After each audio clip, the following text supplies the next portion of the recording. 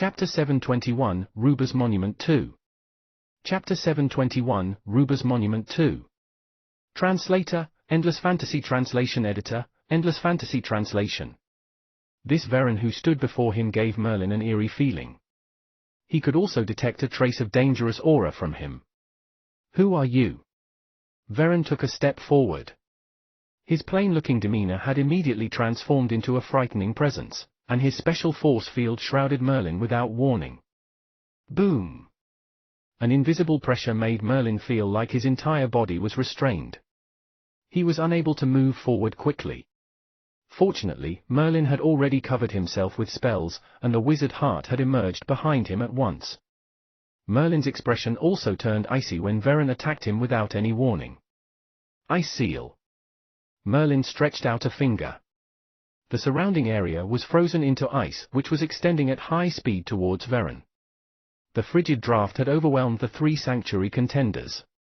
Kai! Kai! Kai! Dissimilar to when Merlin was facing off the three sanctuary contenders, Merlin's spell did not manage to touch Varen before it seemed to have encountered a powerful and invisible force. The ice crystals shattered and were unable to trap Varen.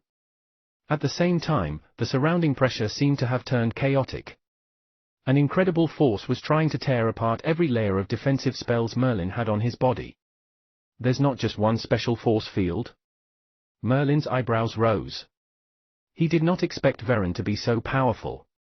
Moreover, Varen did not only have a single type of force field but a combination of force fields each attributing to a different ability. It was unpredictable, and a 3 or 4 Maxim legend might not be able to resist his attacks. Only someone like Merlin, who had consolidated a groundbreakingly powerful wizard heart comparable to a 6 Maxim great legend, and was second only to an honored legend, was a match for him in combat. Darkness cover. Merlin waved his hand again and the sky turned dark. Darkness blocked out the rays of light and turned the entire sky pitch black. This was no ordinary darkness. Even one's mind power could not penetrate it. It was also filled with lethal attacks. Chaos! Varen's long hair swayed despite the stillness in the air. His special force field covered a vast area, including the sky. Hence, the power of his special force field exploded and blew away the endless darkness forcefully. Fire! Merlin tried to employ various types of spells, but no matter what spell he used, they were disintegrated easily by Varen. At the same time, Varen's force field could also be easily broken down by Merlin's defensive spell. The two of them began to fight. This was the first time Merlin had encountered an opponent who was a match for him in terms of power since he became a great wizard. As a great wizard who was second only to an honored legend, Merlin had thought that he would never encounter a worthy opponent anymore aside from someone who was an honored legend. It was unexpected that Varen he had just met had quite a powerful force field too. These twisted, chaotic, and weighted force fields were powerful enough to shatter any spell attack to dust. There was no doubt that Varen was also a powerful existence second only to an honored legend. This is troublesome. If I don't mobilize the illusory world or the Empire-level warship, I won't be able to defeat Varen. Merlin's gaze flickered with hesitation. The situation right now was very clear on the fact that Varen was equally powerful as Merlin. If they were to compete on the basis of stamina, Merlin was unwilling to waste so much of his magic power. I'm from a foreign world. I'm here for the Ruber's monument behind you. Since Merlin could not defeat him, they might as well work together. Merlin's objective was to obtain the item left behind by a Ruber in this world, not to destroy it. Ruber's monument? Varen's eyes lit up with interest. Then, the three sanctuary contenders gave him a brief introduction on Merlin's identity. Even Varen, a sanctuary contender who had lived for God knows how long, was taken completely by surprise. After a while, he took the initiative to retract his special force field and showed some goodwill. Someone from the foreign world, huh? Our space here was really tough to the point we could not break through it, but I have a vague premonition that behind this space is an endless vast world. True enough, I was right. Do you know how to leave the Mobata world? Distinctive from the other sanctuary contenders, Varen did not seem astonished by Merlin's origin from a foreign world. However, it was all that surprising if one were to think about it. Based on his abilities, It was not impossible for Veren to discern that there was another world behind this space even though he could not rip open space. I'm afraid the secret to leaving the Mobata world lies within the secret of Ruba's monument. You've been here for a long time, have you discovered the secret of Ruba's monument? Merlin did not continue to elaborate on his identity but redirected the conversation to Ruba's monument. Ruba's monument. Despite knowing that there are secrets hidden within and have been deciphering it for a long time, I'm still unable to decrypt its mystery. Since you are here for the secret inside Ruba's monument, perhaps you may have an idea. Both of them were well aware that their abilities were evenly matched. Therefore, Veren treated Merlin as an equal. Although he did not say it outright, Veren's meaning was very clear. Should Merlin manage to decipher the secret of Ruba's monument, both of them would share it. Together, there was nothing they could not solve. Merlin nodded. Although he did not have any specific ideas as of now, he was sure that there was something special about this place to warrant the Sphinx sending him here. I'll try. Merlin walked up to look at the huge Ruba's monument. There were some carvings of humans on top which appeared to be a set of training drills. This carving on top is a set of training drills? Merlin asked curiously. Veren nodded. Yes, it's a set of training drills, but it's the most common and most primitive training drills, so it's not very useful. Many people have tried cultivating this set of training drills, but its effect is quite appalling. After all, Ruba's monument had stood here for a very long time. Due to developments over long periods of time, the training drills were constantly updated and many people had invented more powerful training drills. However, Merlin froze when he read the moves for the training drills. Were these postures not the same as the mysterious relief sculptures he had in his hand? There were other pictures besides the training drills. These pictures gave Merlin another jolt of shock. They were exactly the same as the one he had seen in the secret place regarding the development of the glorious land. Of course, the Mobatans would not understand what it meant. Merlin was sure that this Ruba's monument was definitely linked to the master of the secret place, the ever-mysterious Aruba. Have you tried shrouding Ruba's monument with your force field? Merlin asked Veren as he examined the stone monument carefully. Of course I've tried that, but there seems to be no effect. We've tried everything we can but still couldn't discover its mystery. If not for the fact that Ruba's monument is too miraculous and indestructible, some people might even think that it's merely a prank. Veren also appeared quite helpless.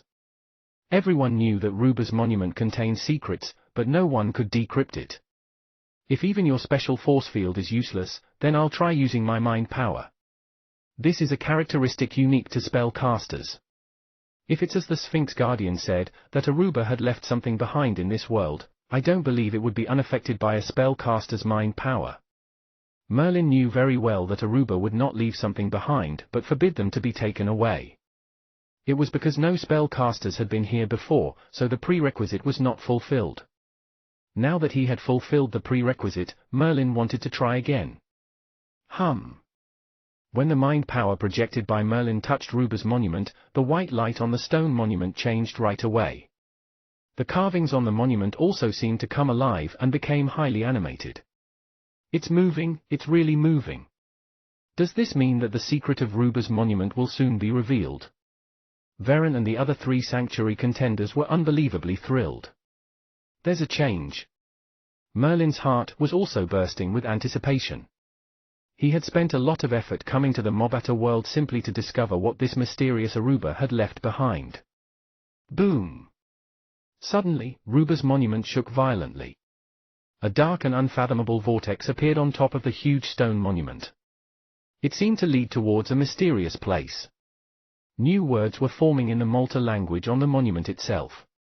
He who seeks to enter this gate must need a spellcaster's mind power and a sanctuary contender's blood. The fresh blood of a sanctuary contender? Merlin glanced at Veren. The other sanctuary contenders also seemed eager to participate. With the secret of Ruba's monument at stake, no one was willing to give up the opportunity. Kai! Veren was not slow to point a finger at Ruba's monument. A drop of blood flew out and was quickly absorbed by Ruba's monument. Similarly, Merlin projected a strand of his mind power into Ruba's monument. Hum. Hum. Hum. Subsequently, the pitch-black vortex emitted an even stronger suction which seemed to be pulling Merlin and Varen into it. Both of them did not resist and allowed this suction power to suck them into the vortex. Swish! The two figures disappeared in an instant, leaving behind three astonished sanctuary contenders. They're both gone? They must have gone to search for the secret of Ruba's monument. Let's try too. These three sanctuary contenders, of course, did not dare to fight Varen.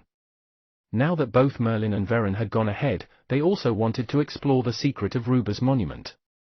Thus, the three of them dripped their blood onto Ruba's monument. After a while, they realized that it was utterly useless no matter how many drops of blood they dripped onto Ruba's monument. Ruba's monument did not change at all. Is our blood useless? Or perhaps it's because we don't have that person from the foreign world? The three sanctuary contenders were disappointed. This was their best chance to discover the secret of Ruba's monument, yet they missed it. We don't know if Sir Varen will be able to discover the secret of Ruba's monument. If this secret can help the Mobatans overcome our predicament, then it would be the most helpful. Although the three of them did not manage to enter, Varen did. The secret of Ruba's monument had plagued the Mobatans for tens of thousands of years. No one knew what the secret actually contained. Hence, the three of them could only pray for Varen in their hearts. Then, they stood guard before Ruba's monument. They believed, surely, Varen would return soon. Chapter 722, Secret of Origin I. Chapter 722, Secret of Origin I. Translator, Endless Fantasy Translation Editor, Endless Fantasy Translation. Swish! Swish! Two figures were wrapped in a white ray and flung into an unknown space. What is this place? Varen, who had a tough body, and Merlin, who had resilient mind power, had awoken quickly. They had only lost consciousness for a split second. Although both of them were powerful existences second only to an honored legend, they were rendered completely helpless when the white light wrapped around them. Merlin's mind power seemed to have met an invisible barrier. Even space was being suppressed in a place like this. Varen also could sense the unusual quality of this place. There was no distinction between day and night in this place. It appeared to be an empty space. Suddenly, the space around them quivered. A ball of dazzling light gradually ascended into the air. Finally, someone is here. A faint sigh reverberated in this abnormal space. Merlin stared directly at this dazzling ball of light. The voice came from within the light. Who are you? Merlin asked in a deep voice. Aren't you looking for me? The dazzling light gradually coalesced into a tall figure. He wore a layer of black armor, looking like a powerful knight. Are you Aruba?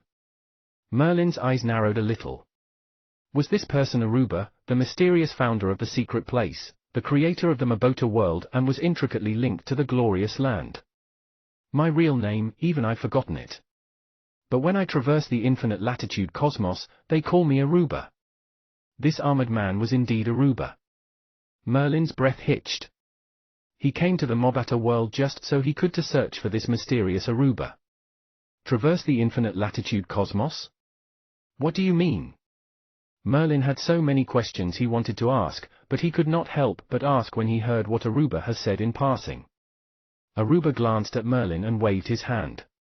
The entire space was illuminated, and their surroundings transformed rapidly. Under Merlin's and Varen's startling gaze, a little gazebo appeared. Surrounding this little gazebo was a huge lake, and on the lake floated countless beautiful lotus leaves. A gentle breeze stirred up ripples of water across the calm surface. It was picturesque. That was not all. A marble table materialized in the gazebo along with a few cups of hot beverage, giving off a tempting aroma. Merlin used his mind power to check his surroundings and could not sense any illusion. What a realistic illusion! Merlin mumbled under his breath. It was impossible for him to create such an illusion even with his current hallucinating spell realm. This was almost like a real-life illusion. Beside him, Varen was completely dumbstruck.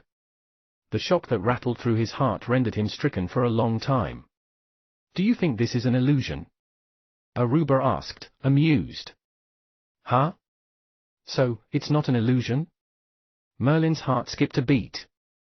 He had seen it with his own eyes just now that these things had appeared bit by bit out of thin air. This was a reversal of natural order. No one could create something out of nothing, even the ultimate existences. This was because natural order that existed everywhere did not allow such occurrence. Of course it's not an illusion. Perhaps it may seem unbelievable to you, but really, this is not an illusion. I believe you've seen me give life to the icy statues. If I can give life, what can't I do? Aruba said calmly. Yes, if you can give life to a statue, what is conjuring something out of nothing? Merlin looked at Aruba in a daze. Meeting Aruba in person was even more disconcerting than ever and had overturned all his previous cognitions.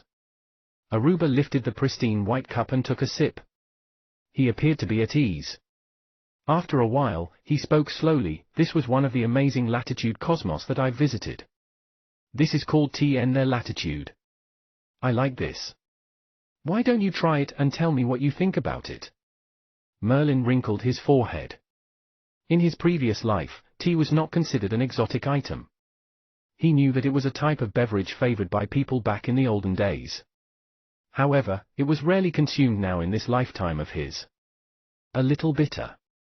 Varen had finally regained his composure and tried a sip. Yes, a little bitter, but full of flavor. Aruba smiled. Merlin pressed on, the latitude cosmos that you mentioned just now, what do you mean? The latitude cosmos is not something you can understand right now. Let me simplify it. You should know about the void zone, right? The latitude cosmos is like another void zone, but with millions of void zones.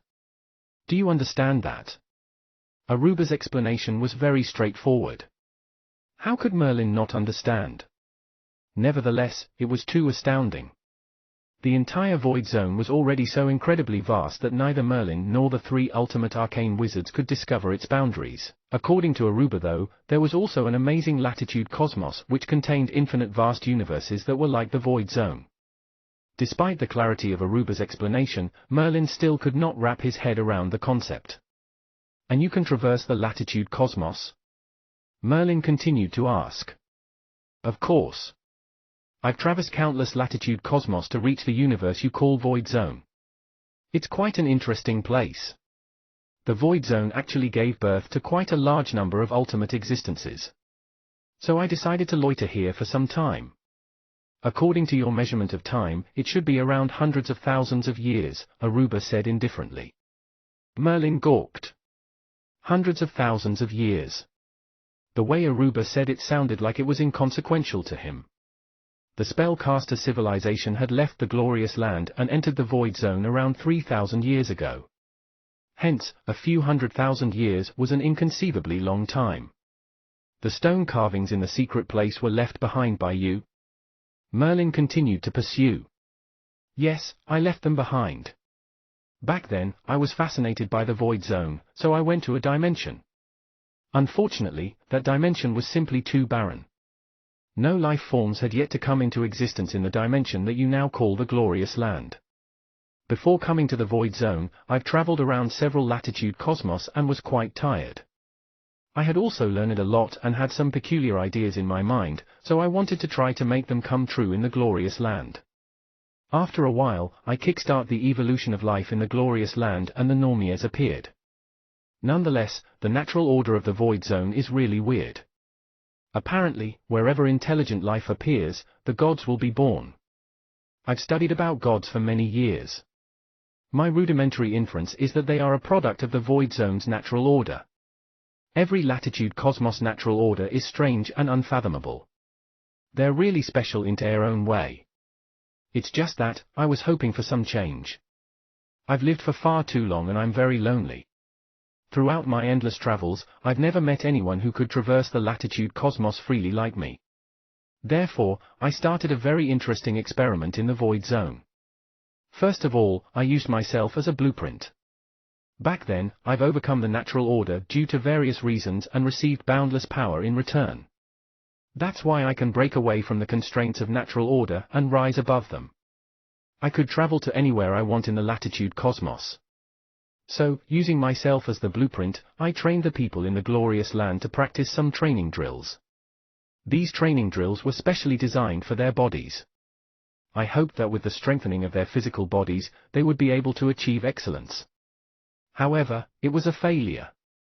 My miracle could not be replicated. The natural order of this world was too constricting. Even after these people cultivated the training drills and become a strong contender, they are unable to break through their own limitations. If we're to say this in terms of the levels of spellcasters, this bottleneck would be the level of an honored legend. No matter how much they've cultivated, they simply could not achieve an existence above an honored legend. Merlin processed it in his head and understood. He responded calmly, so, these people were failed creations. You then created a world and sent all of them there. You named it the Mobata world and the people Mobatans, meaning imperfect, incomplete, failure, right? Merlin had finally understood the meaning of Mobata entirely. It meant that the Mobatans were failed creations. Aruba smiled and nodded. Yes, you guessed correctly. The Mobatans are failed creations. They're flawed and imperfect, so I sent them into the Mobata world, but their world is still attached to the glorious land by using its origin as the communication bridge. Standing beside them, Veren's mind had already gone blank. How could he not understand what Merlin and Aruba were saying? The Mobata world that his people had lived for generations was none other than a failed world. It seemed that the gravely threatened Mobatans were merely failed creations under Aruba's hand. Merlin took a deep breath and closed his eyes. He followed his line of thoughts and said calmly, the Mobatans were failed creations, but you didn't get rid of all the training drills. You left some behind. Merlin spoke emotionlessly. The relief sculpture Merlin had was probably what the first generation of Mobatans cultivated. Aruba did not erase them though. I think that you're not satisfied with your failure. The spellcaster's appearance after that was your doing too. Am I right? That's right. After my first failure, and after contemplating for a long time, I finally decided not to destroy the natural order of the Void Zone. I'll instead make use of its natural order. Coincidentally, the glorious land was filled with some odd energy sources which you call the elements. So, I followed the characteristics of these elements and constructed some spell models. With that, the spellcasters were born. Despite already expecting such an answer, actually hearing that the spellcasters were created by this Aruba before him had rendered Merlin speechless. Chapter 723, Secret of Origin 2. Chapter 723, Secret of Origin 2. Translator, Endless Fantasy Translation Editor, Endless Fantasy Translation. The spellcaster civilization, which had 3 ultimate existences and was once glorified in the Void Zone, was actually created by this Aruba before his eyes. No matter how unbelievable it was to Merlin, it was the truth. Aruba was unperturbed by Merlin's revelations and continued to speak. The birth of spellcasters exceeded my expectations. I merely constructed some simple spell models for them based on the characteristics of the elements. It was at this point that the creativity of intelligent life was manifested. With just a few basic spell models, the spellcaster civilization developed further and further effortlessly. Thereafter, they have developed spell models that are much more advanced and complicated as well as alchemy, potions, runology, and so on. However, the gods were powerful. Although the spellcaster civilization's development had exceeded my expectations, it had not been a smooth-sailing journey. A product of the Void Zone's natural order still remained the gods. Naturally, these gods had discovered the spellcasters in no time. The fact that the spellcasters were born seemingly without rhyme or reason also puzzled the gods. Nevertheless, similar to all the dimensions in the Void Zone, once the people ruled by the gods gained strength, they would retaliate against the gods. The glorious land was no exception. Hence, the spellcasters began to retaliate. Alas, they have only developed so far, so their first and second attempts had been a failure. That, I believe you've already learned from my stone carvings. It was at this juncture that I intervened. Among this bunch of spellcasters, I've nurtured a few people with strong inherent talents. I can still remember it very clearly. I changed my identity and went to instruct the first spellcaster, Augustus. Merlin was shell-shocked. This name was not unfamiliar to any spellcaster and was especially well known among the great legends. This was because he was the first ultimate arcane wizards of the spellcaster civilization, Arcane Wizard Augustus. The second one was called Sekai. His talents were not lacking compared to Augustus. Under their leadership, the spellcasters finally overcame the rule of the gods and even began to step foot in the Void Zone. I knew then that the spellcasters will finally become a powerful civilization. However, this wasn't what I wanted to achieve. Both Augustus and Sekai were very powerful, but they chose to integrate into natural order and be bound by it. They are forever unable to break the bindings of the natural order, and this was not my original intention. Subsequently, I chose another few people among the spellcasters and used different identities to instruct them. You spellcasters are indeed perfect. You're intelligent, powerful and brimming with potential. In just a short amount of time, you were able to develop into a powerful civilization which was almost beyond my wildest imagination. Nonetheless, you have not been able to give birth to an existence above the ultimate existences. I remember the last two people I instructed were named Dis and Sito. The talents of these two were probably second only to Augustus and Sekai. Merlin raised his head abruptly and a strange glint flashed across his eyes. Sito was obviously Arcane Wizard Sito.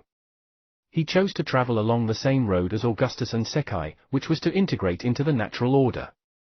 Despite being bound by the natural order, they were able to have incredibly powerful abilities and become ultimate existences. As for Dis, many people might not know him, but Merlin knew that Dis was the name of the Blackfire Lord. Merlin had been surprised that the Blackfire Lord and Arcane Wizard Sito had such an intimate relationship with one another. Both of them had shared the same mentor. At that point, Merlin was also curious as to what kind of mentor could nurture an arcane wizard as well as a great lord. It turned out that it was Aruba all along. In fact, it appeared that Aruba had single-handedly created the spellcaster civilization. Even the three ultimate arcane wizards had been instructed by him under different identities. Perhaps even they did not know that they had always been watched by Aruba. The spellcaster civilization is now developed. They don't need me anymore. As for my initial aspirations, they've been in vain. None of them could overcome the natural order or surpass an ultimate existence. I'm still alone. So, I finally decided to leave. After staying in the Void Zone for some time, I finally decided to leave and continue to explore the Latitude Cosmos, but I still felt a little dissatisfied when I was about to leave, so I laid down the secret place. This time, I don't need to instruct anyone anymore. The spellcaster civilization is already powerful enough. However, I must warn you all. If there comes a day when you're qualified to integrate into the natural order, you must remember not to do so. Once you've integrated into the natural order, you'll be bound by it and will never be able to break through your limits. The rest of the Latitude Cosmos is very exciting. The Void Zone is merely one out of billions of Latitude Cosmos. Only by overcoming, reversing and prevailing over the natural order, you'll be able to leave the Void Zone and enter the vaster Latitude Cosmos. Although I'm aware that the chances of this happening are very slim and almost close to null, I still hope that one day I'll encounter someone who can traverse the Latitude Cosmos freely like me.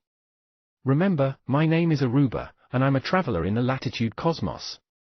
As soon as Aruba finished speaking, his figure started to fade and was about to disappear completely. That's all? You've set up such an elaborate scheme and put me through so much trouble to find you. Don't you have anything for me? Merlin looked at Aruba fading away with a sense of speechlessness. Perhaps this Latitude Cosmos traveler had lived for far too long, or his stay at the Void Zone was merely an insignificant speck in his long lifespan. He was just going to disappear after revealing the secret of the glorious land's origins? Despite the fact that Merlin had already received a priceless benefit, Aruba was an existence who has surpassed an ultimate existence. So, this was considered stingy of him. Aruba had left behind so many treasures in the secret place, but did not leave them anything. Aruba, who was yet to disappear completely, smiled. You were able to find me, of course, you're lucky. Back then, I've really mistreated the Mobata world by sealing them away from the rest of the world. From now on, Ruba's monument will disappear along with the seal on the Mobata world. You can now enter the Void Zone. As for the two of you, I'll leave behind 2 soul medallions.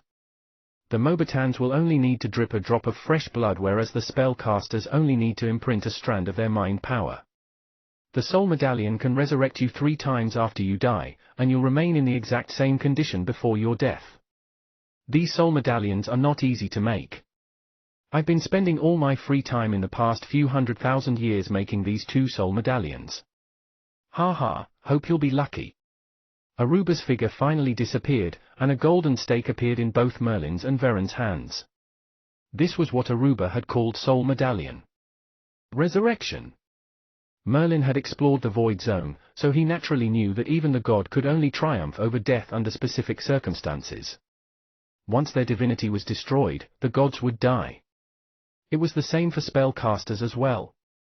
The great legends have consolidated maxims because as long as the maxims existed, the legends could not die. In reality, once a maxim was destroyed, the spellcaster would die as well. Once they were dead, even the 3 ultimate arcane wizards could not be resurrected. This was the constraint of the natural order which even the ultimate existences could not defy. However, these 2 soul medallions could resurrect a person 3 times. This was obviously a reversal of the void zone's natural order. Only a supreme existence like Aruba who prevailed over the natural order could create such a nature-defying treasure. Therefore, Merlin and Veron did not hesitate at all and refined the soul medallions according to Aruba's instructions. The soul medallions were quickly connected to the 2 of them. Wherever the soul medallion was placed, upon their death, they would be resurrected from it. Space is collapsing, Veron said to Merlin. Merlin looked around, and true enough, the space around them began to collapse. The beautiful scenery from earlier was destroyed in the blink of an eye. Hum. Suddenly, a ray of light wrapped around Merlin and Veron, and they vanished without a trace. It had been half a year since the 3 sanctuary contenders stood guard around Ruba's monument, but Veron had not returned. Just as the 3 of them wavered, Ruba's monument began to quake furiously. The stone monument is moving. I wonder if Sir Veron is coming back. The 3 sanctuary contenders stared at the quaking Ruba's monument without blinking. The last time Ruba's monument moved was similar to what it was doing now. Swish, swish. A dark vortex appeared on top of Ruba's monument, and 2 figures flew out. It was really Merlin and Veron. Sir Veron, you're finally back. Half a year has passed. Does Sir Veron now know the secret of Ruba's monument? The 3 sanctuary contenders were overjoyed when they saw Veron. Obviously, Veron was the leader and spiritual pillar for these sanctuary contenders. It has been half a year? Veron did not answer these 3 sanctuary contenders. Instead, he looked towards Merlin. Veron still did not understand several parts of what Aruba said, but he believed that Merlin understood it completely. Hum. Hum. Hum. Ruba's monument did not stop quaking after Veron and Merlin had returned.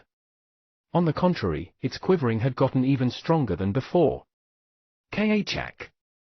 A series of strange noises resounded from Ruba's monument, and spiderweb-like cracks appeared on the structure itself. The next moment, the monument crumbled into a pile of dust.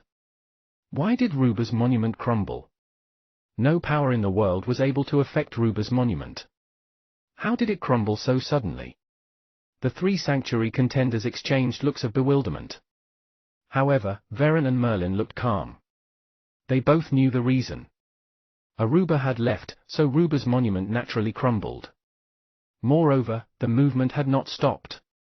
They could clearly see the surrounding space begin to weaken bit by bit as if the force that kept them imprisoned was rapidly disappearing. Kai! Merlin pointed a finger forward, and a flame began to burn. The space around them had collapsed in no time. This would have been completely unimaginable before this. Right now though, it was possible to shatter space even without the power of an honored legend. After a while, the space in this world would be restored to normal.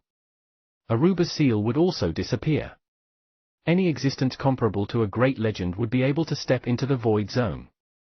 Chapter 724, Master of the Dimension. Chapter 724, Master of the Dimension. Translator, Endless Fantasy Translation Editor, Endless Fantasy Translation. After keeping away their soul medallions, Veron gazed at Merlin with an unfathomable expression. He asked slowly, "There's a glorious land right beside the Mobata world?" Although Veron did not understand their conversation entirely, he had learned some information about the Mobata world. There was only one real dimension, which was the glorious land. The Mobata world was merely attached to the glorious land. Yes, the glorious land. Everyone there is a spellcaster like me. Merlin parted his lips. There were things that he did not say. For example, now that the seal placed on the Mobata world had been opened, the Mobatans would actually be able to come in contact with both the glorious land and the void zone. Although the people from the Mobata world and the glorious land were considered the same kind, the two civilizations had developed differently from one another. Whoever assumed that one civilization would ever accept and treat a foreign civilization equally was a fool. Therefore, Merlin could foresee the conflict that would surely erupt when the Mobatans entered the glorious land. This was an outcome that Merlin did not want to see. Unless Merlin could control the elemental origin left behind by Aruba and seal off the passage between the two worlds completely. That way, the Mobatans would only be connected to the void zone. It would be impossible for them to enter the glorious land via the void zone due to the seal of the three ultimate arcane wizards.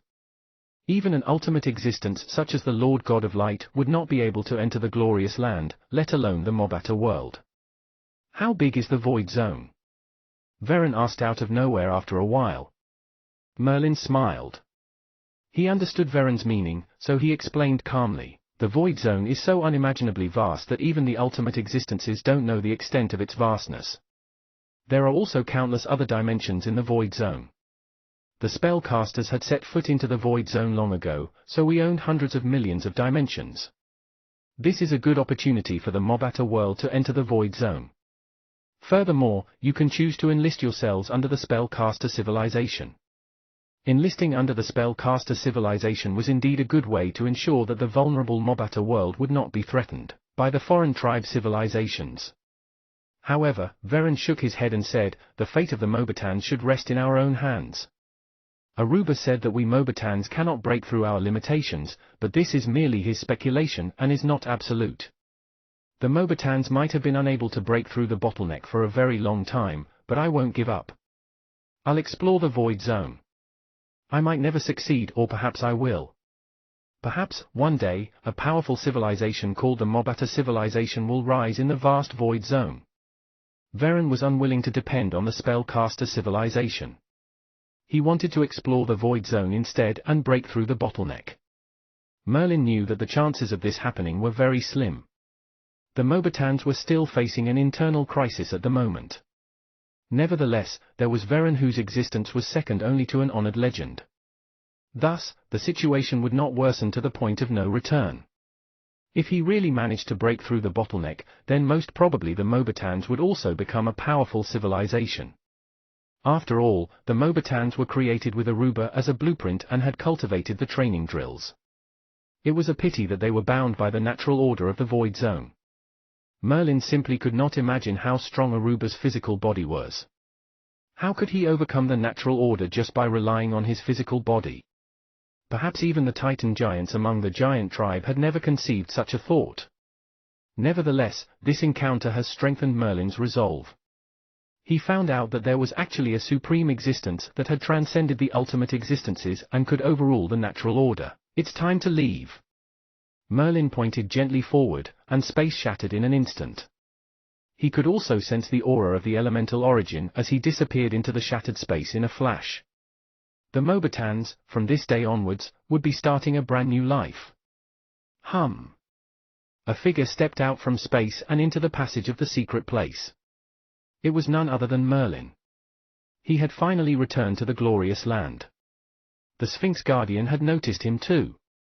He appeared at the mouth of the passage right away and seemed to have sensed something when he saw Merlin. He asked in a deep voice, "Did you obtain the soul medallion that Master left behind? You know of the soul medallion too?" Merlin was a little surprised. He did not know why Aruba had given life to these statues. Of course. Master had told us back then that all of us here must obey whoever succeeded at obtaining the soul medallion he left behind, and serve him as our new master. Merlin's heart leaped in joy. He did not expect Aruba to leave behind the guardians of the secret place to him. Each of these guardians was comparable to a great legend. Added with the Atlan civilization's empire-level warship and martial art robots, His troop was no less powerful than an above-average civilization in the Void Zone. After all, the Empire-level warship was comparable to an honored legend. Many foreign tribe civilizations that relied on the spellcaster civilization only had one or two existences that were comparable to an honored legend. Master, what's your command? The change in the demeanor of the Sphinx Guardian was almost instantaneous. Despite being given life, its mentality seemed to remain at the level of a puppet. Perhaps, this was a deliberate action on Aruba's part. Can I refine the elemental origin now? Merlin pointed to the elemental origin that connected the Mobata world and the Glorious Land. Although Veren had indicated that he would not enter the Glorious Land, Merlin still felt that it was better to destroy the passage between the two worlds. Prevention was better than cure. Since Master has received the Soul Medallion, the seal placed by the old Master has disappeared. Master can refine it now, the Sphinx Guardian replied truthfully. Very well. Assemble all the Guardians in the secret place and wait for me outside. Then, Merlin waved his hand and sent the Sphinx Guardian outside. He shifted his gaze towards this cluster of elemental origin. This was the power source of the Glorious Land that even the three great arcane wizards did not manage to control. Once he had refined the elemental origin, it would be equivalent to controlling the entire Glorious Land. Moreover, the Glorious Land had been sealed by the three great arcane wizard. Hence, this was a very safe place. Merlin intended to leave his soul medallion in the Glorious Land. With that, should he encounter any danger in the future and die as a result, he would be able to rely on the soul medallion to resurrect himself in the Glorious Land as long as no harm had come upon the medallion. There was no place safer than a dimension controlled by himself. Merlin began utilizing his mind power to examine the elemental origin. True enough, the immense surge of power from before was no longer there. He could refine the elemental origin without any impediment. Merlin was more than familiar with refining the elemental origin. He was very familiar with the process. After all, he had previously taken hold of dimensions in the Void Zone before. Therefore, the refining this time had proceeded without a hitch. Coupled with Merlin's unprecedentedly powerful mind power, he only had to spend a few days to gain complete control of the elemental origin. Merlin could now feel the violence of fire, the magnificence of wind, and so on and so forth. He could also see the whole of Glorious Land with clarity in an instant. He could even see that Butto 17 was putting on the sacred golden armor right now, and was gradually solidifying his authority in the Black Moon Empire. The Empire would soon begin a glorious era. However, no matter how authoritative an emperor or how powerful a spellcaster, all of their fates rested in Merlin's hands now. He was the master of the Glorious Land dimension. Controlling a dimension allowed for the usage of the elemental origin to collect insights for maxim consolidation. In fact, he could even plunder the elemental origin by force to consolidate a new maxim. Nonetheless, Merlin had no need for such actions. His current abilities were powerful enough due to the exceptional strength of his wizard heart. Right now, he wanted to achieve the greatest feat right away by consolidating an ultimate maxim. Therefore, the elemental origin of the Glorious Land was not particularly helpful to Merlin. It was still useful to some extent, but it was not a decisive factor in his power. The decisive factor of whether or not Merlin could become an honored legend boiled down to his own enlightenment. Merlin knew that it would likely take a very long time for him to become one unless he encountered some kind of miracles. Swish! Merlin returned to the first floor of the secret place. He saw that the Sphinx Guardian had assembled 4 guardians. All of them were statues that were given life by Aruba. Among them were the 2 guardian statues at the door. Merlin did not expect that besides there were another 2 guardians besides them though. He had not discovered them at all in the secret place. Master! The Sphinx Guardian seemed to know what Merlin was thinking. He pointed at the 2 other guardians and explained, they are clandestine guardians, and their abilities are no weaker than mine. Their role is to protect the secret place from the shadows. Merlin nodded. Adding the Sphinx Guardians into the equation, there would be a total of 5 powerful existences each comparable to a great legend. This was a powerful force of which he could not just let them be without keeping an eye on them. This was because even if he returned to the spellcaster civilization, Merlin desired to amass a huge force that could span across countless dimensions. He needed numerous legends under him. Relying on the martial art robots from the Empire-level warship was simply not enough. Merlin now had a basic foundation of a large force now that he had these 5 subordinates that were comparable to great legends. All that was left for him to do was to continue expanding his plans back in the Void Zone. Okay, I want this secret place to be moved to another secret location. All of you enter the warship first. Merlin did not hide anything from these subordinates. He took out the Atlan civilization's Empire-level warship and allowed the 5 of them to enter. Once the 5 of them had entered, Merlin kept the warship away.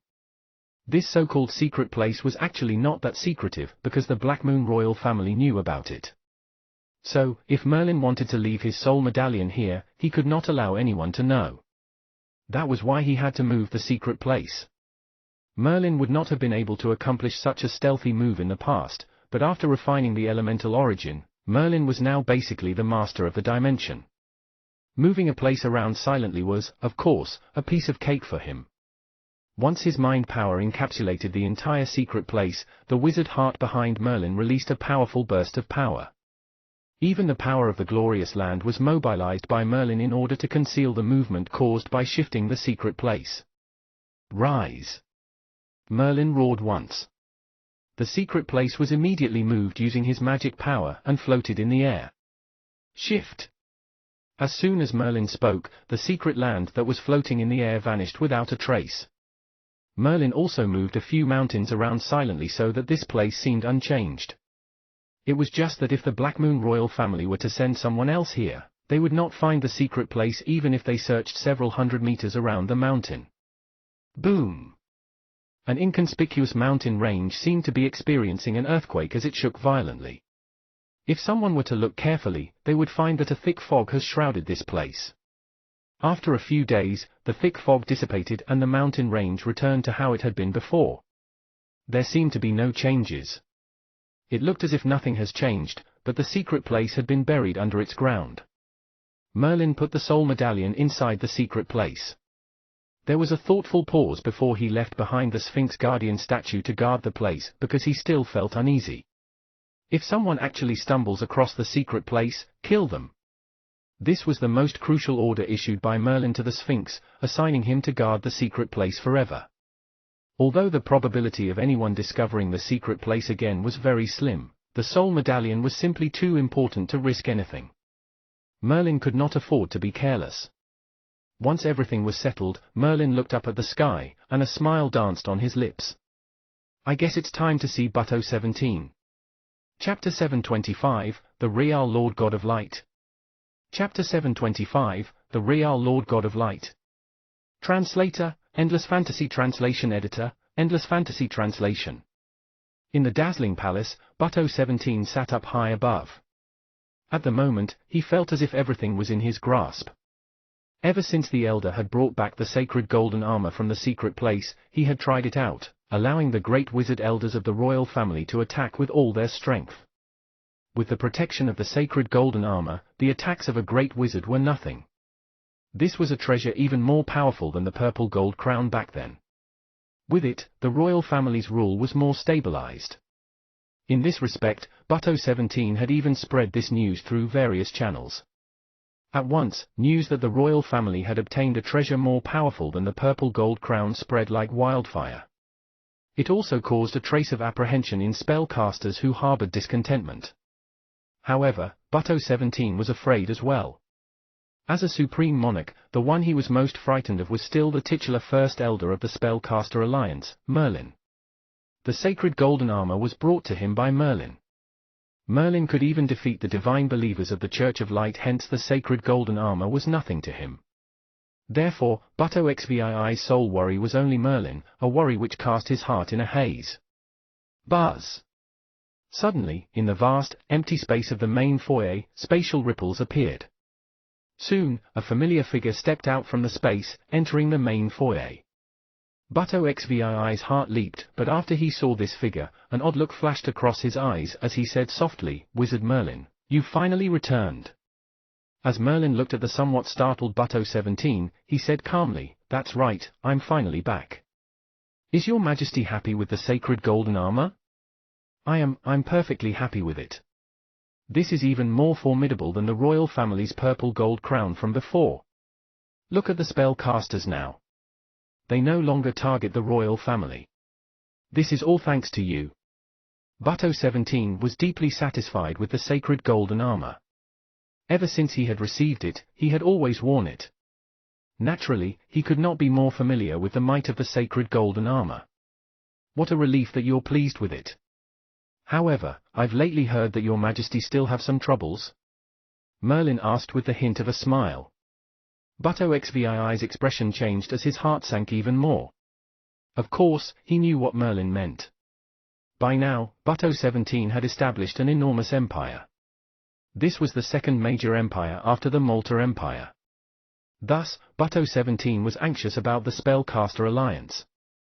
Moreover, there was such a powerful spellcaster like Merlin who was the first elder of the spellcaster alliance. Although he had all these misgivings, he could never voice them out. Therefore, Butto 17 could only smile and say, the beginning of an empire naturally involves many matters, some of which are giving me a headache.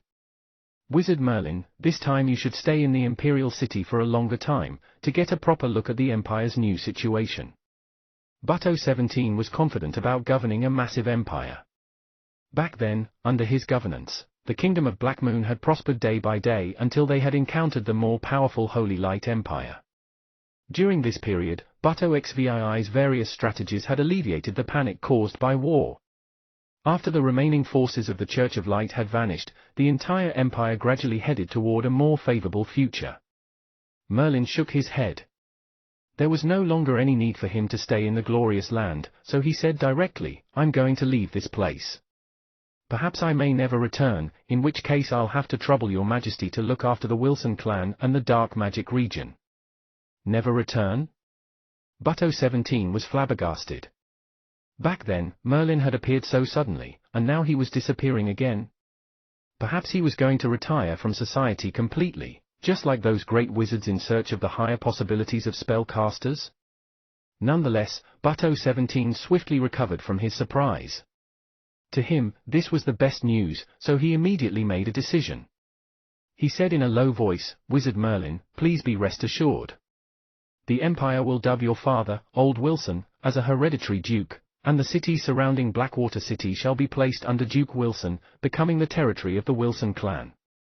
As for the dark magic region, the royal family will always keep an eye out for them. You've made an immense contribution to the spellcaster world, which the royal family will never forget. Merlin nodded.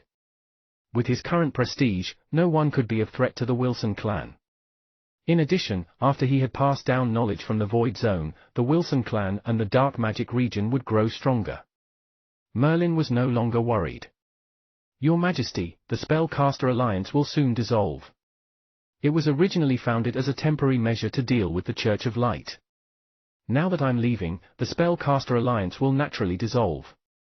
Your Majesty, I hope that under your leadership, the spellcaster world may once again witness the true glory of the Malta Empire's era. Even so, Merlin knew that this was not possible. It was too difficult for the declined glorious land to shine once more. Whoosh! After he spoke, Merlin did not wait for Butto XVII's response, and instantly tore space apart. In the blink of an eye, he vanished from the foyer as if he was never there. 10,000 meters in the air, Merlin's figure appeared. His gaze swept across the scene below. This was the glorious land he knew so well, but now he was going to leave. Furthermore, after he left this time, he was likely to never return. Merlin was in control of the glorious land. His consciousness extended into Blackwater City.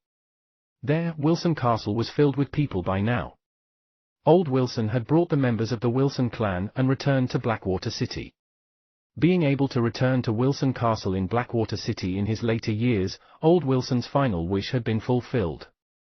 Fat Old Gut was also quietly enjoying his golden years. That weird little Andy was currently in Gut's embrace, occasionally making a face that made Gut laugh heartily. Merlin's consciousness stretched further. On a broad street, a fleet was hurrying toward Light City. In the carriage sat Cherise with a head full of white hair. She had just started out from Blackwater City. It was as if she could not wait one moment longer to return to Light City, fulfilling her last desire. Goodbye, Cherise. Merlin mumbled softly. He knew that Cherise did not have very long to live. In the carriage, Cherise seemed to have sensed something. She threw aside the curtains of the carriage. A cold wind invaded the carriage, but she saw nothing. That's strange. Why did I seem to hear a familiar voice just now? The carriage pulled further away, slowly approaching Light City. Cherise's heart was filled with emotion, for this was her lifelong dream to return to Light City. There's nothing left to miss. Through the elemental origin, Merlin could observe many people whom he knew, and places he had visited. Whether they were familiar or not, Merlin could see it all. Nevertheless, at this moment, all this had nothing to do with Merlin. The glorious land was Merlin's beginning, but it was surely not his end. He still had to return to the Void Zone. Swish! Without any hesitation, Merlin shot up into the sky of the glorious land. He could feel a seal of unparalleled power. It even bore the obvious force of the 3 arcane wizards. It was practically impossible to break the seal from the outside to enter the glorious land. However, to leave from the inside to enter the Void Zone, all one needed was strength on par with a legend. Therefore, the multicolored wizard heart appeared behind Merlin. Turbulent magic power surged forward, turning into a gigantic fist. Boom! An opening was created in the seal, and Merlin seized this moment to step out instantly. Holy light circled the light dimension. The leader of many gods, the Lord God of Light, who had founded a god organization by himself, was now communicating with countless believers. He's appeared? Suddenly, the Lord God of Light seemed to notice something, and a strange look crossed his face. He had constantly monitored the glorious land, and would discover any changes instantly. This time, Merlin, who had destroyed a fragment of his will, was leaving the glorious land at last. Finally, you've left the glorious land. This time, no matter who it is, they can't save you. In the next moment, the colossal Lord God of Light's body vanished instantly. When Merlin had stepped into the Void Zone once more, his entire body relaxed. As he stared at the pitch-black, icy Void Zone, he felt an incomparable sense of familiarity. I'm finally back. His time in the glorious land had not been long, but he had gone through many experiences, which induced in him a tumultuous sensation. Back in the familiar Void Zone, he was matchlessly relaxed. Boom! However, before Merlin could rejoice, a terrifying pressure descended in the next moment. The Void Zone had no space nor time, but a blinding flash of light abruptly appeared. This light gleamed brilliantly, as if an imposing figure had arrived at this place. It was the familiar force of the holy light which caused Merlin to change his manner. The Lord God of Light? At once, Merlin thought about the Lord God of Light. Back when he had wiped out the Lord God of Light's will, Merlin knew that he might be targeted by the Lord God of Light, but had never expected that the Lord God of Light would be constantly monitoring the glorious land. Moreover, the second the Lord God of Light had sensed that Merlin had left the glorious land, he had come here himself. This was the Lord God of Light's real body. He had not left the light dimension for so many years, and now he had come just to kill Merlin. Within the dazzling, dreadful light, an enormous figure emerged, exuding endless imposing force.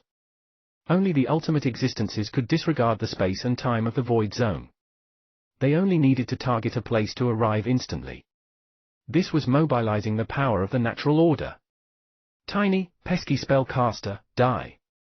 The Lord God of Light could not bear that a mere spellcaster who was not even a legend destroyed his will avatar. Therefore, he attacked with resentment. A massive palm formed by holy light shrouded the entire Void Zone, swiping toward Merlin. This was the ultimate existence, Lord God of Light's fatal attack. Chapter 726, Resurrection through the Soul Medallion. Chapter 726, Resurrection through the Soul Medallion. Translator, Endless Fantasy Translation Editor, Endless Fantasy Translation. In Ceto Arcane City, everything was calm once again. The civilization war with the Rock Tribe had ended for now, so everything was quiet and peaceful in the entire Ceto Arcane City. Swoosh! In the depths of Ceto Arcane City, however, the great ultimate arcane wizard Ceto opened his eyes furiously. A piercing glint flashed in his eyes, and he growled, "Lord God of Light, how dare you!" At the same time, in the other 2 arcane cities, 2 similar cries of rage sounded as well. In an instant, bursts of mystical fluctuations affected the natural order flow of the void zone. The three great arcane wizards of the spellcaster civilization were enraged, and they hurried to the glorious land as quickly as they could. This was because they had just sensed an unexpected situation at the glorious land. The Lord God of Light had reached the glorious land. As the origin of the spellcaster civilization, nothing must happen to the glorious land. Therefore, the three ultimate arcane wizards simultaneously hurried toward the glorious land without further discussion. Destruction, it was an endless destructive force. Merlin had never felt as powerless as he did now. His wizard heart, the illusory world, and even the empire-level warship of the Atlan civilization, everything he had relied upon was now useless.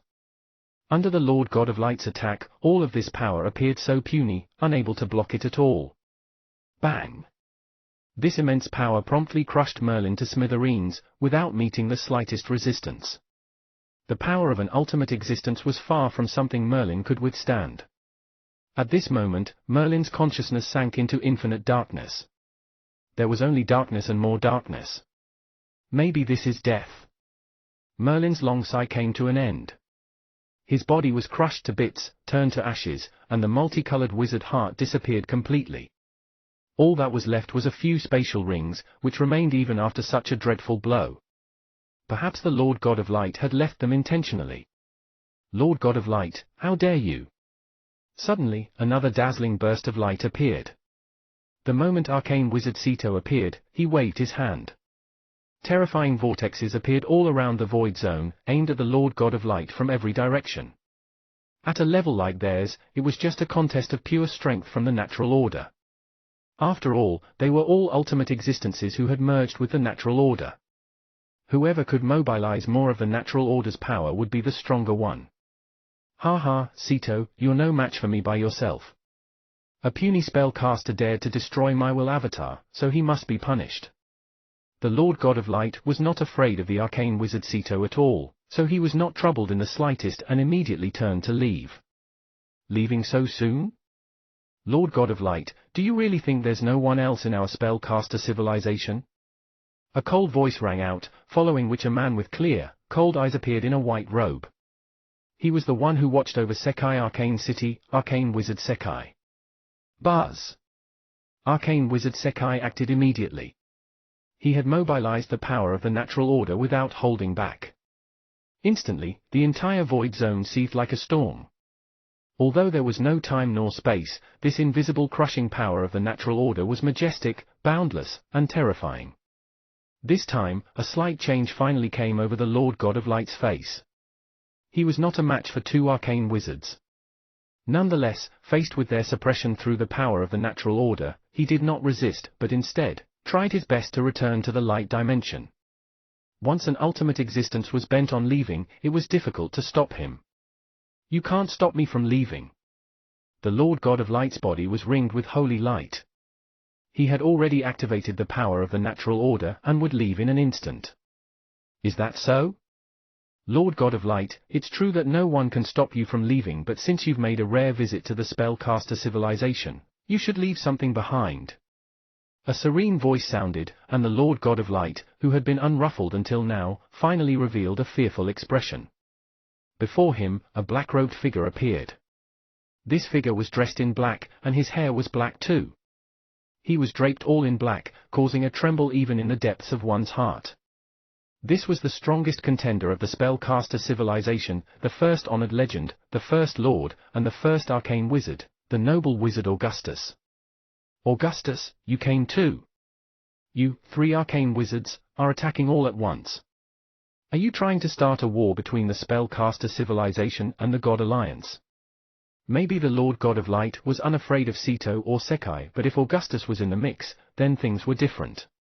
The Lord God of Light might be more or less on the same level as Sekai and Sito, but Augustus was the first arcane wizard of the spellcaster civilization, inducing great apprehension in him. You, the Lord God of Light, can represent the God Alliance. Augustus' face broke out into a cold smile, then he pointed with one finger. Hiss! Even with layers of holy light as protection, the Lord God of Light was unable to block this blow. A wisp of black smoke appeared on his body, which formed a sharp contrast against the pure holy light.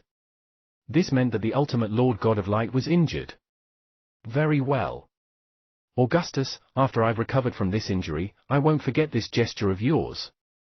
The Lord God of Light threw out this vicious line, after which the holy light dispersed and his body vanished without a trace. It seemed that this blow had caused him significant harm, but it was the limit as well. After all, it was extremely difficult to kill an ultimate existence.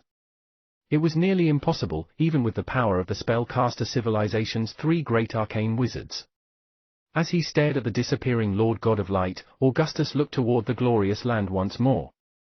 He stretched out a hand and grabbed the spatial ring left by Merlin in the empty space. Ceto, is this the Merlin you sent into the glorious land? The Lord God of Light was exasperated and bad-tempered, having to lose a will avatar. It looks like Merlin has destroyed the Church of Light in the glorious land. He's done very well, it's just a shame that. Augustus shook his head, feeling sorry about Merlin's fate. After all, back during the war with the Rock Tribe, Merlin had demonstrated abilities beyond a civilization-level genius. It was a great thing for the entire spellcaster civilization, but now, the Lord God of Light had arrived in person and killed Merlin. Not even Augustus, the first arcane wizard of the spellcaster civilization, could do anything. Ceto glanced at the glorious land which was still sealed, a complicated look flitting across his face. He muttered, "We've arrived too late." Who knew that a lofty ultimate existence like the Lord God of Light, who had started a god organization, would come here himself to deal with a spellcaster who wasn't even a legend? Ceto did not even know how to explain this to the Blackfire Lord. Huh? His mind imprint still hasn't vanished. Is he not dead? Augustus carefully observed the spatial ring in his hand, and a bewildered look emerged on his face. Not dead? How's that possible? It was a full-force blow from the ultimate existence, the Lord God of Light. Who could withstand that? Ceto and Sekai were both doubtful. They had come here one step before Augustus, and both had felt Merlin's force vanished instantly. This was a sure sign of death. Or could it be an avatar? I've heard that he's a formidable mind power master. Augustus looked at the glorious land thoughtfully, and many possibilities flashed across his mind. Therefore, the 3 great arcane wizards decided to wait here. If it was an avatar, then Merlin would come out of the glorious land.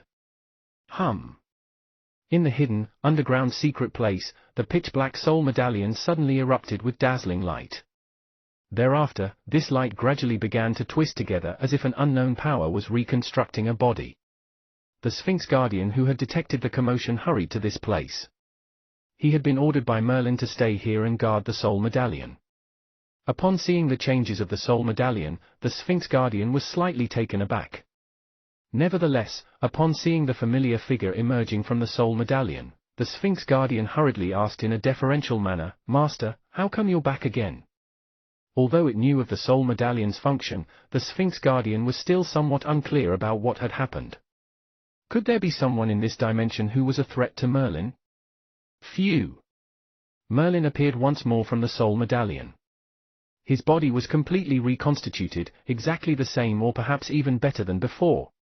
This time, he had experienced true death, particularly after his consciousness had sunk into the never-ending darkness. If he was not resurrected, that would mean his consciousness would pass into oblivion. So that's what death is. Merlin still seemed immersed in that moment of his death. As his consciousness sank endlessly throughout the darkness, he knew nothing. In that instant between life and death, Merlin learned what true darkness was. Wizard Heart. The multicolored wizard heart appeared behind Merlin. Before this, fire element and darkness element were on par with the other, neck to neck. However, after Merlin's death experience, his darkness element was more active. This meant that Merlin had a deeper understanding of darkness element. He could even vaguely feel the ultimate maxim of darkness element. Before this, Merlin merely had such a goal. As for how he would condense the ultimate maxim, he did not even have a clear line of reasoning. However, he now knew that if he wished to consolidate an ultimate maxim and become an honored legend, it was best to start from darkness element. This was because his understanding of darkness element was more profound now, and he could dimly sense the traits of the ultimate maxim. Other than a deepened understanding in terms of the maxim, Merlin's improvement in the area of hallucinating spells was also very direct. Initially, Merlin had reached the third step of the first stage, hallucinating spells, which seemed very close to the realm of the illusory heart. Nonetheless, in truth, Merlin did not have the slightest clue nor direction, and he did not know where to start. However, Merlin currently had a clear direction, vaguely able to touch the realm of the illusory heart. Perhaps in the near future, he might break through completely to the illusory heart. In short, it seemed as if Merlin's abilities did not change much, but in fact, this was very important to Merlin's future. Still, this did not mean that Merlin should be thankful to the Lord God of Light. After all, if it was not for the soul medallion he received from Aruba, who had left it behind, he really would have died this time. Chapter 727, The Matrix Vanishes. Chapter 727, The Matrix Vanishes. Translator, Endless Fantasy Translation Editor, Endless Fantasy Translation. Merlin shot a glance at the soul medallion behind him. At the moment, its glow was much dimmer. Merlin knew that this was because the soul medallion had been slightly damaged. If he died 2 more times, the soul medallion would not be of any more use. One soul medallion could only resurrect him 3 times. This was more precious than any treasure. The Lord God of Light? Merlin looked toward the sky. A lofty Lord God was an ultimate existence of the Void Zone. Now, he had come personally to kill Merlin. This was something Merlin had never expected. What a great loss I've suffered. The Atlan civilization's Empire-level warship, the martial arts robots, the guardians left by Aruba, the illusion bead, and the rest, everything's gone. Merlin was incomparably gloomy. Although he could be resurrected, all the treasures he had on him were gone, especially the Atlan civilization's Empire-level warship, which was comparable to an honored legend. There was also the illusory world within the illusion bead. That would have been the foundation for Merlin to create the illusory world in the future. With a ready-made illusory world, Merlin could have skipped the most difficult part of condensing an illusory world. If these treasures had been destroyed just like that, even Merlin would be filled with boiling resentment. Having used the soul medallion so soon, Merlin was somewhat at a loss. He did not know if the Lord God of Light was still waiting out there. Therefore, he dared not leave the glorious land again but instead waited silently. Merlin could only wait for the Lord God of Light to leave. To block an attack from the Lord God of Light, was there such a treasure in the Void Zone? Perhaps there was, but it would be extremely precious, with only a few such items in the Void Zone.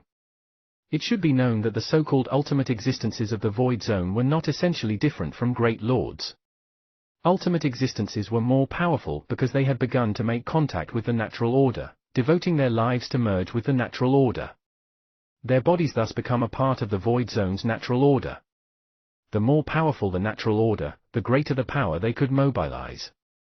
Therefore, to fight against ultimate existences, one was directly fighting against the Void Zone's natural order. Of course, different ultimate existences would master the natural order differently. As for those ultimate existences which were truly powerful, they were rather scary. In a rage, a sweep of the natural order's power was enough to annihilate millions and millions of dimensions. There was one desolate territory in the Void Zone, which was genuinely a void, containing nothing but empty space. According to rumors, back then, a frightening ultimate existence had created that space in a fit of fury.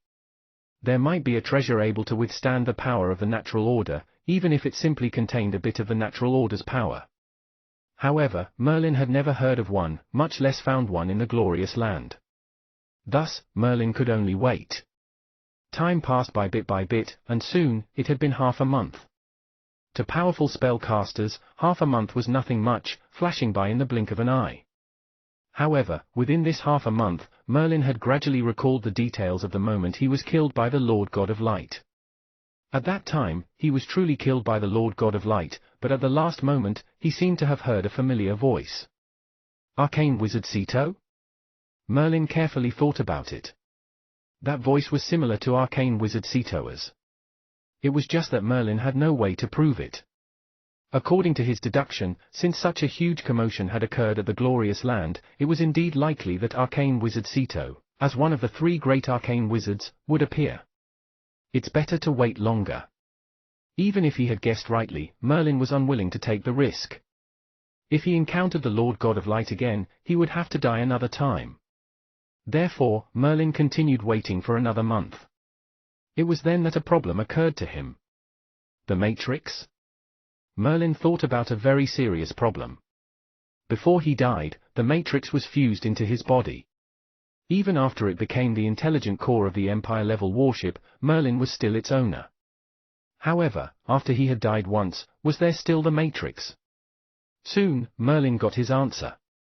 The Matrix did not respond, which meant that it was truly no longer within Merlin's body. He just did not know if this would affect the Matrix which was on the Empire-level warship. The Matrix is gone. Merlin mumbled miserably.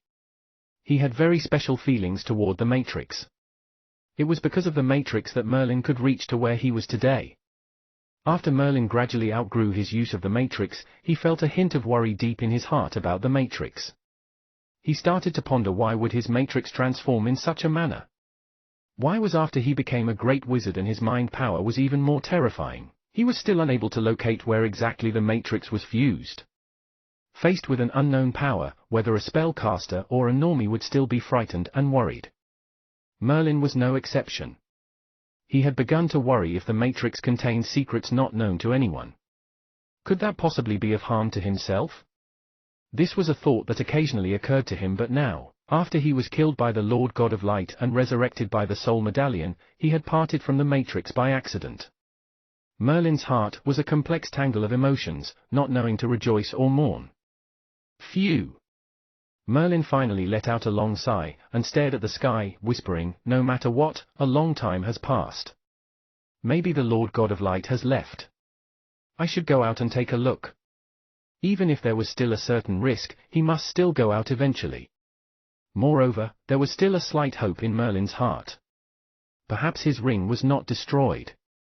Perhaps the Lord God of Light overlooked those treasures of his, and his ring was still in the void zone. Who could tell? Although this was a slim hope, Merlin still was eager to leave the glorious land once more. Nonetheless, for his safety, he did not plan to leave the glorious land directly. Instead, he would open a gap in the seal and allow his mind power to investigate the situation outside. After determining it was safe, he would then leave the glorious land. Break! Merlin's full magic power surged ahead and soon split a gap within the seal. His vast and vigorous mind power instantly gushed out of the glorious land, starting to inspect the void zone. In the pitch-dark, silent void zone, the three great arcane wizards had waited for more than a month. Augustus, the mind imprint on that ring still hasn't vanished? It's been more than a month. Wizard Sekai opened his eyes and looked toward Augustus. Merlin's ring was in Augustus' charge. Of course, the three arcane wizards would not have any desire toward the spatial ring of a young wizard. It was merely a way to ascertain whether Merlin was still alive. The mind imprint is still here. Now I'm more certain that the Lord God of Light had merely killed an avatar of Merlin. The Lord God of Light has made an error of judgment. He came here himself but only killed an avatar, ha ha. Augustus could not help but laugh. They had crossed paths with the Lord God of Light for so long, yet had never seen the Lord God of Light commit such an embarrassing mistake in these thousands of years. That's right, that's right. Merlin still has a trick like this, resulting in the Lord God of Light's mistaken killing. However, it's been such a long time. Could his real person still be in the glorious land? Arcane Wizard Sito asked rather doubtfully. He should still be in the glorious land. After all, his avatar was killed by the Lord God of Light, which must have frightened him. He would surely hide for some time before coming out. We'll wait longer. Wizard Augustus was in no hurry. If the three of them had not joined forces to seal the glorious land, it would not be so troublesome. They could just enter the glorious land to search for Merlin. However, if it were not for the seal, the Lord God of Light would have destroyed the glorious land long ago. Therefore, they could only wait. I wonder how long will Merlin hide? Huh? Is that a mind power investigation? Arcane Wizard Sito's heart leaped, and he shot a look at the glorious land. Besides Arcane Wizard Sito, Sekai and Augustus seemed to notice it as well. No matter how shapeless or soundless mind power was, it could not be concealed from the ultimate arcane wizards, so they would instantly notice it. It was not just Augustus and the other two who were gleefully surprised. Currently, in the glorious land, Merlin, who was stealthily using his mind power to observe the situation outside, was also joyful and surprised. Naturally, his mind power had detected Augustus and the rest. He did not recognize the other two, but he had the utmost familiarity with arcane wizard Ceto. It really is arcane wizard Ceto. It should be safe. Just as Merlin was about to leave the glorious land right away, he suddenly thought of another problem. They've clearly seen me dying from the Lord God of Light's attack. How do I explain that now? This involved the problem of explaining. He must not reveal the soul medallion so easily. After all, anyone would wish to get their hands on it. Perhaps Merlin could not seize Veron's soul medallion because he had no way to do so. However, arcane wizards were ultimate existences. They might seize the soul medallion for their own use. Even though he trusted arcane wizard Ceto, when it came to the matter of one's life, he still had to be prudent. The matter of the soul medallion must not be revealed. Even my resurrection must not be mentioned. After all, even the ultimate arcane wizards have no way of resurrecting anyone. This is something that reverses the natural order. Merlin racked his brains, and thought about it carefully, and his brow gradually loosened. It looks like I can only explain it with an avatar, especially since I can use hallucinating spells to create a simple mind avatar. Merlin thought it over in detail. This was the best plan. After he had decided how to explain himself, Merlin immediately tore apart the seal and exited in one leap, returning to the void zone once more. However, once he left the glorious land, unless an ultimate arcane wizard assisted him, Merlin would have to die again to return, relying on the soul medallion in the glorious land to be resurrected. Otherwise, he would never be able to return to the glorious land. Whoosh! Merlin's figure appeared in the void zone. 3 pair of eyes immediately turned toward him. It really is Merlin. You're not dead. Ha ha, even the Lord God of Light was fooled by your use of an avatar. Arcane wizard Ceto was the happiest. He was the one who sent Merlin into the glorious land, so naturally, he did not wish for Merlin to be killed by the Lord God of Light. Now that he saw Merlin was safe and unharmed, he sighed in relief. That's right. You're the first one who managed to fool the Lord God of Light. This is your spatial ring. It's undamaged. Now, it's time for it to return to its original owner. A black-robed spellcaster with an indifferent expression immediately tossed a ring from his hand. Merlin's eyes brightened, his face bursting into an elated look. Naturally, he could tell at a glance that this was his spatial ring. Therefore, he quickly took the ring in his hand and checked the contents within. Chapter 728, Return to Arcane City. Chapter 728, Return to Arcane City. Translator, Endless Fantasy Translation Editor, Endless Fantasy Translation. Many of Merlin's secrets were hidden in the spatial ring, such as the Atlan civilization's Empire-level warship, the martial arts robots comparable to legends, the Guardian statues, the illusion bead, and so on. Although these arcane wizards might not even have any regard for these things, Merlin was still very nervous. Fortunately, after an inspection, Merlin realized that nothing was missing. Everything was untouched. Don't worry. After I realized that your mind imprint didn't disappear from your spatial ring, I surmised that you hadn't died, so I didn't touch your ring. Augustus' aloof face seemed as if it would never smile. When Wizard Ceto noticed Merlin's anxious expression, he shook his head. These two are Wizard Augustus and Wizard Sekai. They had sensed the Lord God of Light arriving at the glorious land, so they hurried over. Tell us about the situation in the glorious land. Due to the seal, we don't even know what it's like in the glorious land. Merlin thought about it, and concluded that he should tell the 3 arcane wizards of the situation in the glorious land. Therefore, he began to explain briefly, the situation in the glorious land is better now. The Church of Light has been destroyed completely, and the Lord God of Light can no longer use the Church of Light to interfere with the matters of the glorious land. He can't even possibly ascertain the location of the glorious land. The Church of Light had been the glorious land's greatest affliction because it was supported by the Lord God of Light. Through the Church of Light, the Lord God of Light could project some of his strength, locking firmly onto the glorious land. Therefore, no matter how hidden the glorious land was, even if it constantly changed its position, It could not escape the scrutiny of the Lord God of Light. However, now that the Lord God of Light had lost the Church of Light and the power of faith, he was no longer able to lock onto the glorious land. There was no doubt that this greatly improved the safety of the glorious land. Seeing that arcane wizard Sitoa's face had broken into a smile, Merlin continued, after the Church of Light was annihilated, a unified empire called the Black Moon Empire finally emerged in the glorious land once again. It claims to be a continuation of the Malta Empire, but it's also an empire controlled by spellcasters. Moreover, I've passed on some knowledge of the spellcaster civilization. I'm sure that the entire glorious land would prosper once more. Merlin said everything in one breath and stared at arcane wizard Sito and the rest. These were the three most powerful arcane wizards of the spellcaster civilization, and they were all here now.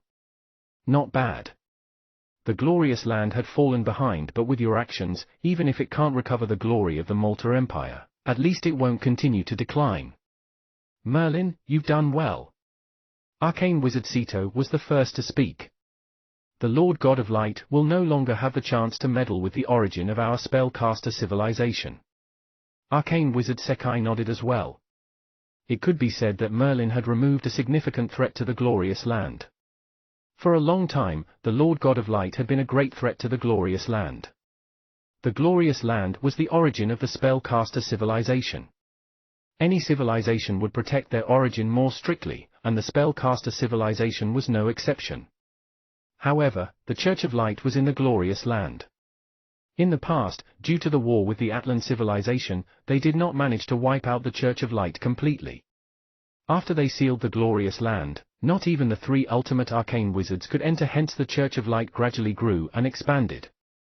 The Lord God of Light thus relied upon the Church of Light to begin interfering with the glorious land. Now, Merlin had uprooted the Church of Light at last. Nonetheless, Merlin was targeted by the Lord God of Light because of this. His heart was still beating with lingering fear. After all, he was someone who had died once in front of the Lord God of Light. Arcane wizard Sito, what about the Lord God of Light? He had just slain an avatar of mine. Surely he won't let things go just like that? Merlin was still very worried about the Lord God of Light. After all, anyone who was scrutinized daily by a great ultimate existence would not feel safe. The Lord God of Light? Augustus' stern face revealed a smile, and he laughed softly. I don't know what method you used that the Lord God of Light believed it was the real you that he had killed. However, he might soon learn of his error. Still, at least for 1,000 years, you need not worry about him. Earlier, the three of us have heavily injured him.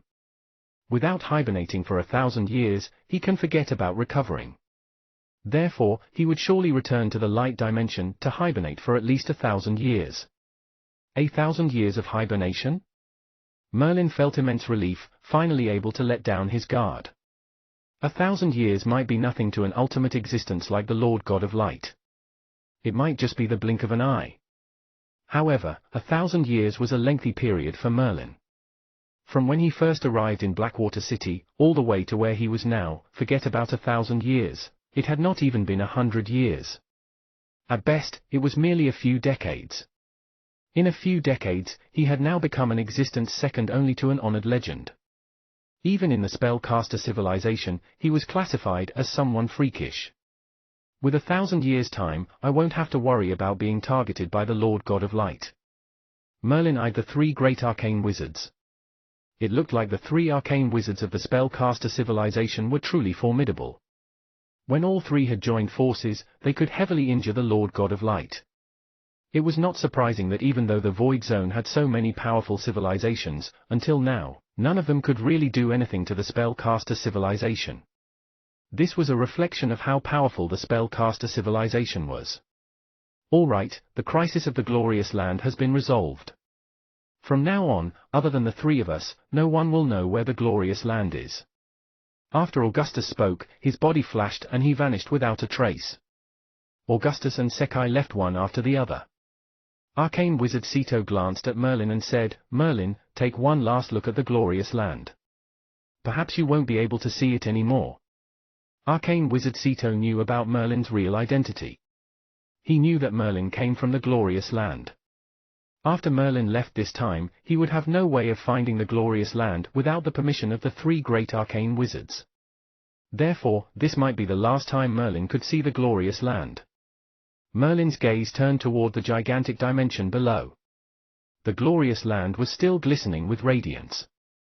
The glorious land encompassed so many moments Merlin had gone through, from the very beginning when he first encountered spells in Blackwater City, then escaping to the kingdom of Black Moon, entering the dark magic region, and experiencing various events. This was how the present Merlin was born. After a long time of silent observation, Merlin turned around decisively, saying calmly, "Arcane Wizard Ceto, let's go." Arcane Wizard Ceto nodded and brought Merlin along within a mystical fluctuation. It was as if they were encased in invisible energy, and they shuttled away instantly. Merlin did not feel any magic power, maxims, nor any sense of space, but he was in the aforementioned process of shuttling, as if through a spatial passage. He recalled Aruba's previous explanation of ultimate existences.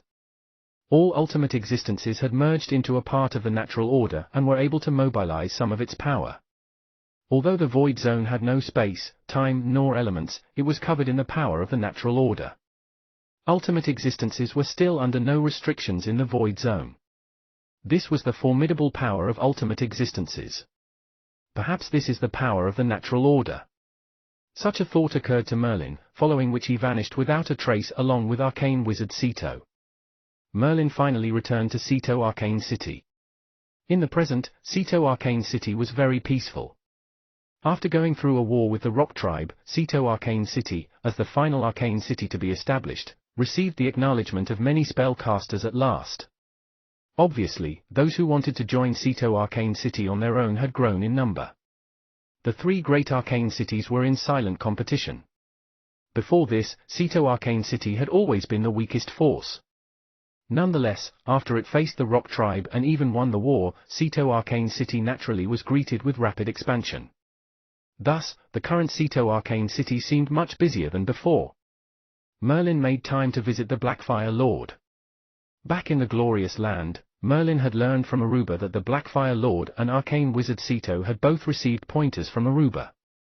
It was just that Arcane Wizard Ceto became an ultimate arcane wizard in the end, while the Blackfire Lord was merely a lord with two ultimate maxims. This must have been more than simply an issue of talent. After all, for someone to be picked out by Aruba, would his talent be insufficient?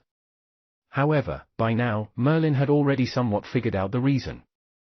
Once he returned to Arcane City, he was faced with the Blackfire Lord's urgent inquiries about the development of his mind power. Presumably, after the Blackfire Lord had become a lord, he had focused all his efforts into cultivating mind power, hoping to significantly develop the mind power system. Therefore, he was ultimately unable to consolidate more ultimate maxims. After all, the energy of even the strongest genius was limited. In addition, an ultimate maxim was not so easily attained. If one could not focus every single effort, naturally, it was difficult to obtain an ultimate maxim. After briefly fielding the Blackfire Lord's questions, Merlin returned to his own room. Ceto Arcane City is no longer of much help to me. Following this, I should set up a force that belongs to me and control a great swathe of dimensions. Through controlling these dimensions, I'll command the elemental origins and hone a maxim. Finally, I'll reach a point where I can create an ultimate maxim. Merlin's reasoning was clear, and his plan was reasonable too. Perhaps 1 or 2 dimensions would be useless in helping him condense an ultimate maxim, but if it were 10 or even dozens of dimensions, things would be different. Through the accumulation of infinitesimal advancements, and under the ceaseless honing of the elemental origins, surely his understanding of the ultimate maxim would speed up. Finally, he would consolidate an ultimate maxim and become an honored legend. For now, this was the most effective method. Merlin had already made up his mind and immediately stood up to walk toward the mission hall of Arcane City. There, he could learn of the spellcaster civilization situation in various regions. This was an advantage of being a spellcaster of Arcane City. Chapter 729, Capability I. Chapter 729, Capability I. Translator, Endless Fantasy Translation Editor, Endless Fantasy Translation. In Arcane City's mission hall, there were still throngs of people. Compared to the first time Merlin came here, the present Merlin did not need contribution points anymore. Ah! It's Wizard Merlin. It really is him. During the Civilization War with the Rock Tribe, he's done us a great service. I hear that he's even stronger than Civilization-level geniuses. I really don't know how can he become so impressive. Ha, Wizard Merlin is from our Ceto Arcane City. So he's lacking contribution points as well. When Merlin appeared, the entire mission hall became even livelier. Many spellcasters fought their way forward to get a look at Merlin. After all, Merlin could be said to have made a name for himself in the Civilization War with the Rock Tribe. In particular, almost everyone in Ceto Arcane City knew of him. Merlin smiled and responded to these spellcasters, following which he finally squeezed his way to those legendary wizards. Phew! Heaving a sigh, Merlin asked the legendary wizard, I need to consult the distribution map of the forces in the entire spellcaster world. 1 contribution point. He only needed 1 contribution point. This was quite cheap that it seemed practically free. Merlin was soon missing 1 contribution point while at the same time, he was able to consult the distribution map of the spellcaster civilization's general forces. This map was very detailed, and it would be revised every 10 years. Thus, it could be considered to be rather accurate compared to the actual situation. On the map, the spellcaster civilization was too massive, encompassing countless dimensions and spanning innumerable regions. Within this territory, it was difficult to find any masterless dimensions. As for masterless dimensions, any great legend who had signed the Legends Accord could not violate the agreement and seize the dimensions. Only those plunderers who did not abide by the accord would do so. Nonetheless, there were far too few plunderers, and they were liable to arouse the enmity of legendary wizards, so they often acted surreptitiously. Thus, Merlin did not pay any more attention to the dimensions within the domain of the spellcaster civilization. Instead, he looked at the borders of the spellcaster civilization. In fact, there were also many powerful civilizations surrounding the spellcasters. For instance, the paths of God Alliance and the Rock Tribe were blocked. The spellcasters could not expand further. There were also bigger areas like the Chaotic Territory. In the past, Merlin had gone to the Chaotic Territory. Nevertheless, after careful consideration, he gave up on the idea. The reason was simple: it was too chaotic with all kinds of forces from foreign civilizations. Of course, the main reason was that the spellcaster faction there was too weak. Merlin wished to occupy not just 1 or 2 dimensions but dozens of dimensions, to form a colossal force. Therefore, he needed the support of a powerful faction from the spellcaster civilization. In that manner, even after he had occupied those dimensions, there would not be any foreign civilization who dared to retaliate on a large scale. He could even help the spellcaster civilization expand its territory this way. A place like this was hard to find. Besides the Chaotic Territory, there were other places such as the Dark Territory, the Open Territory, and so on. Merlin searched painstakingly. It seemed that at the borders, the forces of spellcasters were not that strong. In truth, this was understandable. After all, the spellcasters did not have an extensive heritage, merely having set foot in the Void Zone for 3,000 years. One would need to be like the Giant Tribe or the Tree Tribe, which foreign civilizations had more than 1,000,000 years of history, whose territories were incomparably stable. The spellcaster civilization was still lacking in this respect. There was a vital reason for this. The spellcaster civilization was expanding so fast that it did not have much time for thorough administration. The spellcaster civilization was able to occupy so many dimensions in over 3,000 years, becoming one of the formidable civilizations of the Void Zone in one leap. Although it was not the most preeminent, they could be considered a relatively powerful civilization. Naturally, it was not just because of the 3 great arcane wizards.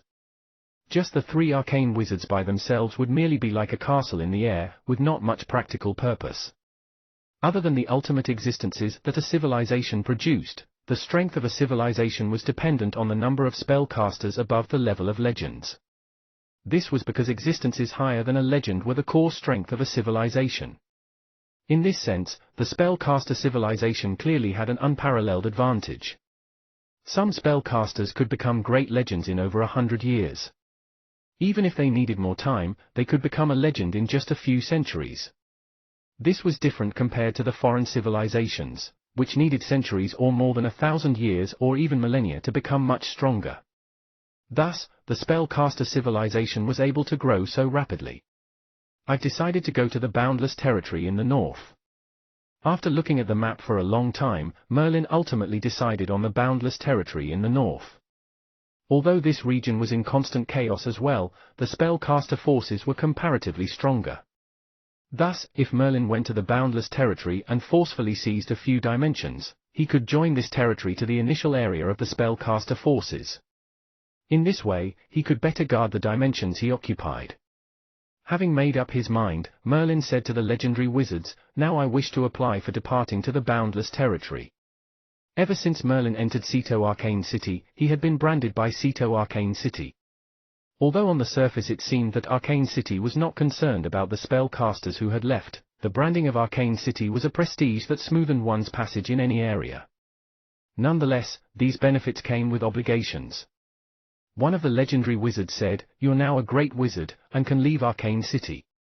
However, you're still a part of Ceto Arcane City. This is something that'll never change unless you become an ultimate arcane wizard in the future and establish your own Arcane City. Otherwise, the moment Ceto Arcane City summons you, you must obey unconditionally." Merlin nodded. Establishing an arcane city was something no one would think about because until now, there were only 3 great arcane wizards in the spellcaster civilization.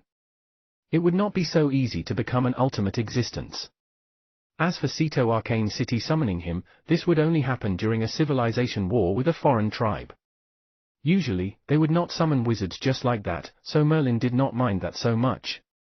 Even if he did not join Ceto Arcane City, he would still be enlisted by the 3 great arcane wizards if the spellcaster civilization was facing a powerful enemy. Not even plunderers were an exception. Very well. Can you give me a dimension map of the boundless territory? 10 contribution points. The legendary wizard said calmly. Obviously, this was also an advantage of being a spellcaster of Ceto Arcane City. If Merlin was an outsider, a dimension map like this would cost an astronomical sum, something he could never obtain for a mere 10 contribution points. After he kept the map in his ring, Merlin turned and left, paying no mind to the gazes of the other spellcasters. Still, these spellcasters kept observing Merlin. After Merlin had left, the hall burst into a hubbub again. Wizard Merlin is going to the boundless territory. With his strength, he can occupy some dimensions now. How I envy him. He's just a great wizard, but he has the ability to start occupying dimensions. Occupying dimensions and using the elemental origins to condense a maxim, this was accepted as one of the quickest ways to consolidate a maxim. The actual practice had shown that it was effective indeed.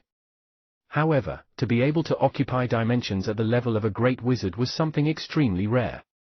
Those preeminent great wizards might get to do so if they were lucky enough. Only those civilization-level geniuses would be unafraid of legends, and thus able to seize a dimension.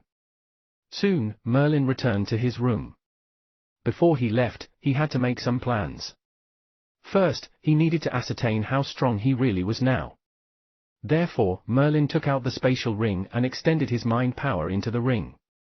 Buzz! First, Merlin entered the illusion bead. Luckily, the illusion bead was not damaged and was perfectly fine. The illusory world was carrying on as usual. Titus' voice swiftly rang out. Only Titus seemed to be too quiet during this period of time. In the past, Titus would have constantly urged Merlin to focus on his hallucinating spells. "Titus, you've been quiet lately. What's wrong?" Merlin felt that Titus was acting strangely, and asked curiously. Titus glanced at Merlin, then let out a long sigh. "You've met Aruba, and what he said stunned me to the core. If I was previously not confident that the mind power system I came up with would succeed and ultimately be perfected, then after meeting Aruba, I have faith that this mind power system of mine can succeed." Aruba had relied on his powerful physical strength to forcibly go against the natural order. He was not even afraid of the natural order, being able to transcend it. In the Void Zone, there had never been anyone like this. In the Void Zone, the natural order was supreme. No one could reverse or transcend the natural order. Aruba can use his bodily strength to transcend the natural order. In that case, so can mind power. Merlin, after completing the illusory world, the final step in the mind power system is to reverse the natural order, turning illusions into reality and truly transcending the natural order. I call this the immortal mind. At the point, Titus' expression was solemn. The immortal mind? This is why you've been so silent all this while. Merlin mumbled softly. It turned out that during this time, Titus had been inspired. In other words, Aruba had enlightened him, inducing him to refine the final step of the mind power system. It would surpass the illusory world, reaching the stage of the immortal mind. However, that stage was merely Titus' conjecture at this point. Merlin, during this time, please don't disturb me. This is merely a recent speculation of mine, and I'll need a long time to refine it. In terms of practical application, that would fall to you in the future. You know, before this, I couldn't make heads or tails of the immortal mind. One could see that Titus was in fervor. Following that, he vanished. He has left so swiftly. Merlin did not pay further attention to Titus. Titus being silent was exactly what Merlin needed. With that, he extended his mind power into that Empire-level warship in the spatial ring. Chapter 730, Capability 2. Chapter 730, Capability 2. Translator, Endless Fantasy Translation Editor, Endless Fantasy Translation. In the Empire-level warship, Merlin was most concerned whether the Matrix was still there. The Matrix had disappeared because Merlin had died once and was resurrected. Back then, the Matrix had become the control core of the Empire-level warship. Without the Matrix, it was difficult for Merlin to control the warship. As a result, he would not be able to use this warship which had the fighting power of an honored legend. Whoosh! Merlin's mind power stretched into the warship. The first thing he saw other than the Sphinx statue was the other 4 Guardian statues. Merlin had placed them in the warship previously. Master! The 4 Guardian statues hurriedly cried out to Merlin respectfully. Merlin nodded in response, then led these Guardian statues into the control room of the warship. The instruments were undamaged and still in operation, meaning that the Matrix might still be controlling this warship. Matrix! Merlin yelled anxiously. Beep! The connection was interrupted for an unknown reason. Bind to your body? The control room resounded with the familiar voice of the Matrix. The Matrix was still here indeed, obeying Merlin's order. Merlin let out a long sigh of relief. Is it possible to not bind? Merlin asked after some thought. He was still rather apprehensive of something like the Matrix with its origin unknown. Without binding, this might affect the connection with you, Master. If I don't bind, can I still give you orders? Of course. The Matrix has already collected Master's gene. A previous scan has confirmed that you, Master, has the correct gene. Merlin nodded pensively. Now he had a general understanding that perhaps back then, there was a small portion of the Matrix left in his body, used simply to maintain his connection with the Matrix.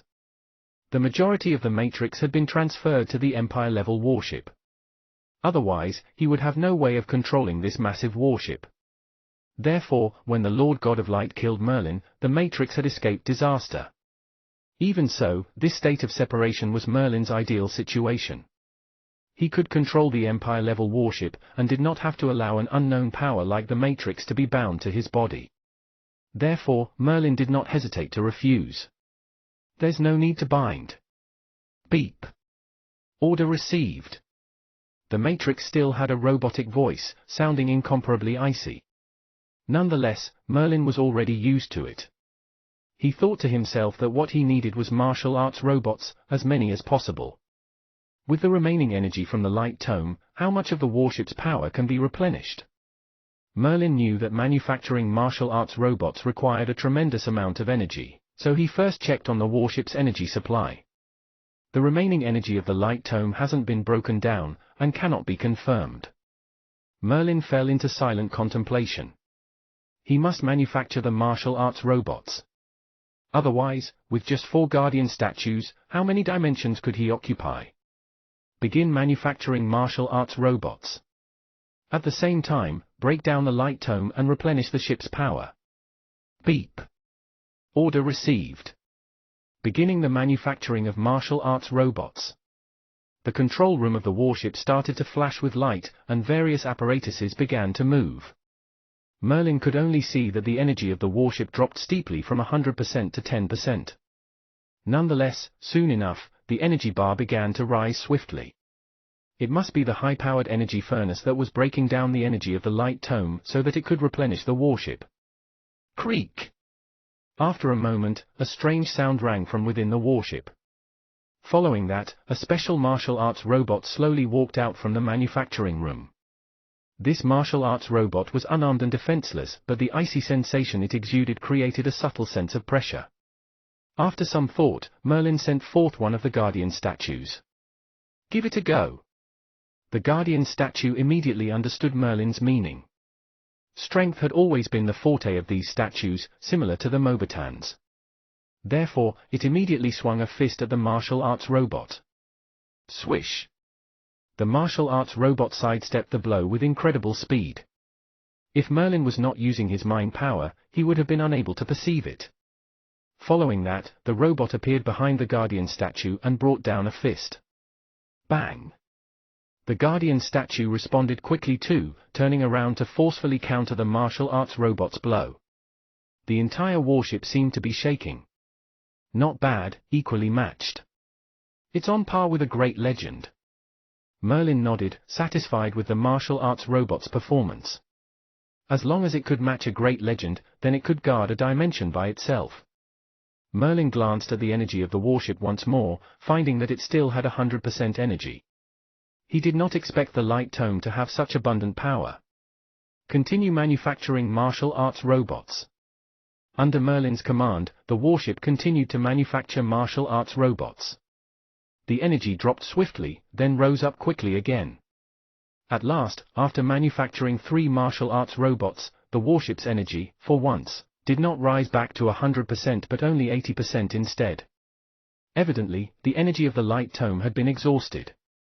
Although Merlin could still use elemental crystal stones to fill it up to 100%, doing so just to manufacture martial arts robots would be too excessive.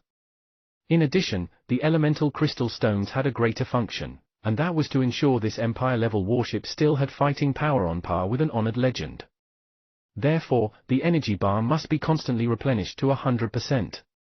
Now that the energy of the light tome had been used up, Merlin could not continue manufacturing martial arts robots.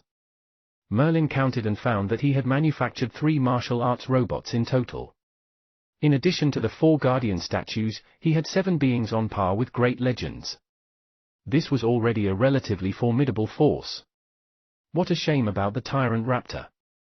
If I could bring it out, it would also be on par with a great legend. Merlin did not bring the Tyrant Raptor of the Mobata world into the Void Zone.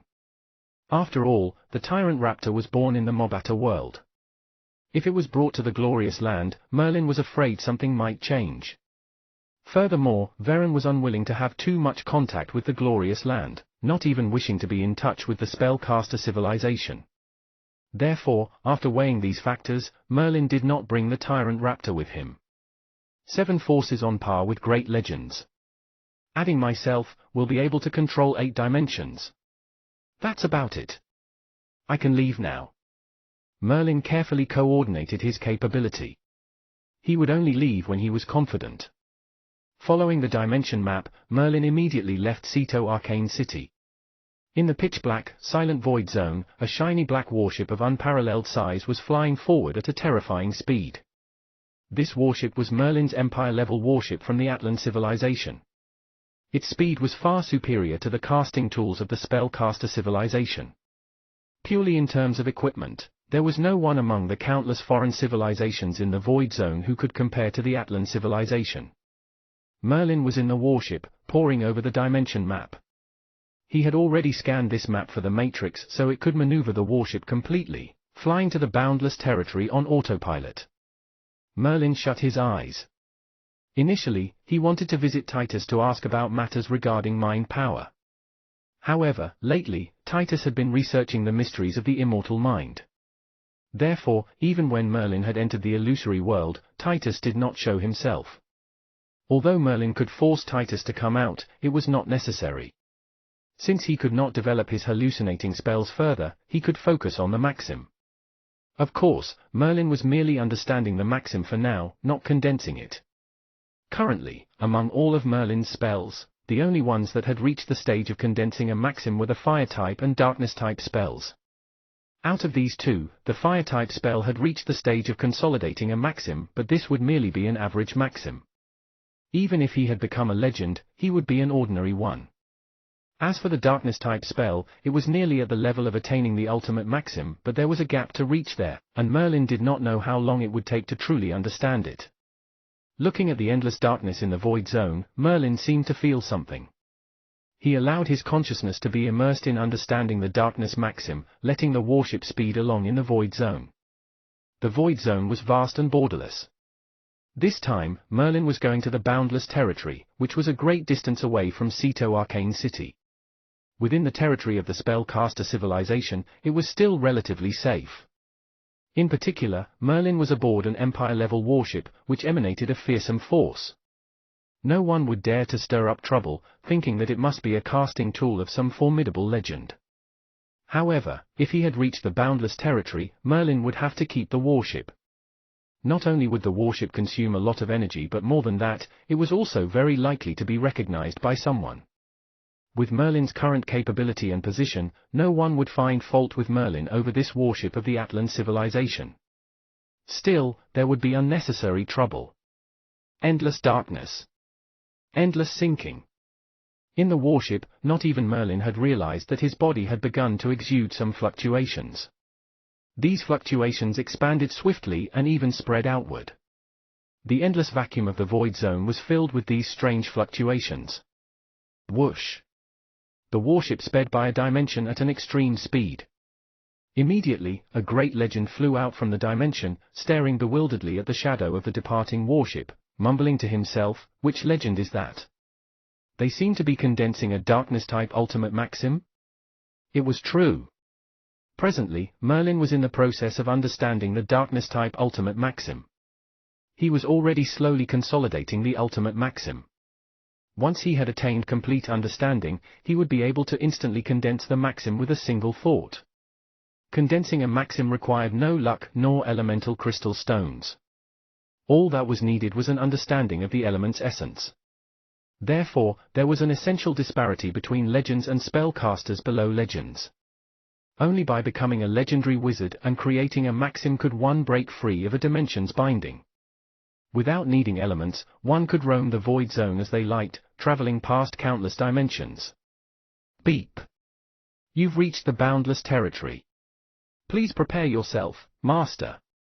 The Matrix's icy voice rang out. Merlin was roused from the depths of his enlightenment. The mystical fluctuations on his body also vanished quickly without a trace. I've reached already? Merlin thought about it. Earlier, when he was immersed in understanding the darkness-type spell, he had a vague sense that he was still missing something. He knew that this was key to attaining the ultimate maxim. Forget about it. There'll be a chance in the future. Merlin did not linger upon that sensation. He knew that consolidating an ultimate maxim was not a matter of 1 or 2 days. He would need a long time of understanding and bit-by-bit accumulation for him to succeed. Occasional bouts of enlightenment were not enough to support his consolidation of a complete ultimate maxim. Through the warship, Merlin could see the region before him. Dimensions began to crowd together. This was the unique feature of the boundless territory. It had plenty of dimensions. Of course, with a great number of dimensions, the battles and fights were also exceptionally turbulent. Merlin exited the warship in one step.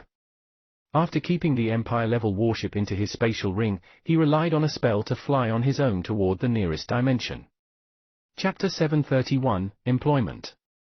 Chapter 731, Employment. Translator, Endless Fantasy Translation Editor, Endless Fantasy Translation. The nearest dimension to Merlin was called the Jerva dimension, which was easily found on the dimension map. It was a dimension belonging to a great legend called Jerva. Merlin flew to the dimension alone, and soon found a prosperous city. Most of the people who came and went were spellcasters, and many among them were legendary wizards. This was very different from the chaotic territory from before. Although there were many legends in the chaotic territory, it was far from the current amount.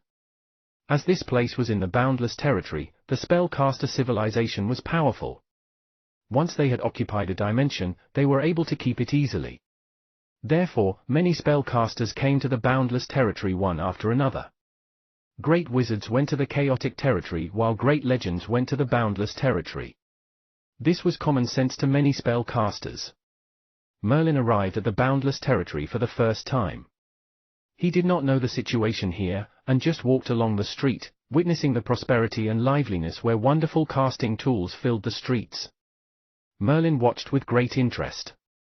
While he was walking around aimlessly, some spellcasters in front of him suddenly acted lively. Someone's hiring again. TSK, this time it's a big deal. 10 million elemental crystal stones.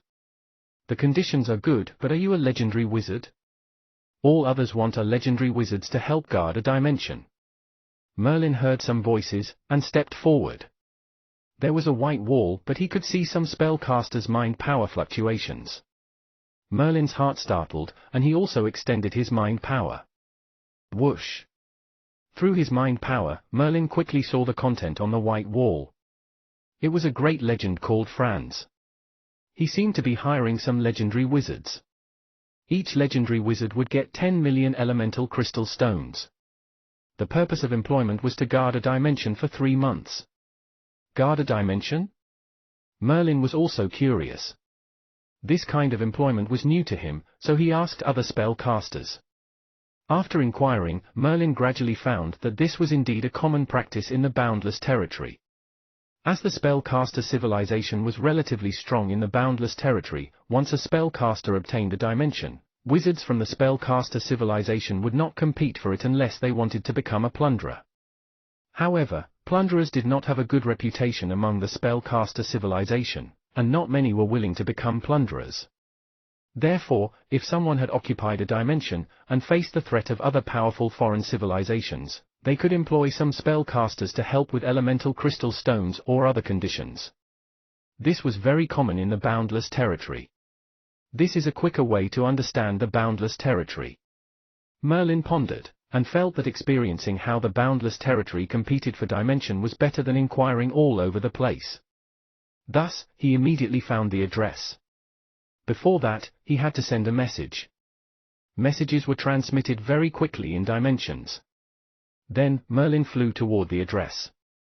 In a castle, there were currently 4 spellcasters. Almost each of these spellcasters had a maxim that they kept hidden.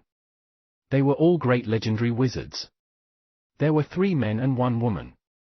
The 4 spellcasters seemed to be waiting for something. Why hasn't he arrived yet? Wizard Franz, the 4 of us should be enough. Do we need anyone else? The female wizard seemed to become impatient, and asked coldly. A middle-aged man sitting on a chair smiled and said, "Wait a little longer. The other party has already sent me a message and should be here soon." Franz was also somewhat helpless. The employment message had been sent out for so long, but only 3 wizards had come forward. Although they were all legendary wizards, it was not an ordinary foreign tribe that he had encountered this time. Therefore, he was more cautious. If he could hire 1 more, then he would have more assurance. After all, he had a difficult time trying to occupy that dimension, and did not want to lose it easily. He's here. Suddenly, Franz turned toward the door, and the other spellcasters also did the same. Their mind power had already caught the spellcaster flying outside the castle. However, they did not feel any force from the spellcaster, but a lot of rich elemental forces. Creak! The large door was pushed open, and Merlin walked in calmly. "Which one of you is Wizard Franz?" Merlin asked bluntly. "I am. However, I'm hiring legendary wizards. You don't seem to have consolidated a maxim." Franz frowned. He had written clearly that he wanted spellcasters who were legends or above. However, the spellcaster in front of him had rich elemental forces that undoubtedly confirmed that he was just a great wizard, and had not formed a maxim yet. Merlin smiled and said, "Let me introduce myself.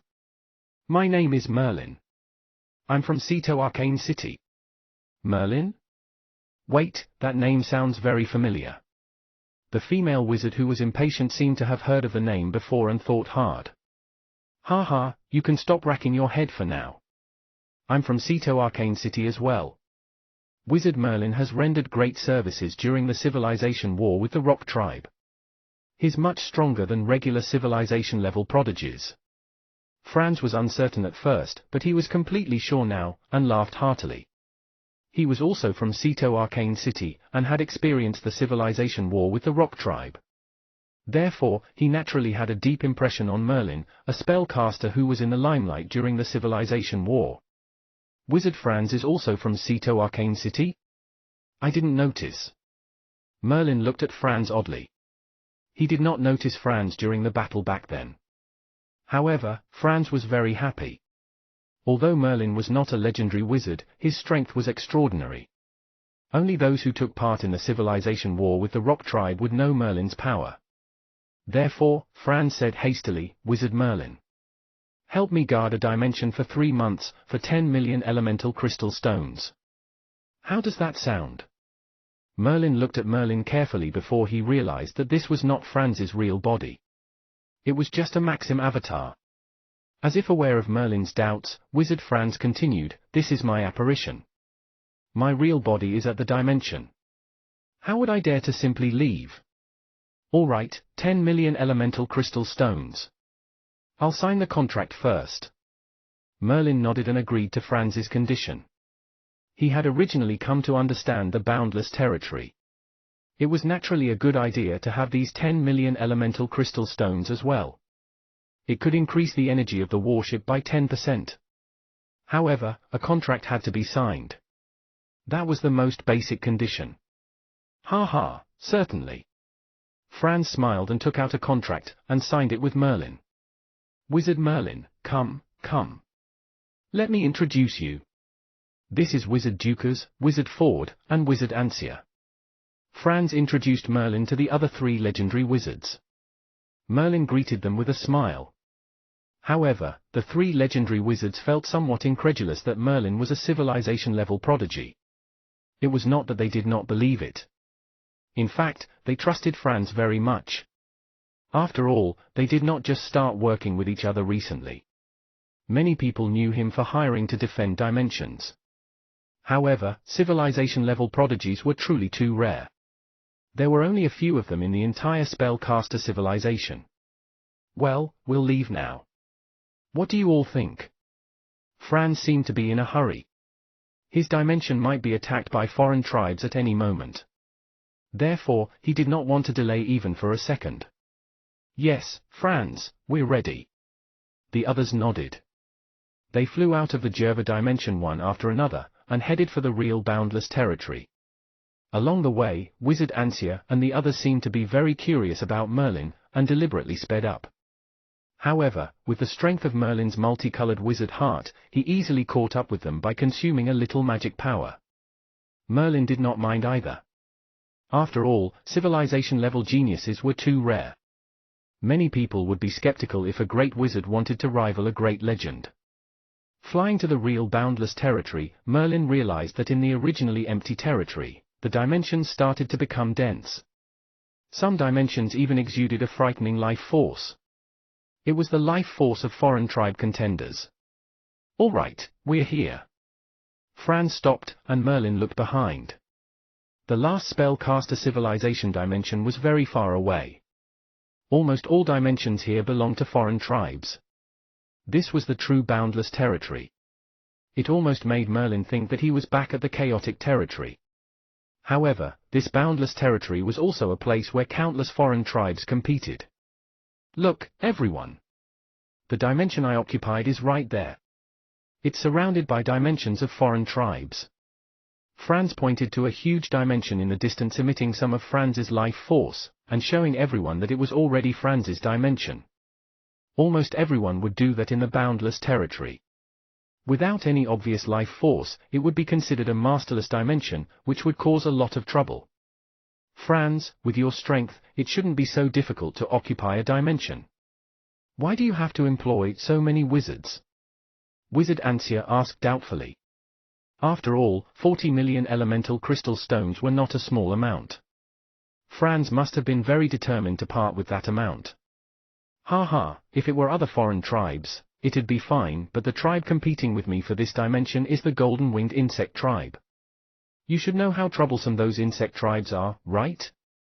Once they're annoyed, many powerful insect tribes will band together to take revenge. Franz smiled bitterly.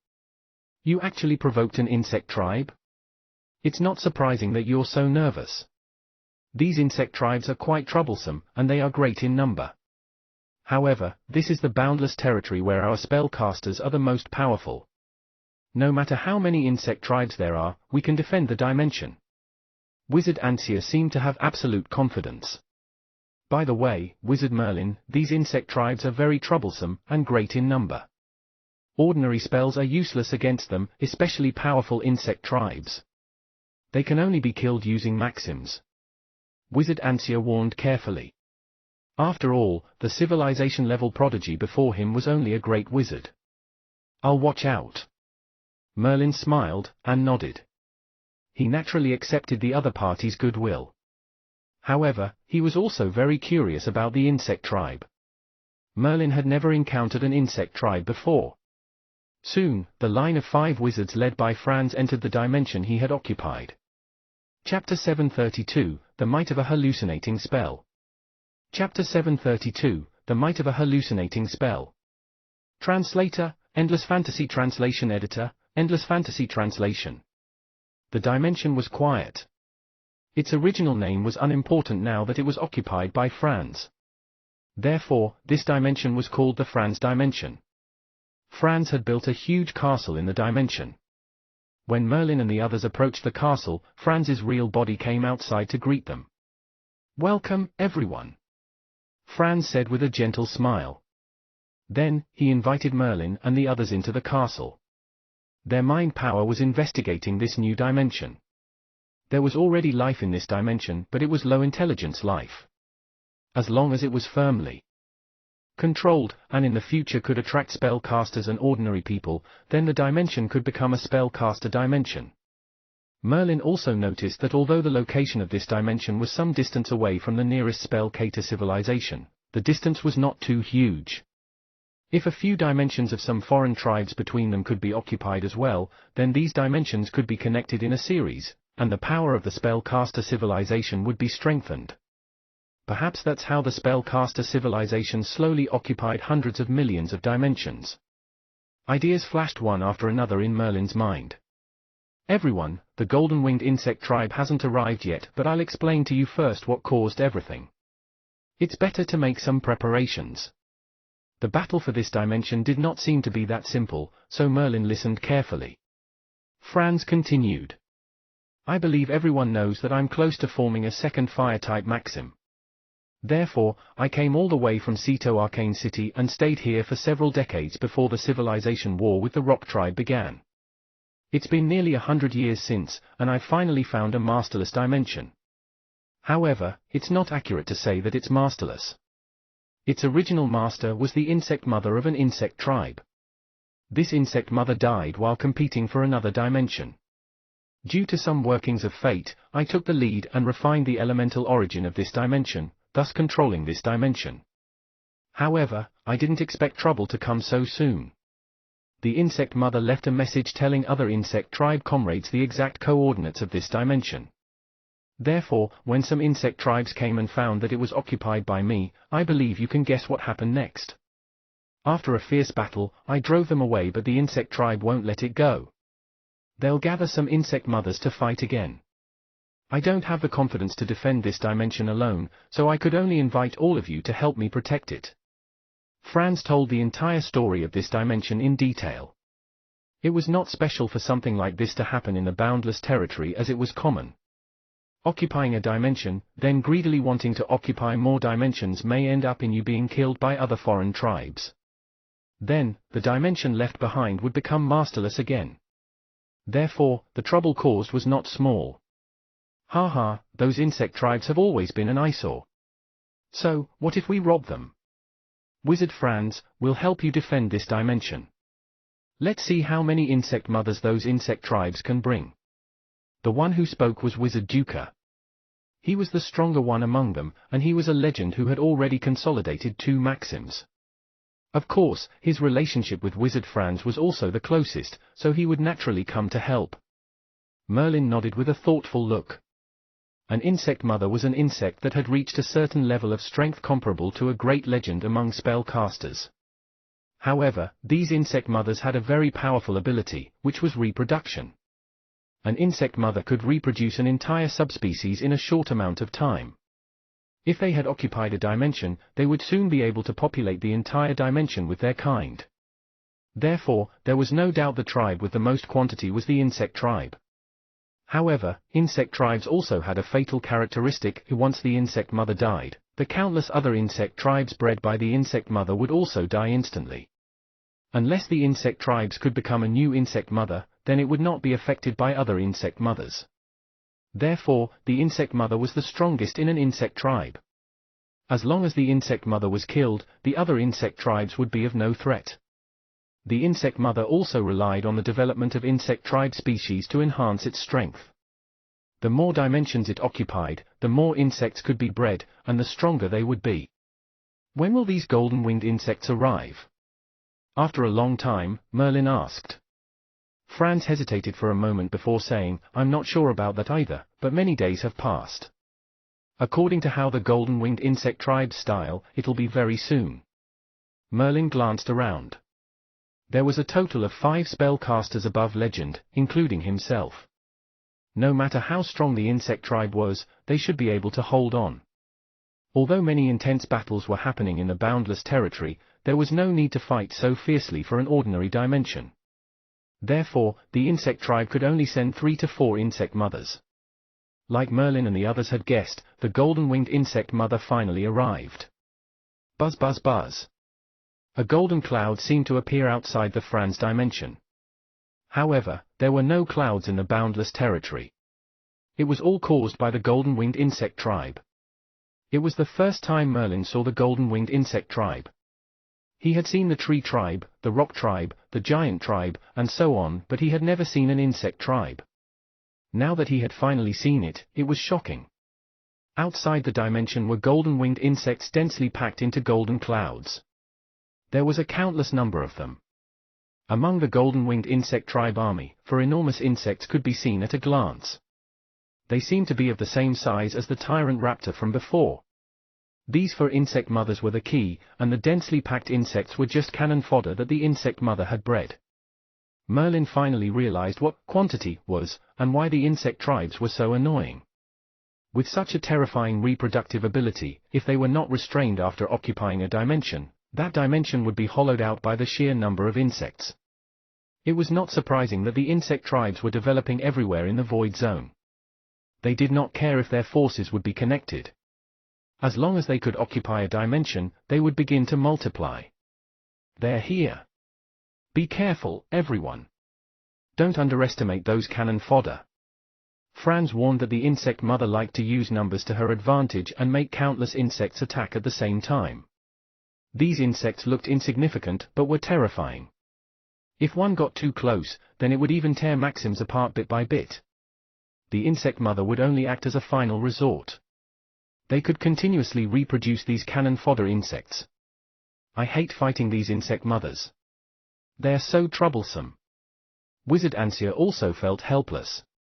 However, in the face of these densely packed insects, they had no other choice. They could only destroy the cannon fodder to get close to the insect mother. Kill. With Franz's loud growl, the 4 great legends immediately released their Maxims. The terrifying power of those Maxims carried incredible destructive power and surged toward the insect tribe. Buzz buzz buzz. Hundreds of millions of insects were crushed to death by the Maxims, and Franz pushed forward slightly. However, seeing the unending amounts of insects left, they still feel helpless. Against the insect mother, unless one had the advantage of absolute crushing power, they could only rely on slowly chipping off these cannon fodder to approach the insect mother, where the true battle would start. Crash! Merlin also acted. With a wave of his hand, a large area of insects was immediately frozen and died. These insects were indeed very weak. However, upon closer inspection, Merlin realized that some insects that did not die, and were slowly nibbling at the spells. He cast a variety of spells, a fire type, ice type, wind type, and so on, and all of them killed a large number of insects, but there was still an endless amount left. It was purely a waste of magical power. The insect tribes are indeed strong, but they can only deal with ordinary legendary wizards. Against mind power masters, numbers won't be of any use. Merlin took a deep breath. He already found a way to deal with these insects. They had numbers, so he would cast hallucinating spells, the method of a mind power master. Everyone, you don't have to deal with these cannon fodder anymore.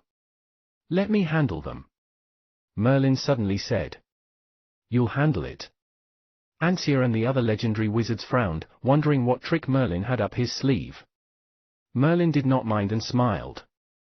I'm not a pure spellcaster. I'm also a mind power master. Saying that, Merlin swiftly flew to the insects, and immediately mobilized his mind power. Illusion. The huge mind power instantly shrouded the densely packed insects like a large net. These insects only had simplistic minds. Their intelligence would grow as their strength improved. However, no matter how high it was, they could not resist Merlin's hallucinating spell. After all, Merlin's hallucinating spell could confuse even ordinary legends. Furthermore, Merlin now had deeper enlightenment of hallucinating spells after experiencing life and death. He could almost reach the realm of the illusory heart. Therefore, Merlin's hallucinating spell caused a strange sight in the void zone. No matter how much the insect mother urged, the insects remained frozen. Their expressions were dull. Franz and the others were doubtful at first, but upon seeing the hundreds of millions of terrifying insects in the dull, frozen state, they could not help but express shock. A mind power master's hallucinating spell. It's terrifying. After a long time, only the female legend, Wizard Ansia, said with emotion. However, they also quickly came to their senses. They immediately leaped over to the densely packed insects and targeted the 4 insect mothers. Chapter 733, Seizing Eye. Chapter 733, Seizing Eye. Translator, Endless Fantasy Translation Editor, Endless Fantasy Translation.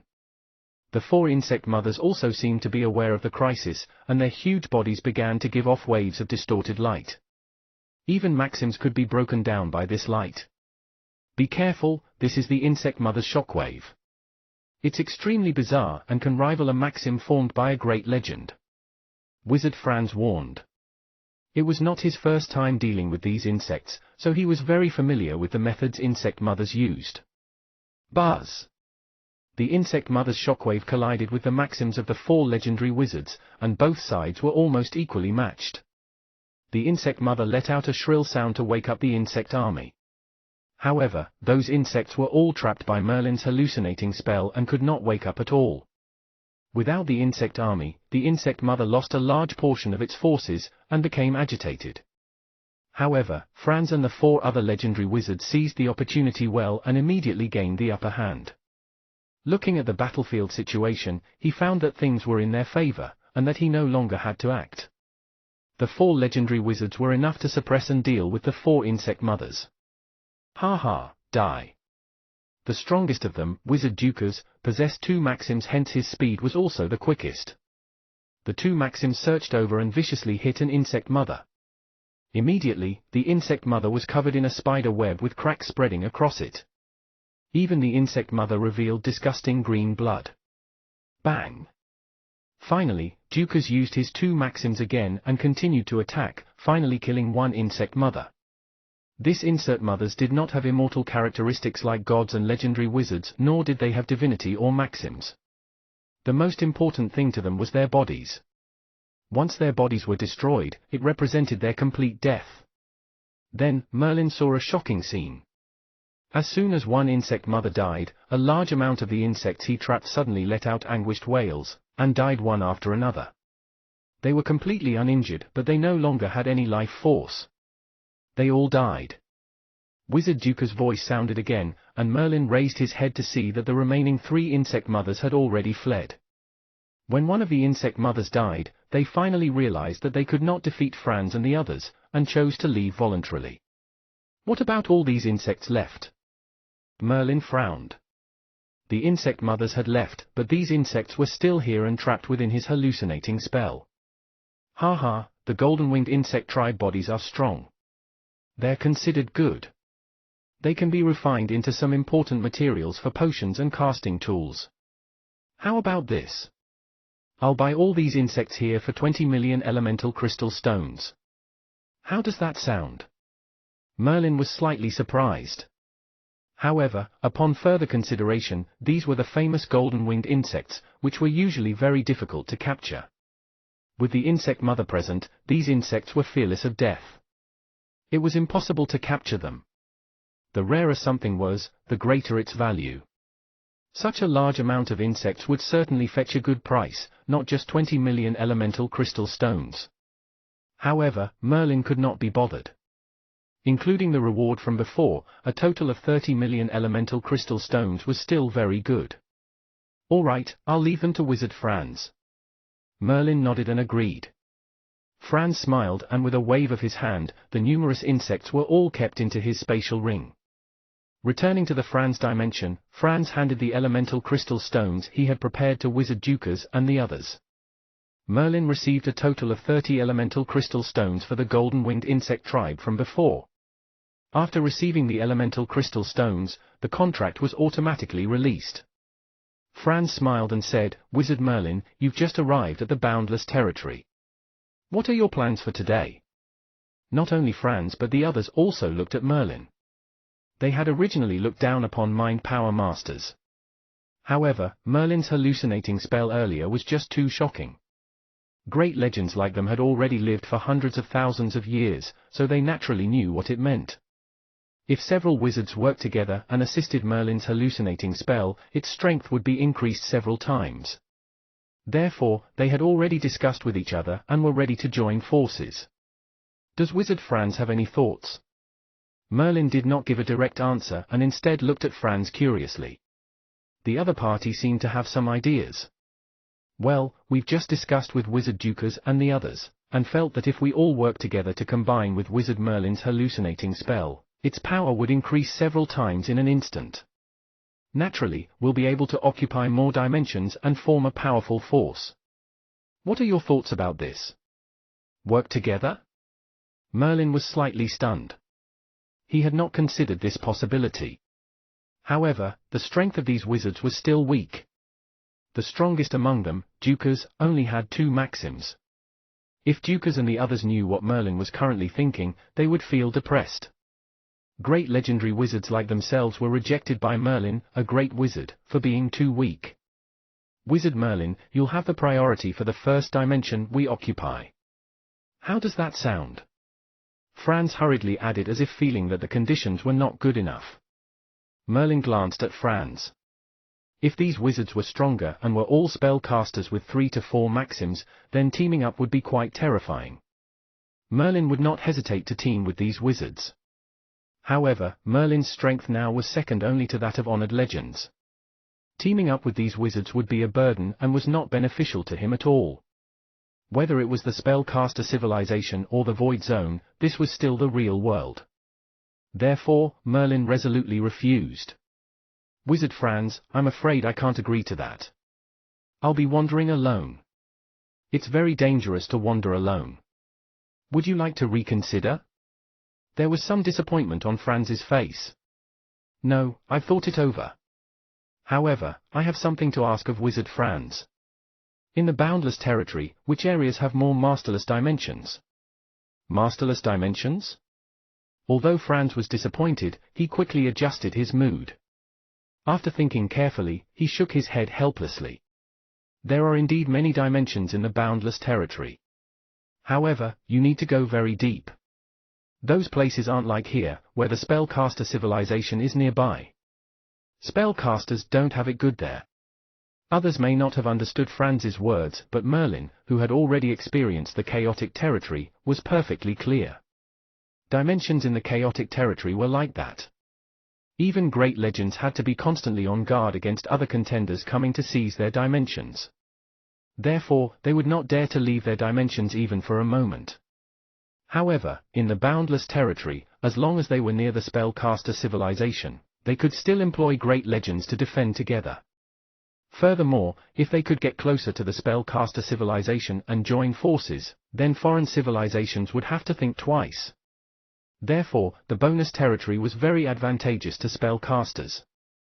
Going far away from the spellcaster civilization into the depths of the boundless territory was not in line with Merlin's plan. Therefore, he frowned and continued. Are there no masterless dimensions around here which are closer to the spellcaster civilization? There are many dimensions, but they aren't masterless, and are occupied by contenders of foreign tribes. Look at the dimensions around us. Aren't there many dimensions belonging to foreign tribes? Franz pointed to the dimensions outside. Merlin realized that there were many dimensions in the boundless territory, and the distance between them was nearer compared to other dimensions he had encountered before. This was the greatest characteristics of the boundless territory. Although they were near to each other, the distance was still far. Moreover, many of these dimensions were occupied by foreign civilizations. Foreign civilizations? How many dimensions are there between the Franz dimension and the Jerva dimension? Merlin asked this question as he wanted to connect these dimensions. Oh. There are 3 dimensions in the middle to connect with the Jerva dimension. A trace of suspicion flashed in Franz's eyes. He looked at Merlin's thoughtful expression, and seemed to have a bold guess in his heart. Wizard Merlin, you can't be thinking about seizing the dimensions of those foreign civilizations, right? Merlin indeed had such a plan.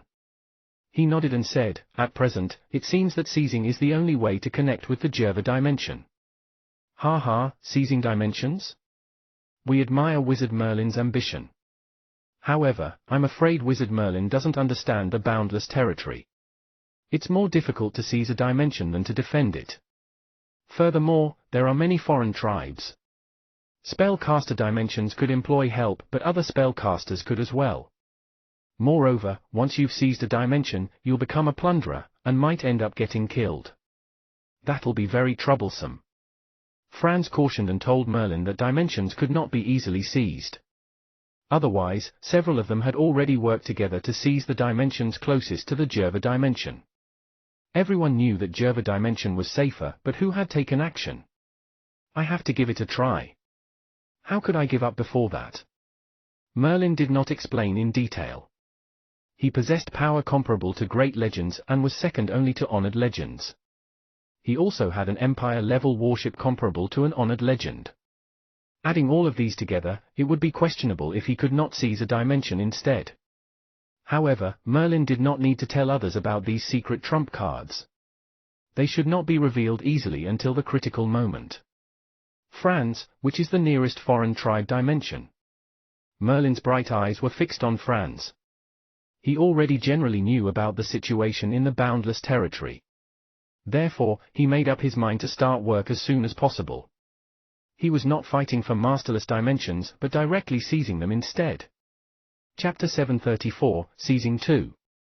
Chapter 734, Seizing 2. Translator, Endless Fantasy Translation Editor, Endless Fantasy Translation. The closest dimension to the Franz dimension is a dimension belonging to the avian tribe, called the Wime dimension. Wime isn't a simple wizard. He's very powerful. Once, he had defeated 4 contenders from foreign tribes alone, which was how he occupied that dimension. The one who spoke was not Franz but Ansia. The female wizard's eyes flashed strangely. She seemed to be very interested in Merlin's goal. The Wime dimension. Merlin murmured. A small smile gradually emerged on his mouth. A wizard who was able to defeat 4 foreign tribe contenders alone would at least be a great wizard, hence, Wime definitely was not simple. He might be comparable to a being with 3 maxims. To be comparable to a legend with 3 maxims was quite frightening. Back then, Black Cloud had 4 maxims and possessed more than a dozen dimensions, forming a huge force. If one was able to form 4 maxims, he would already be considered a powerful legend, while those with 5 maxims and above were infinitely close to honored legends. Merlin was probably equivalent to a legend with 5 or more maxims. After all, his hallucinating spell was unique in addition to his unprecedented multicolored wizard heart.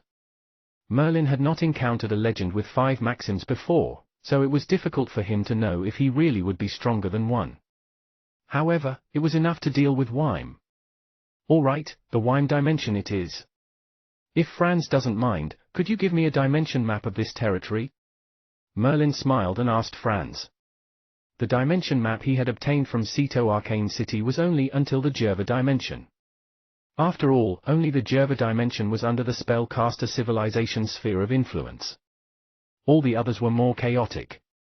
Therefore, they were not included in Ceto Arcane City's dimension map. Of course. A dimension map was nothing to Franz, so he gave Merlin a relatively detailed dimension map. It was indeed marked full of dimensions, especially between the Franz dimension and the Jerva dimension. There was a total of 3 dimensions, and the nearest one was the Wime dimension. Wizard Franz, your dimension is too far from the Jerva dimension. It's not that safe either. Why don't we occupy all 3 dimensions in the middle and join them together? We'll be able to help each other that way, and other foreign tribes won't dare to act anymore. Merlin put away the dimension map and proposed his idea. At that time, Franz could clearly see that Merlin was seriously about seizing the foreign tribe's dimensions. Generally, it was not something that even a great legend with 2 to 3 maxims would do. Wizard Merlin, if you really want to seize a dimension, the Wime dimension isn't the best idea. Wizard Franz still wanted to remind Merlin. Wizard Franz, I've already decided. Saying that, Merlin stood up and left the castle, flying out of the Franz dimension. How interesting, isn't Wizard Merlin just a great wizard? This is probably the first time a great wizard is trying to seize a dimension in the boundless territory. I have to watch this interesting event. Lady and gentlemen, does anyone want to follow me? Ansia's eyes flashed, and the others also seemed to be moved. After all, he's a civilization-level prodigy from our spellcaster civilization, and we've just fought side by side. If not for Wizard Merlin's hallucinating spell, I'm afraid we wouldn't have defeated 4 insect mothers so easily. We'll go together and let Wizard Merlin suffer a little.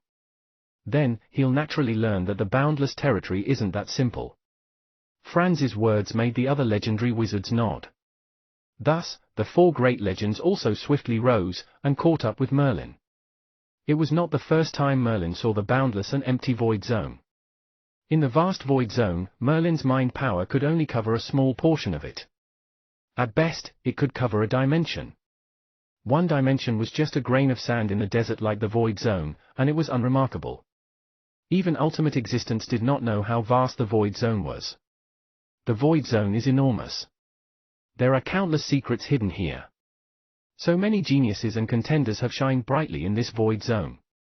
Merlin had some regrets. He thought of Aruba, who claimed to have broken the natural order and could travel the world alone. Even the natural order was helpless against him. How many large worlds had he seen?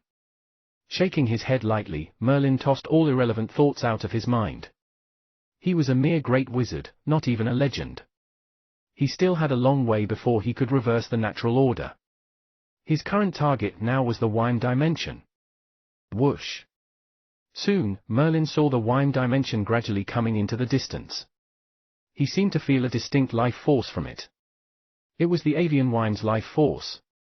It indicated that this dimension was already occupied by him.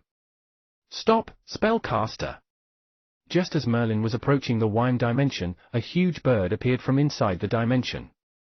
It was an avian tribe contender. This is my dimension. Spellcaster, if you dare to come any closer, you'll be challenging my might. Wime's voice was imposing. At the same time, a strong force of oppression slowly enveloped Merlin. This was only a warning. However, if Merlin did not take heed and continued approaching him, he would take it as an attack. Merlin glanced at Wime and felt his life force. He was a contender comparable to having 3 maxims. It was not surprising that he could occupy the Wime dimension for so long without anyone causing trouble for him. A wizard had to have at least 4 maxims to confidently expel a contender with 3 maxims from his dimension. In the entire spellcaster civilization, how many great legends had at least 4 maxims? Whoosh! Merlin did not stop but instead accelerated. Humph! Wime scoffed coldly upon seeing Merlin's actions. He had occupied this dimension for many years. It was the first time someone dared to provoke him. Boom! In the dimension, Wime's real body appeared. It was an extremely beautiful and large bird covered with golden light. He gently flapped his wings, but his speed was incomparably swift, and charged toward Merlin with a terrifying force. Ice seal. Merlin also did not press forward.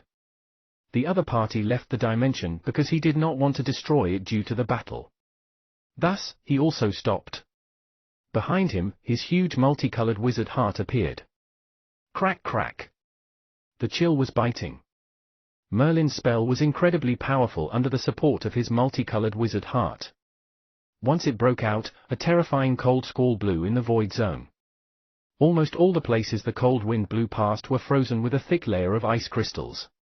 Even Wyme's body hurriedly emitted bursts of golden light, and madly shot toward Merlin's ice crystals like thousands of sharp thorns. The ice crystals shattered, but it could not stop the cold wind at all. Merlin's expression was cold. This was his first battle, and he had to win in the most shocking and quickest way. Darkness cover. As Merlin's voice fell, the already pitch-black and silent void zone seemed to become even darker.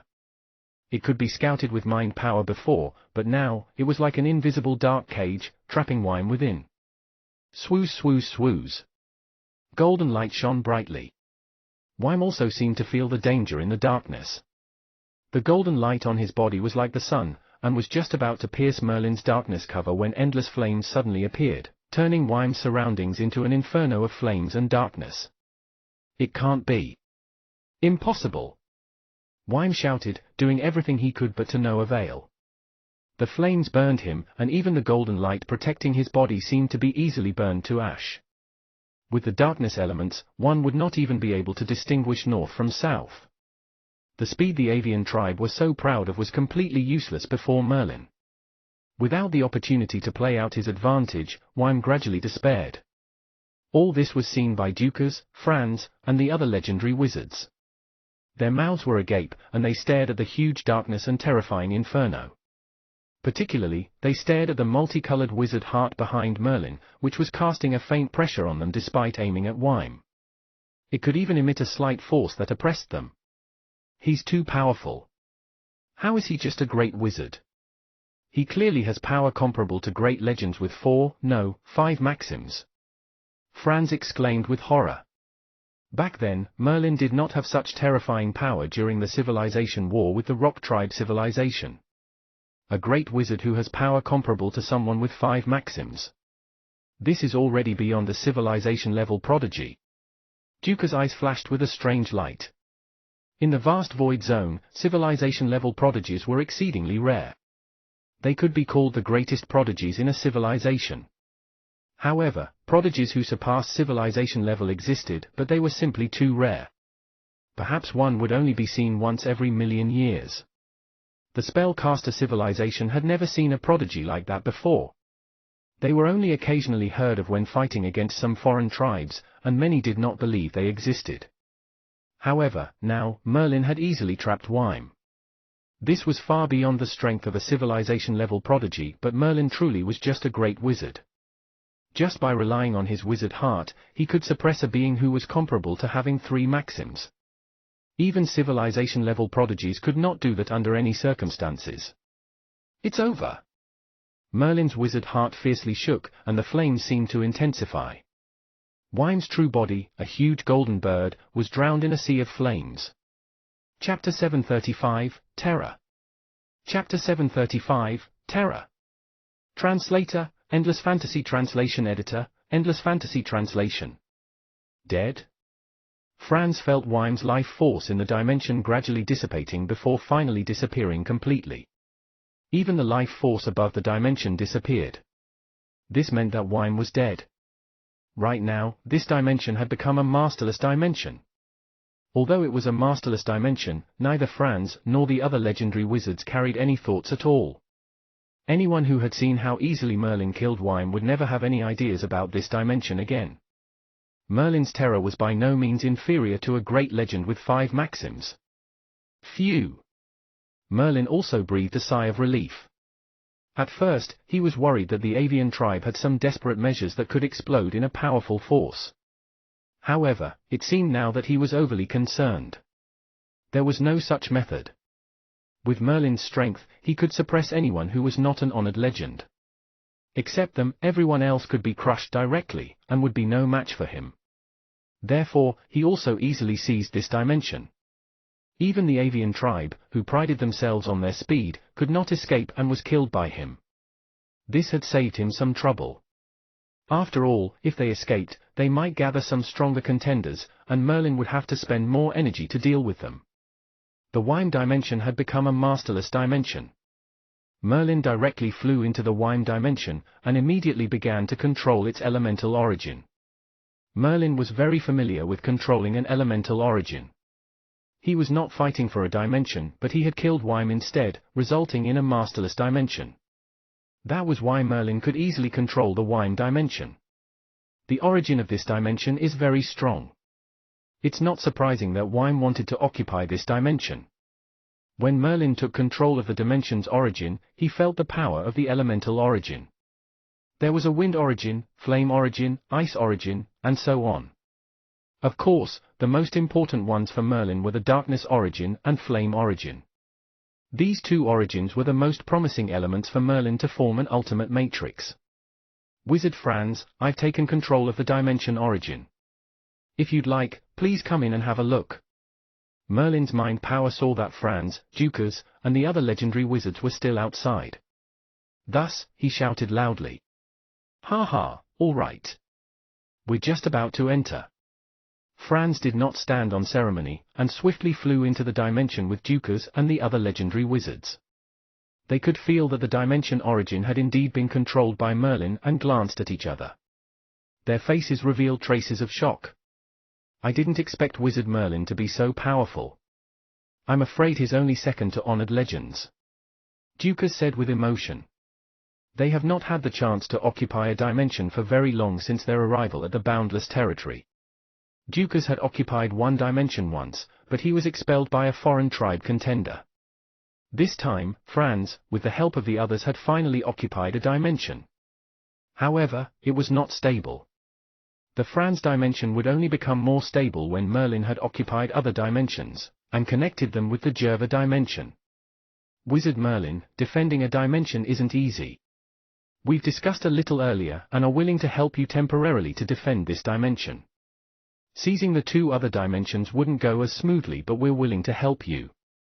However, I hope that Wizard Merlin would give us a dimension when it's convenient to make it our base in the boundless territory. We're not asking for much, just one.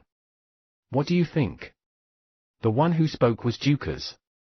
Although he was a great legend with two maxims, and had already fought for a dimension once, in the end, he failed to withstand the attacks of foreign tribes and ultimately lost the dimension. Therefore, Dukas, Ford, and Ansia were all eager to obtain a dimension. However, with their strength, it was impossible to seize a dimension, and the hope of fighting over a masterless dimension was just too dim. This time, Franz was considered very lucky to be able to fight for a dimension. The master of the dimension he found had just recently died, plus it was very close to the Jerva dimension. This sort of thing could only be encountered and never be sought. Franz was extremely lucky to have come across it. It was impossible for it to happen again. Previously, they wanted to team up with Merlin, but after witnessing Merlin's strength, they no longer had that thought. Therefore, they proposed to help Merlin seize several dimensions in exchange for one dimension each from Merlin. Hence, Merlin only needed to pay them 3 dimensions in total. Merlin thought about it carefully while Dukas and the others looked at Merlin expectantly. They knew that this was an opportunity. If Merlin agreed, then it might be possible. Merlin also thought realistically. He had to establish a huge force that was very likely to include more than 10 dimensions. However, in the boundless dimension, even if they were all connected, there were still likely to be some disturbances. At that time, it was possible to separate some dimensions located at the boundary for these 3 wizards. If anything happened in Merlin's absence, these 3 could still ensure the safety of the dimensions. However, an alliance had to be formed. Thinking about this, an idea gradually took shape in Merlin's mind. He asked Franz, Wizard Franz, what about you? You already have the Franz dimension. Will you join us? Of course. Without you seizing these 3 dimensions, it would be impossible to connect to the Jerva dimension. Even my dimension would be in danger. Franz was very straightforward. Ha ha, that's right. Then, we can form an alliance to help each other attack and defend. How about that? This was Merlin's idea. A small alliance to attack and defend could be formed to ensure that there was a force in the boundless territory. In fact, Merlin had more ideas in his heart. This alliance would be the foundation of this force in the future. Franz and the others might eventually become Merlin's subordinates. Many honored legends or other powerful wizards all had their own large forces. The core of those forces was the strongest legends or honored legends. That was what Merlin was thinking. An alliance? Franz's eyes brightened and he considered further. With this alliance, if anything happened in the future, Merlin would not be able to stand idly by and simply watch. This was equivalent to pulling an existence second only to honored legends to his side. How would Franz disagree? I also have the same intention to form an alliance. Like that, an alliance with common interest was born in the boundless territory. Although including Wizard Franz's dimension, there were only a total of 2 dimensions. However, this was only the beginning. Merlin was not in a hurry to seize the remaining 2 dimensions. He had just occupied 1 dimension, and he still needed to fully explore its potential. After arranging Dukas and the other legendary wizards, Merlin summoned the Atlan Civilization Empire-level warship from his spatial ring. Matrix, send some mining robots to explore ores that can be used for the warship's energy source. Merlin knew that the warship's energy could be derived from means other than elemental crystal stones. Therefore, now that he had a dimension, it was only natural that he explored properly. 10 days passed quickly, and the Matrix drew out an ore distribution map of the entire dimension. Beep, the exploration is completed. This is a barren dimension. There are only 13 ores that can be used as energy for the warship. It'll take at least 1 year for the current mining robots to mine everything. The Matrix's answer made Merlin ponder, but he continued to ask, how much energy can those ores be converted for the warship? This was what Merlin was most concerned about. It's estimated that after all the ores are mined, it can convert approximately 360% of the warship's energy. 360%? It's possible to manufacture 3 martial arts robots. Merlin was shocked by the number. Even if it was judged to be an infertile dimension, it could support the manufacturing of 3 martial arts robots. 1 martial arts robot was comparable to a great legend with 1 maxim. Many foreign tribes were unable to produce great legends in years, and unable to leave their dimensions to step into the void zone. However, just one of this Empire-level warship could manufacture 3 martial arts robots comparable to legends at once. This was incredibly amazing. Even the spellcaster civilization, which had rapidly progressed, would find it inconceivable that every dimension could produce a great legend. However, the Atlan civilization could do it. It was far beyond their imagination.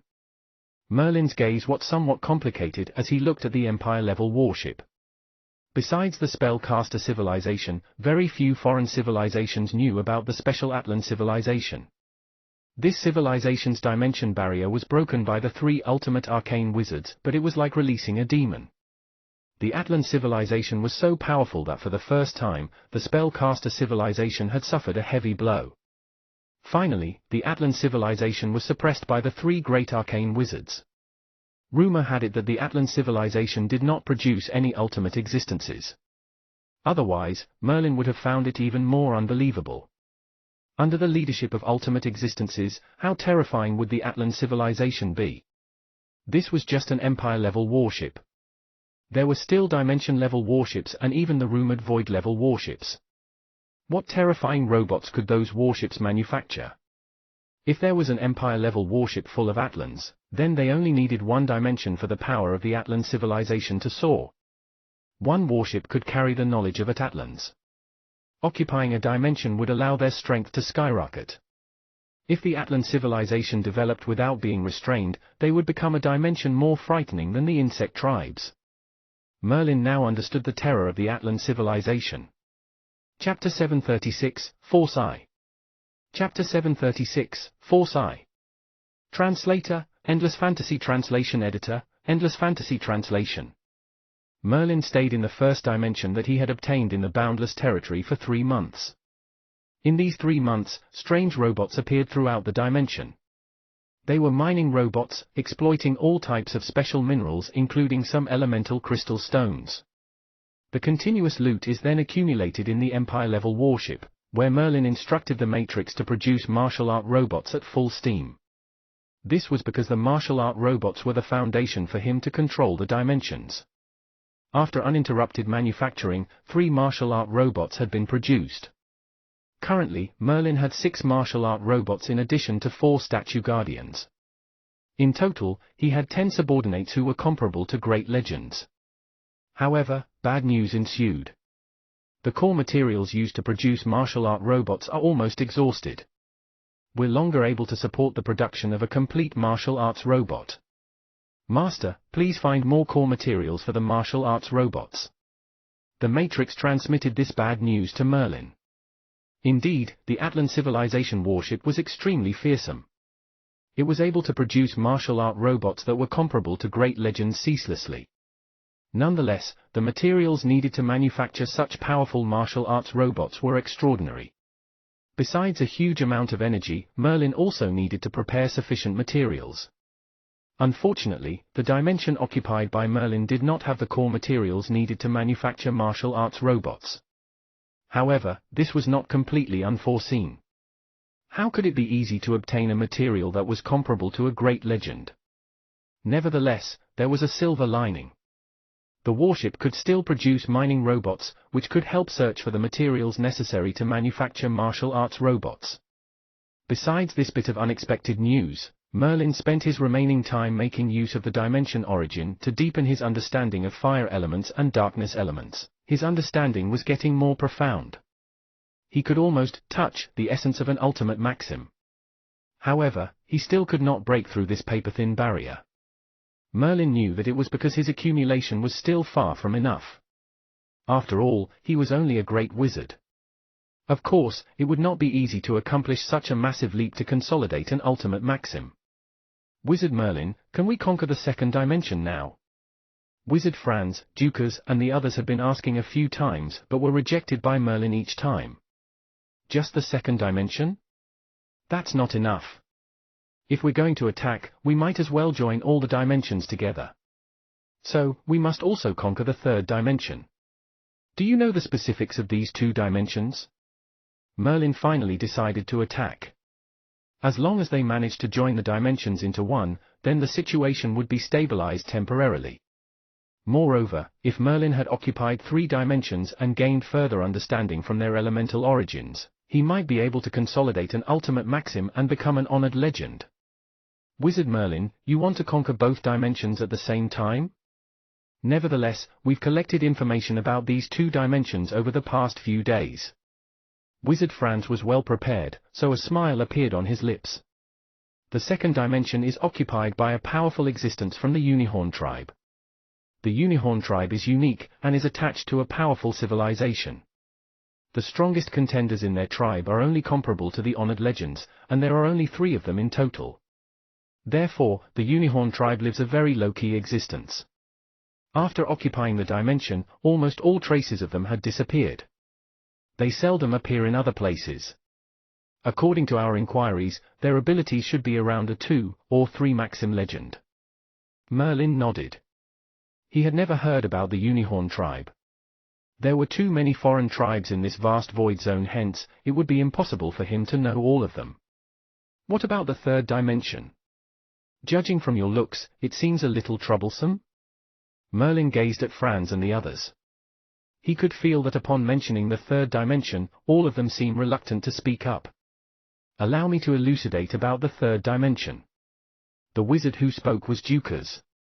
He glanced at Merlin and said, the third dimension is nearest to the Jerva dimension. Back then, the master of Jerva dimension, Legend Jerva, attempted to occupy this dimension but he failed. Failed? Merlin's expression sobered. He knew that Jerva was a 3 maxim legend. If even Wizard Jerva had failed, then the third dimension must be harboring someone equivalent to a 4 maxim legend. Anyone on par with a 4 maxim legend would indeed be problematic. A 4 maxim legend was not to be trifled with. Even in the boundless territory, a wizard of such capabilities should possess a huge force, not merely occupy a single dimension. Seemingly reading Merlin's doubts, Dukas continued to speak. Wizard Merlin, it's not as bad as you may be thinking. The wizard occupying the third dimension is a strong contender from the giant tribe. His name is Bonio, and his ability is comparable to a 3-maxim legend. Perhaps, he's slightly stronger than that, so Jerva didn't manage to conquer the dimension. After so many years of silence, Bonio's ownership is considered to be acquiesced. In the boundless territory, a 3-maxim legend was considered a strong contender. After all, the void zone was very vast, and not everyone was in the boundless territory. Oh. If he's only on par to a 3-legend maxim, then it's not such a big problem. I'll go to the third dimension personally. Merlin thought about it and decided that he had to go to the third dimension himself. Otherwise, no one would be able to defeat Bonio. If Wizard Merlin is going to the third dimension, then we'll go to the second dimension. Dukas said gallantly. They were excited to invade 2 dimensions at once. Merlin shook his head. The Unicorn tribe in the second dimension was still comparable to a 2-maxim legend, and had the home ground advantage. Therefore, Merlin was hesitant to leave the mission to just the 4 of them. Perhaps, the invasion might not be successful.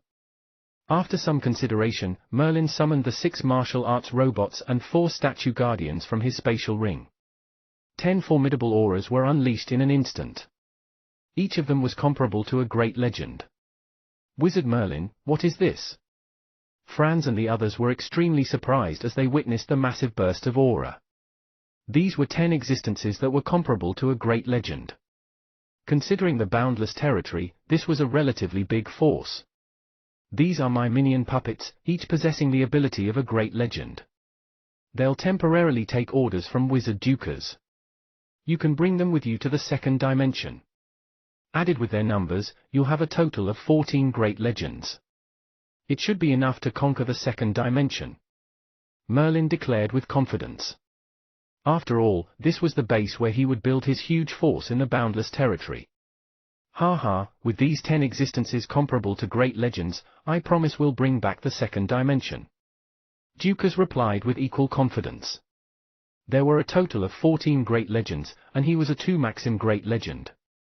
Regardless of what awaited them, they were more than prepared to confront the Unicorn tribe in the second dimension. Good, let's depart now. Merlin waved his hand and flew off first. He swiftly left the dimension and flew toward the third dimension.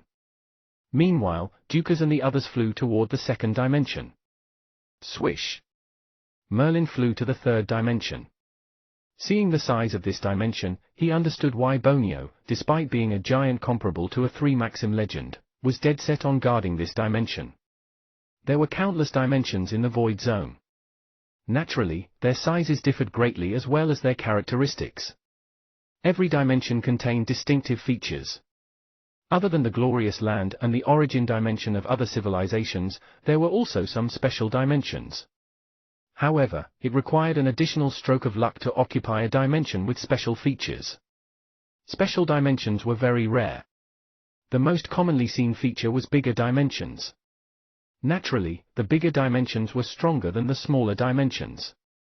As a result, some of the powerful legends would occupy especially big dimensions. This was because the dimension origin would be much stronger. Some dimensions were more than 10 times or 100 times bigger than an average dimension. These kinds of dimensions were considered behemoth. Only existences such as honored legends and above were qualified to occupy them. One example was the Lord God of Light from the Light God organization. His dimension, the Light Dimension, was a behemoth dimension that was 20 times bigger than an average dimension. The number of living creatures constituted hundreds of billions. Simply by relying on the power of faith from this dimension, the gods in the Light God organization could become extraordinarily powerful. The third dimension before Merlin's eyes right now was also very large, though not as big as 10 times. It was perhaps 3 times bigger than an average dimension. Since Bonio managed to occupy this dimension, understandably, he would not want to leave. Bonio, come out! Merlin was not concerned about politeness. He went straight ahead, and his booming voice reverberated into the dimension. Boom! Suddenly, the dimension shook slightly. Next, a giant appeared. This was a giant king, an existence comparable to the legendary wizards among the spellcasters. Bonio was a relatively powerful lower-rank giant king. Nonetheless, it was very arduous to become a middle-rank giant king, so this dimension might be his only hope. Do you want to snatch this dimension? Upon seeing Merlin, Bonio seemed to be aware of his intention and asked with a snicker. Merlin smiled. Giant Bonio was well informed about the happenings in the other dimensions. Some time ago, Merlin had killed William and occupied his dimension, so he had not been exactly subtle. All the other nearby dimensions knew about the new developments. That's right, Bonio. Your dimension is too near to Jerva dimension. Back then, Jerva was being cautious, thus he did not snatch it. Now, so many years have passed, do you think you can still continue to occupy this dimension? Merlin looked behind Bonio. He could even see the dazzling radiance from Jerva dimension as well as sense the familiar aura of a Maxim. That was the spellcaster civilization. Yes, this dimension is too near your spellcaster civilization. Nevertheless, even after so many years, this dimension still belongs to me. That speaks of the spellcaster's incompetence. Come on, every giant is a great warrior. We're not afraid of battle. Giant Bonio began to snarl fiercely. Chapter 737, Force 2. Chapter 737, Force 2. Translator, Endless Fantasy Translation Editor, Endless Fantasy Translation. By nature, the giant tribe was a tribe that excelled in combat. Back in the days, the giant tribe had once conquered numerous territories. The number of tribes that they had offended exceeded even the spellcasters. Moreover, the giant tribe only had one ultimate existence, namely the Titan giant. However, the giant tribe still emerged victorious and struck fear into the hearts of other civilizations. Their drive was their innate fighting spirit. Hence, no giant would be afraid of combat. This was especially true for Giant Bonio before Merlin right now. His terrifying power seemed to form an invisible prison, like circles of ripples that washed over Merlin endlessly. If Merlin were any lesser than a 3 Maxim legend, most likely he would be easily deterred by this fighting spirit. Truly a tribe born to fight. This was not the first or second time Merlin had been involved in combat with the giant tribe. Merlin was very knowledgeable regarding the special characteristics of the giant tribe. The stronger their abilities, the tougher their defense capabilities would be. Thinking about this, despite knowing that he was much more powerful than Giant Bonio, Merlin did not dare let his guard down. The multicolored wizard heart loomed behind his back, emitting a mighty pressure. At the same time, his invisible mind power also extended outward. Hallucinate! Merlin went almost all out, and activated his hallucinating spell. Instantly, it trapped Giant Bonio in an illusion. Nonetheless, Giant Bonio struggled violently. Merlin was able to bind him for a moment but would not be able to control him for a long time. Thunder Flame. At this moment, Merlin did not hesitate, and unleashed his most powerful abilities, Thunder and Fire. These two constituted the most violent elements, so they were Merlin's most powerful offensive spells. A huge fireball sparking with thunderbolts the size of an arm slammed viciously onto Giant Bonio's body. Roar! Giant Bonio's punch sailed across the air. This fearsome punch came from a great distance away without any vibration through space, yet it landed brutally on Merlin's body. Bang! A dull thud sounded. Merlin was completely knocked away. Fortunately, his body was protected by spells. Water-like ripples flashed across his body and dissipated without a trace. Merlin gazed icily. There was no trace of hesitation as he extended another finger. The multicolored wizard heart behind his back trembled slightly, and the flames and thunder before him seemed to grow stronger. Boom! Finally, Thunder Flame impacted viciously on Bonio's body. The arm with sparks of thunderbolts blew up Bonio's body, and the flames engulfed him. Bonio was not even able to put up any resistance before he was reduced to ashes. Merlin's expression was stone cold as he looked at the dimension before him. There was no longer any imprint on it. Instead, there was a lingering aura of a masterless dimension. Somehow, it was over without fanfare. A powerful giant king died just like that. Merlin felt slightly somber. Perhaps, one day, he would end up the same way. This is the boundless territory. Merlin mumbled under his breath. If Bonia had not died, then Merlin would face many troubles. Therefore, no matter what, he would have to dispose of Bonio forever. Now, Merlin had succeeded. Everything was going on smoothly. Control the elemental origin. Merlin flew into the dimension, and immediately took control of the elemental origin. This dimension was 3 times bigger than an average dimension, so the minerals inside were also very rich. Merlin dispatched the mining robots to the mining sites, while he leveraged on the elemental origin to deepen his understanding of the darkness elements and fire elements. 3 days later, Wizard Franz and the others arrived at the 3rd dimension occupied by Merlin. Seeing the huge beam on Franz's face, Merlin immediately knew that they were also successful. Wizard Merlin, we bring good news. We've successfully occupied the 2nd dimension, and also killed the strongest contender of the Unicorn tribe. However, Wizard Dukas seems to have suffered some injuries, so he'll need to recuperate for a while. Good job. Then, we'll allow Wizard Dukas to recuperate. Merlin also nodded. Although he already expected as much, he was still pleased to hear the good news from Franz. This signified that the first step of his plan had succeeded. These 3 dimensions finally could be joined together with the Jerva dimension and the Franz dimension. As a result, the periphery of the spellcaster civilization no longer ended at the Jerva dimension, but stretched to the Franz dimension on the furthest end. Of course, this was only the beginning. Merlin had only occupied 3 dimensions so far. With 10 subordinates who were comparable to great legends under his command, even if each of them controlled just a single dimension, Merlin would need more than 10 dimensions. However, they could take a short break for now. Merlin still needed to sort through the minerals on these 2 dimensions as well as use the elemental origin to refine his understanding of the darkness elements and fire elements, so that he could consolidate an ultimate maxim as soon as possible. All of these required time. In the vast and frigid void zone, there was an incomparably huge dimension.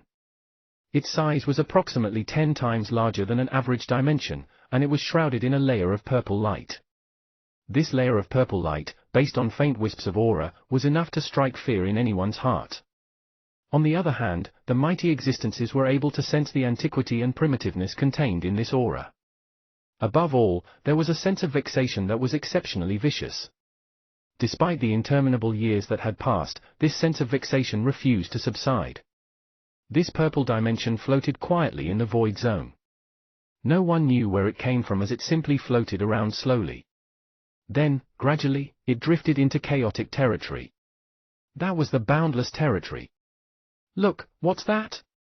In the void zone, 2 below-average foreign tribe creatures, yet to achieve the level of a legend, were just about to enter a dimension when they suddenly discovered this purple dimension. Upon seeing this purple dimension, both were staggered. They had never even seen such an incomparably huge dimension. In addition, a constantly floating dimension was very rare. At the very least, it had never existed in the boundless territory. What shocked the 2 of them most was the aura emanating from the dimension. Not only was it very powerful and compelling, but there was a sense of irrefutable authority that impacted their innermost heart. However, this aura was simply too ancient and dated. Furthermore, there was no trace of life at all. The entire dimension was lifeless. Although this was a lifeless dimension, it was still a masterless dimension. Disregarding the fact that a lifeless dimension had no origin, just the aura exuded by the purple light alone was enough to determine that this was not an ordinary dimension. Most probably, there was a great existence that once upon a time occupied this dimension. Opportunity, this is a golden opportunity. We've spent so much time and effort in the boundless territory without bearing any fruit. Right now, our opportunity has dawned. Let's go inside. Perhaps, there'll be some treasures. The 2 foreign tribe creatures exchanged a look of excitement. They had been staying in the boundless territory for such a long time but were yet to obtain any treasure, let alone occupy a dimension. Such a feat was beyond their abilities. Even after such a long time had passed, their abilities had not improved by a significant margin. Now that they had found the purple dimension, this was their golden opportunity. Both were cautious. Once they had determined that there was no danger, they clambered headfirst into the huge purple dimension. However, after the two men had entered the purple dimension, they did not stop the purple dimension from moving forward. Hence, the purple dimension gradually floated from the more deserted area of the boundless territory to denser areas. Finally, more people noticed the purple dimension. This time, there were also legend-level existences. After overcoming their initial shock, they began to enter the purple dimension. Soon, the entire boundless territory was stirred up by the unanticipated appearance of this purple dimension. In a large dimension, a multicolored wizard heart suddenly appeared in the sky. A spine-tingling pressure seemed to descend upon the entire dimension. Amid this occurrence, a huge mind power swept over the dimension. Still a little short. Inside a castle, Merlin raised his head and opened his eyes. At this moment, Merlin could also see the multicolored wizard heart suspended in the air. Although his wizard heart was still multicolored, the darkness elements appeared to be more powerful. They had even overshadowed the fire elements. Hence, the entire wizard heart was faintly darkening. Merlin retracted the multicolored wizard heart. In the past 6 months, his expansion could not be said to be slow. Under Duca's leadership, Merlin had successively snatched another 5 dimensions. None of the dimensions could pose a threat to Merlin. Furthermore, Merlin had also erred on the side of caution, and did not spare any of the past controlling forces of the dimensions. Therefore, there was not much trouble. Nevertheless, the feat of seizing 8 dimensions in one shot meant that Merlin could not remain low-key even if he wanted to. All the strong contenders of the nearby dimensions began to heighten their guard and gathered some good friends in their respective dimensions, just like how Franz had hired them before. Thus, it would be impossible for them to snatch a dimension like the last time. Every time, Merlin had to act personally. Regardless, the benefits brought by these 8 dimensions had been apparent. Merlin's darkness elements had been greatly enhanced.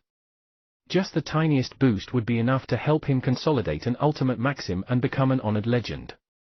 However, it was this tiny gap that Merlin had not been able to bridge. It was as if something was still lacking. The other elements had also advanced significantly. Mastering the elemental origins of 8 dimensions proved to be not futile. On the contrary, the benefits were immense. Nevertheless, the elemental origin also had its limitations. For some elements, Merlin truly had no talent, so consolidating a maxim would require much more effort than others. Swish swish swish. Suddenly, a few familiar figures appeared in Merlin's dimension. A quick sweep of his mind power told him that it was Franz and the others. "Why are you so anxious? Did something happen?" Merlin contemplated for a moment, and discontinued his study on the elemental origin. He stepped out, and upon pinpointing the location of Franz and the others, he traveled via subspace to reach them. Chapter 738, Maya. Chapter 738, Maya. Translator, Endless Fantasy Translation Editor, Endless Fantasy Translation. Wizard Merlin. Seeing Merlin emerging from subspace, Franz, Dukas, and the others stood up abruptly with an overjoyed expression. Finally, Merlin had appeared. This was not a matter that Franz and the others could handle. "Wizard Merlin, we're in deep trouble. Currently, we've occupied a total of 8 dimensions. This has raised alarm and heightened fear among the surrounding foreign tribes. It's fine if they are just ordinary foreign tribes. Even a fearsome existence comparable to a 4-maxim legend could be easily faced off by Wizard Merlin. However, this time, an extraordinary existence is heading our way." "What? There's a foreign tribe creature that could spark fear in you?" Merlin laughed. In this period, he had occupied a total of 8 dimensions. Other than the 3 dimensions that Merlin tackled personally, the remaining 5 dimensions were snatched by Franz and the others with the help of the 6 martial arts robots and 4 guardian puppets. With Merlin's support, they did not seem to encounter any problem. There was not a single foreign tribe around them that was a worthy opponent to Merlin. Hence, throughout this time, Franz and the others appeared to be confident. However, this time they must have caught a snag. Otherwise, all 4 of them would not have come to see Merlin. Wizard Merlin, this foreign tribe creature isn't to be trifled with. He's from the Golden Light tribe, and his name is Maya. The Golden Light tribe? Merlin thought carefully, and finally recalled about this tribe.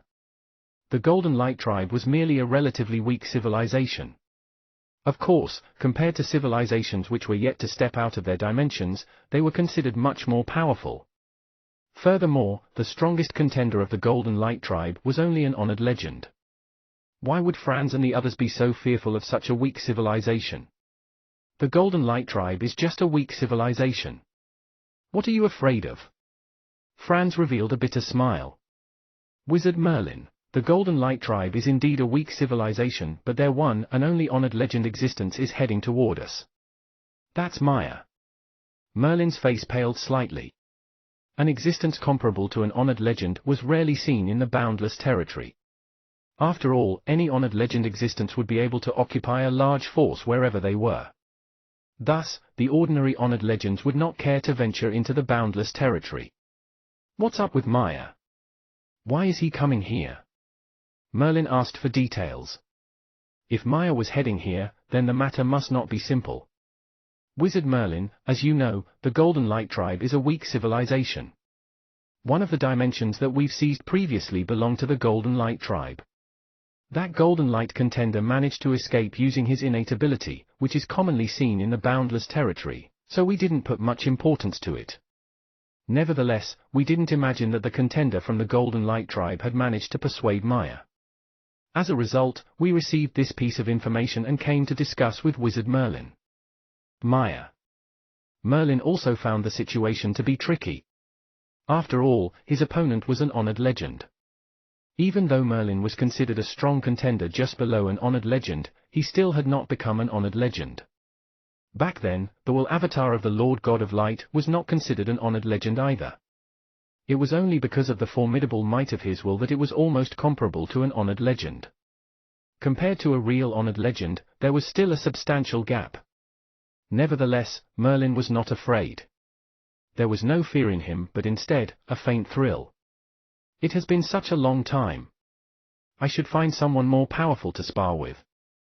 Hopefully, I can leverage on this spar to consolidate an ultimate maxim and become an honored legend. Thinking along these lines, Merlin asked, this strongest contender from the Golden Light tribe, which dimension does he occupy? Can you bring me there? Wizard Merlin, he's an honored legend, and not just an ordinary honored legend. As the top contender of the Golden Light tribe, Maya is a true prodigy. The ability to lead an entire tribe isn't a simple feat, we better not meet him head-on. If there's no other way, we should relinquish this dimension. Franz proposed the safest solution. However, Merlin shook his head. He had already made up his mind. He would not relinquish a dimension regardless of what happened. This was the first step toward building his force. Even if he did not manage to consolidate an ultimate maxim, the dimension origin was still useful to consolidate other maxims. Furthermore, he had already intended to use his spar with Maya to break through the final step of consolidating an ultimate maxim. In the worst-case scenario, he still had the main cannon of the Empire-level warship. Therefore, his safety was guaranteed. Hence, he would not shy away from this battle. Someone comparable to an honored legend. This will be my first. A steely glint of hostility arose in Merlin's eyes. After such a long time, he had never fought a real honored legend before.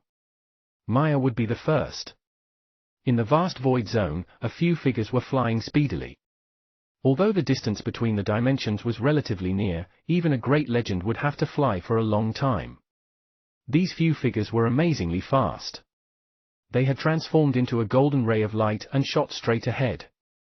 If anyone familiar saw them, they would know that only the Golden Light tribe possessed such a unique characteristic. The Golden Light tribe obviously excelled at speed. Once their powers were unleashed, a golden ray would appear around their bodies. However, there was not a single recognition as to whether the Golden Light tribe or the Feather tribe was faster. The Feather tribe had an ultimate existence, so they were considered a powerful civilization. Due to this reason, they did not care to compete with the Golden Light tribe. However, the Golden Light tribe held complete confidence that their speed was much faster than the Feather tribe. Elder Maya, it's just right in front. It wasn't easy for our Golden Light tribe to occupy a dimension in the boundless territory. We were preparing to use this dimension as our base, and gradually expand to occupy some other dimensions. This is to secure more living spaces for our Golden Light tribe. However, out of nowhere, a detestable spellcaster alliance came into existence, and forcefully exiled us from the dimension. Among these few figures, a burly man with a faint golden glow said with a hint of indignation. Everyone knew that the spellcasters were the most powerful force in the boundless territory. The spellcaster civilization is the most powerful force in the boundless territory. Ordinarily, we wouldn't provoke them, but that dimension is the base for the Golden Light tribe, so we cannot afford to lose it. Their leader was a slender man with bright green eyes and dark green skin. These were attributes exclusive to the Golden Light tribe. This being was the #1 contender of the Golden Light tribe, Maya. Upon hearing that the dimension had been snatched, he was extremely furious. For such a weak civilization like the Golden Light tribe, snatching a single dimension was truly challenging. Typically, Maya would not leave the Golden Light tribe. He was the only great existence who was comparable to an honored legend. Unless it was important, he would not leave the Golden Light dimension. However, this matter at hand was too important. Until this day, the Golden Light tribe had only occupied a total of 2 dimensions. The first was the origin dimension of the Golden Light civilization, and the second was the dimension in the boundless territory. From the perspective of a weaker civilization, occupying a dimension was extremely difficult. Hence, upon receiving news that their dimension had been occupied, Maya put everything down and came to the boundless territory. Nevertheless, despite his fury, Maya was not completely irrational to challenge the spellcaster civilization. All he wanted was to exile the spellcasters from the Golden Light tribe's dimension, and teach them a lesson to preserve the second dimension of the Golden Light tribe. He did not want to cause a big scene. There was a stark distinction from the powerful civilizations such as the Feather tribe and the Giant tribe. These tribes could act freely. They could snatch and seize dimensions as they liked or kill one another without compassion. If someone died, that was all. Their respective civilizations would not retaliate. On the other hand, things were different for a weak civilization. In the boundless territory where the spellcaster civilization had such a powerful force, even the death of an ordinary legend would stir up a huge wave. If that happened, it would not bode well for the Golden Light tribe. That was why, up till now, Maya kept his wits intact. Upon seeing the huge dimension in front, he took a deep breath, and exuded a powerful aura. Then, he swiftly approached the dimension. Arrived so soon? In the dimension, Merlin opened his eyes abruptly. Currently, he was the only one standing guard in the dimension. As for the other spellcasters such as Franz, they were in the other dimensions. Faced against a formidable existence comparable to an honored legend such as Maya, Franz, and the others were completely useless. Nonetheless, they were watching the situation closely from the other dimensions. Swish! Merlin stepped out of the dimension. He could succinctly sense that a terrifying aura was being broadcasted outside the dimension. There was no intention to be subtle, instead, the aura was boldly unleashed in all directions. An existence comparable to an honored legend could agitate the dimension origin with just his aura. After all, even an ordinary legend could cause an entire dimension to collapse. Hence, if an honored legend so willed, a single strike could destroy the dimension.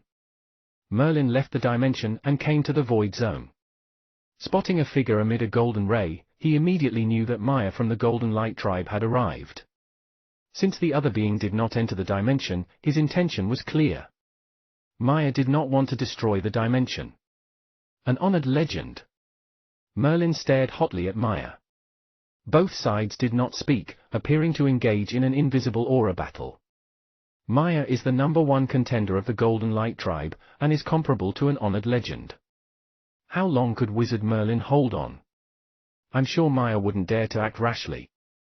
The Golden Light tribe is merely a weak civilization, whereas the boundless territory houses the spellcaster's most powerful force. Franz and the others still felt a little uneasy. Currently, Merlin was the foundation of their alliance. If something were to happen to Merlin, their alliance would naturally fall apart.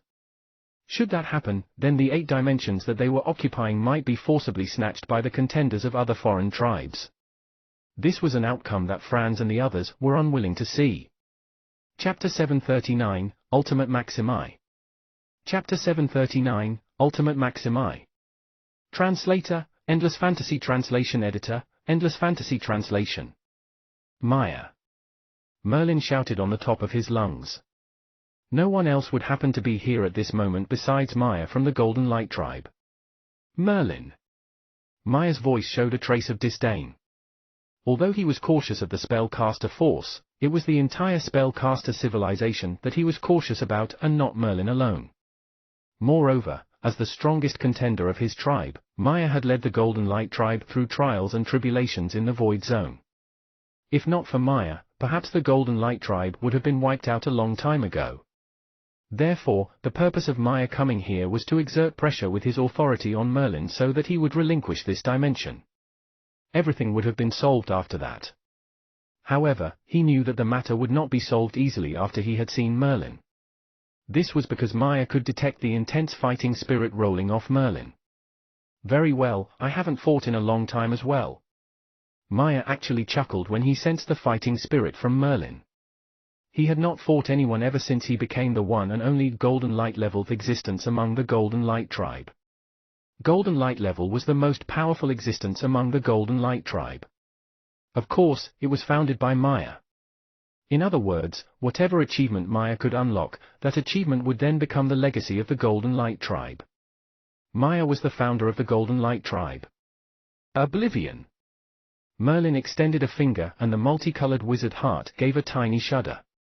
Subsequently, the already pitch-black void zone suddenly turned even darker than before. Even their senses could not be extended. The all-encompassing darkness element frenziedly formed a cage and surrounded Maya. This was the obliviating function of darkness spells. Even the powerful legendary wizards could be trapped in this bottomless pit of oblivion. Nevertheless, Merlin did not employ his mind power hallucinating spells. He knew that faced against an honored legend existence, his hallucinating spells would not be effective at all. The darkness-type spell might not necessarily be useful either. Hence, his multicolored heart quivered again, and frigid air burst forth from within those darkness elements. Kachak! Kachak! The frigid air continued to wield Ice Seal. Maya, on the other hand, did not react at all. Merlin's multicolored wizard heart was the manifestation of his 6-elemental spell combination, so it could transform to any spell at any time. This was still Merlin's first time wielding so many variances of spells. Not bad, your spells are indeed powerful. Even more powerful than the maxims consolidated by the spellcaster legends. Maya's voice resounded calmly in the darkness. Kai! Kai! Kai! Rays of golden light immediately pierced through the darkness.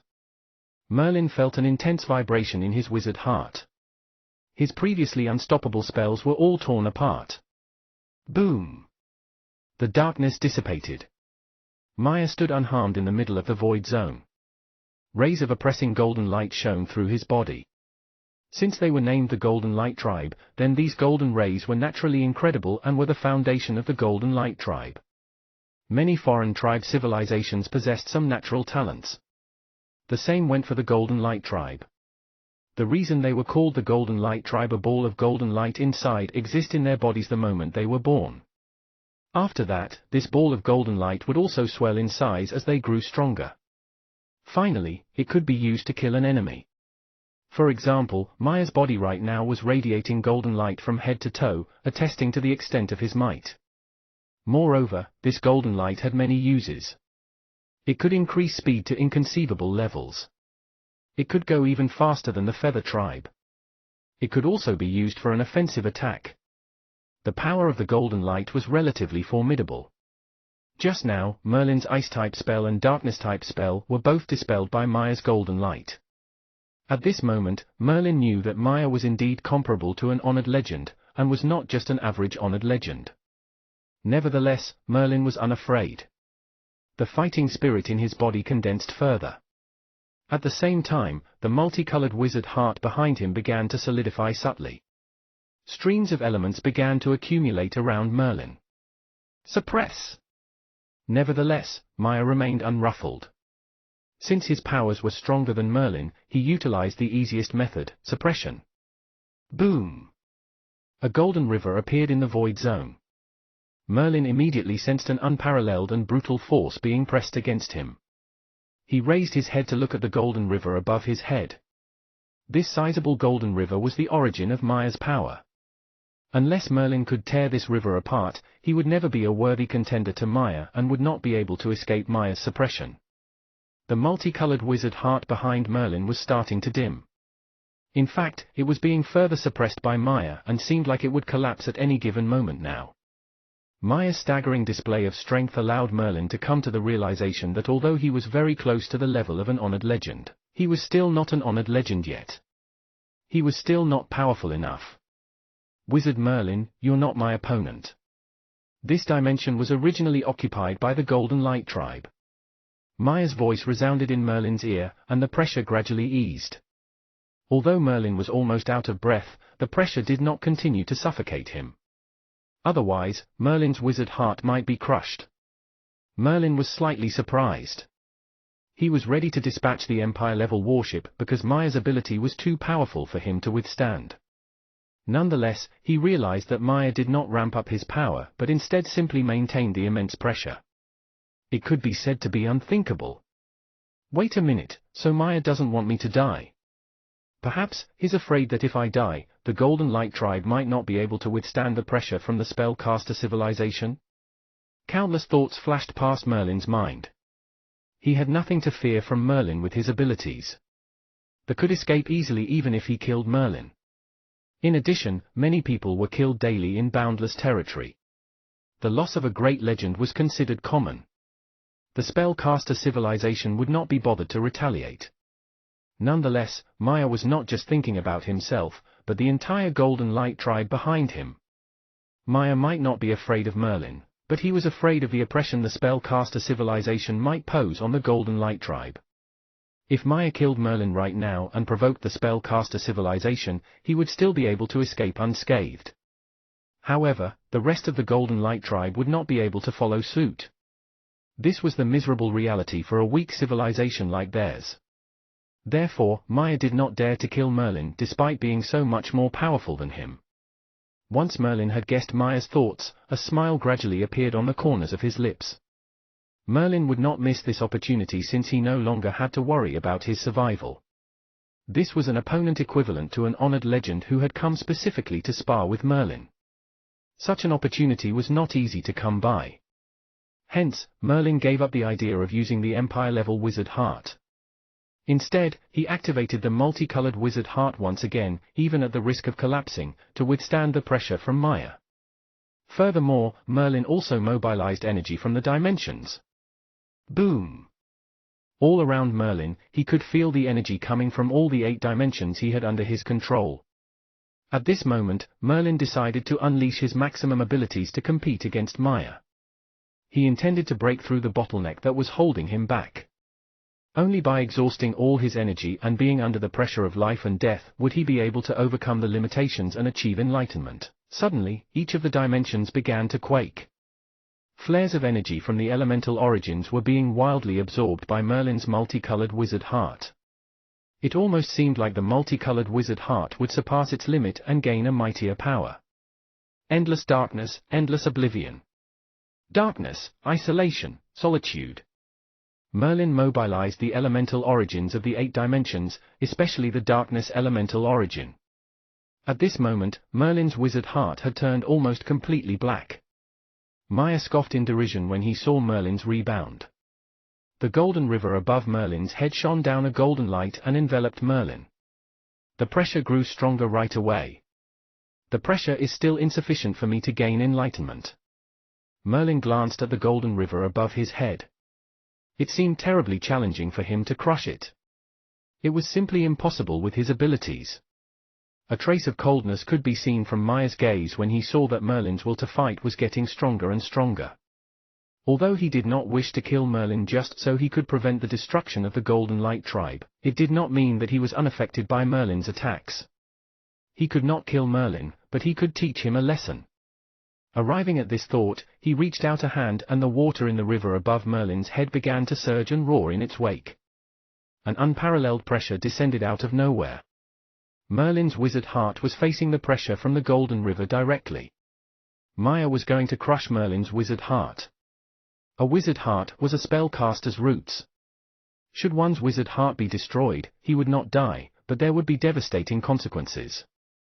It was especially so with Merlin since he had yet to become a legend yet.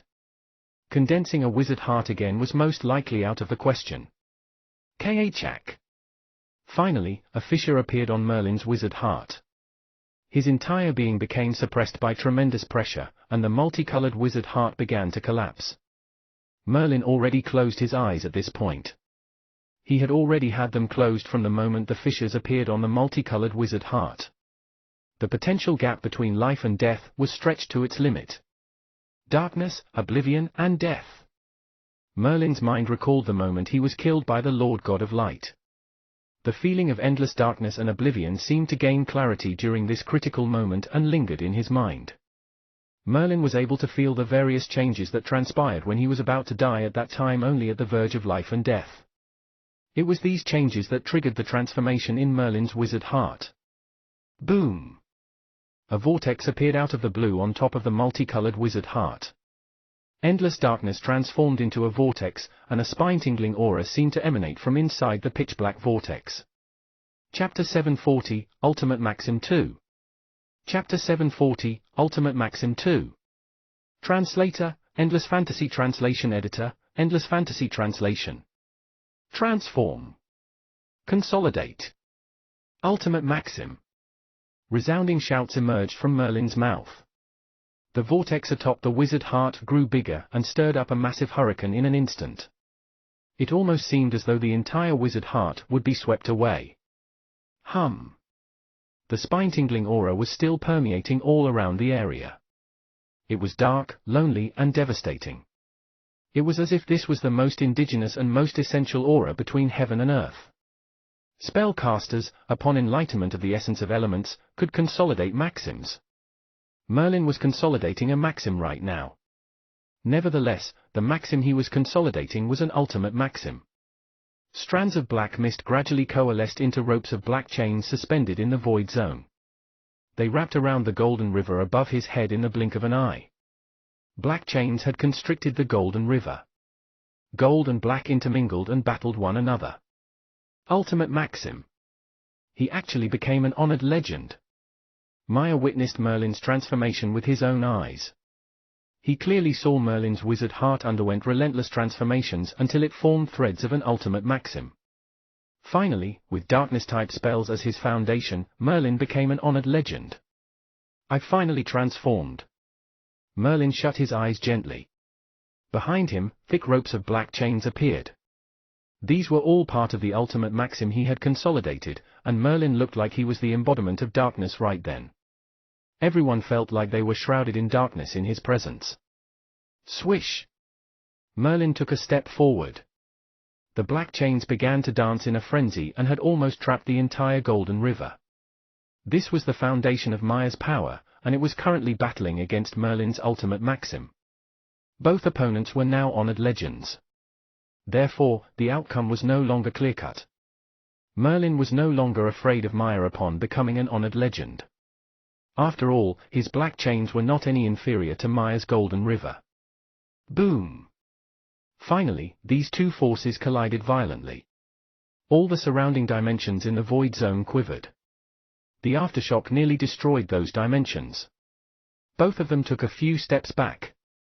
Merlin's gaze was steely as he stared at Maya, and Maya's expression was sinking.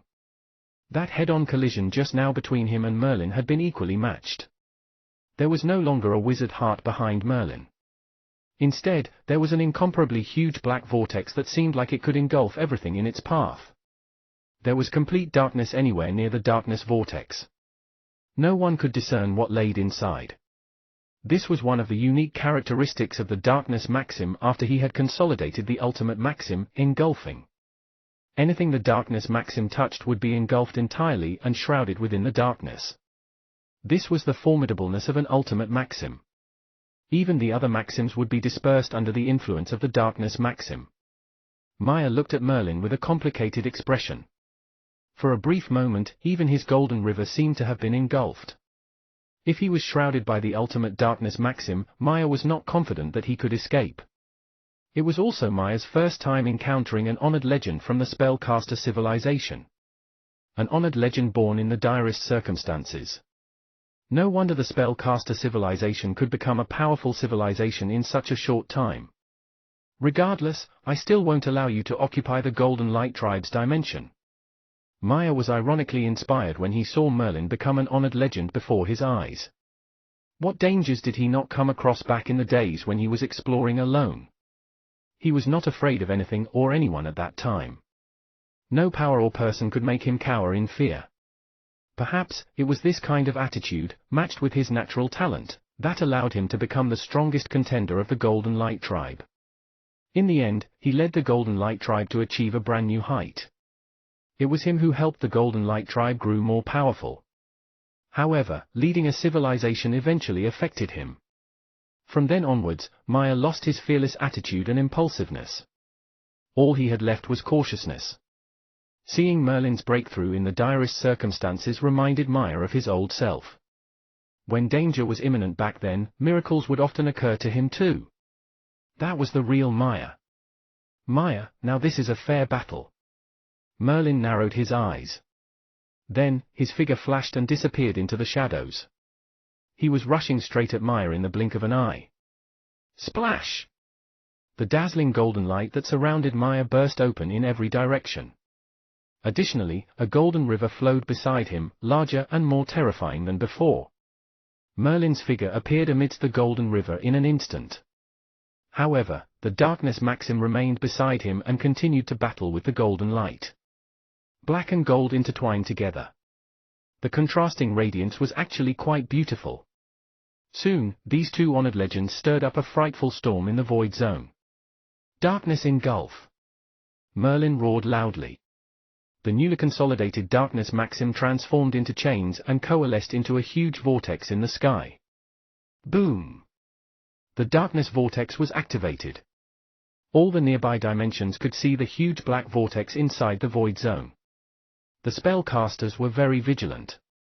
They could tell with a single look that this was not an ordinary maxim. An ultimate maxim. And a darkness-type spell too. Where did this legend of darkness come from? Many spellcasters left their dimensions and flew towards the Jerva dimension, which was also the direction in which Merlin and Maya were battling. Although the spellcaster civilization was already quite powerful, the birth of a great legend was highly celebrated. Even the birth of an ordinary legend would have been shocking news among the spellcaster civilization. Let alone an honored legend. If this news reached Ceto Arcane City, there would certainly be much fanfare. However, Merlin did not have the mood to think about what a stir he had caused. He might have just consolidated an ultimate maxim and became an honored legend, but he was now fighting all out against Maya, who was also an existence comparable to an honored legend. The maxim and the natural talent from the two opponents were engaging furiously in confrontation. The black vortex seemed as if it could engulf everything. Added with the constriction of the maxim chains, not a single great legend would be able to withstand it. Maya was not an ordinary legend though. His golden river was also powerful. The river gushed endlessly, and the golden light looked like it could disintegrate everything. Even with the protection of the maxim chains, Merlin did not dare to allow the golden light to shine on him. The massive battle between the two had caused much of a stir in the void zone. Many strong contenders of foreign tribes turned their attention this way. After all, honored legend existences were relatively few in the boundless territory. At the moment, no one noticed that a huge purple dimension was slowly approaching in a distance. The purple dimension was incredibly peculiar. Many foreign tribes had already entered the purple dimension. The appearance of this dimension attracted strife between the foreign tribe civilizations. Several foreign tribe civilizations had also discovered an earth-shattering secret inside the dimension, but it has not been circulated widely yet. After all, the void zone was too vast, and so was the boundless territory. Back then, the purple dimension had only been around the fringes of the boundless territory. Right now, the purple dimension was floated towards the central region of the boundless territory. Hence, more and more strong contenders from foreign tribes began to take notice of this peculiar dimension. Ha ha, the purple dimension belongs to the rock tribe. No one can encroach. Anyone who enters the dimension will die. A few rock creatures had received news from somewhere and caught up to the purple dimension. Their voices reverberated pompously. Other than one rock creature, all the others had entered the purple dimension. They were obviously intending to get rid of the foreign tribes that had entered earlier. In an instant, a vicious bloodbath unfolded inside the purple dimension. The foreign tribes had also been killing one another before this. This time, though, the rock creatures had greater numbers and greater advantages, so they were able to secure the purple dimension. Nevertheless, they were still unable to stop the purple dimension from floating ahead. All they could do was threaten the strong contenders who attempted to approach the purple dimension. Whoever did not take their advice were immediately slaughtered. How? Have we discovered the secret of this dimension? Despite the meticulous preparations made by the rock tribe contenders, they were still confused when they entered this huge dimension. Up till now, they had not been able to discover the secret of this dimension. This purple dimension was simply too vast. It was 10 times bigger than the average dimensions. The rock tribe only gained an advantage because they found out the news early and entered the purple dimension one step ahead of the others. They were able to occupy the purple dimension using brute force. However, their position might not be secured with the passing of time. There seems to be some elemental fluctuation ahead. HMPH, it must be those spell casters. Go ahead, get rid of the obstacles in front. We can't allow the purple dimension to fall into the hands of the spell casters. A burly rock creature flew out of the purple dimension and headed towards the fluctuation in the front. Boom! A terrifying power exploded before the rock creature could reach the scene. That was the collision of two mighty forces, which were the Maxim chains and the golden rays respectively. The rock creature was unable to put up even the tiniest semblance of resistance before it was crushed into dust by the Maxim chains. Moreover, the aftershocks continued to pervade until it struck the purple dimension brutally. The purple dimension settled down just for a moment. Then, a dazzling purple light spread widely in every direction and shrouded hundreds and thousands of dimensions around it.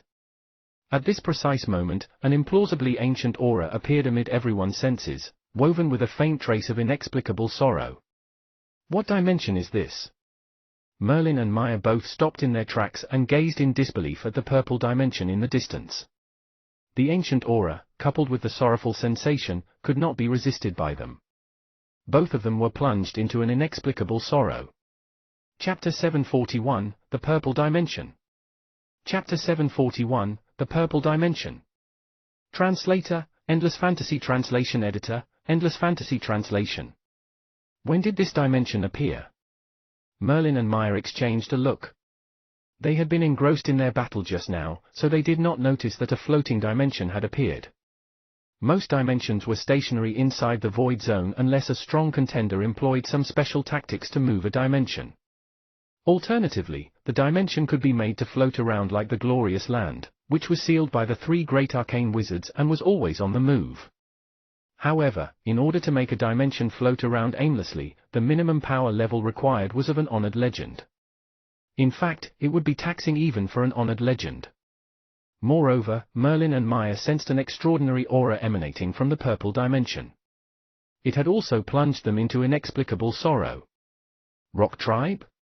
Merlin narrowed his eyes when he saw the silhouettes of the rock creatures inside the purple dimension.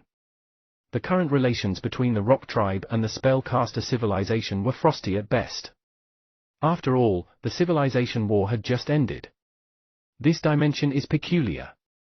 Let's call for a temporary ceasefire, Maya said with a grave expression. To be honest, there was no bad blood between him and Merlin. All he wanted was to preserve a living space for the Golden Light tribe. A single dimension might be considered insignificant to the spellcaster civilization, but it held great significance to the Golden Light tribe. It was their foundation. Since Maya saw that Merlin had become an honored legend, he knew it would be impossible to snatch this dimension back. Hence, he might as well try his chance on this purple dimension. Swish! Swish! Merlin did not answer, but his actions had conveyed his thoughts clearly. He flew towards the purple dimension. 2 figures flew into the purple dimension at high speed. Once they were inside, the sorrow in their hearts grew even more intense. Titus, what is happening? Is there someone whose mind power is stronger than mine? Merlin could not control this sense of sorrow in his heart.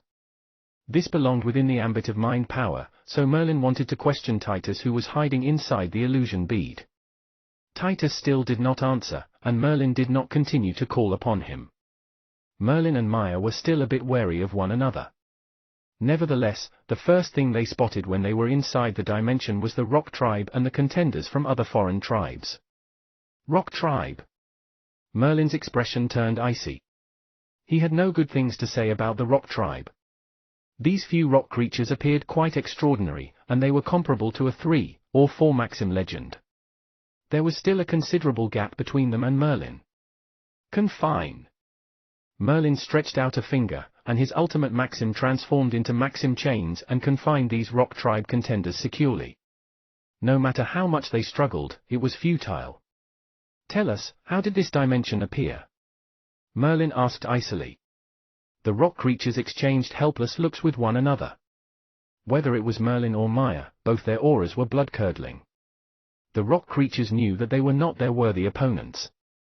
Thus, they told Merlin and Maya everything they knew. We don't know how this dimension appeared either.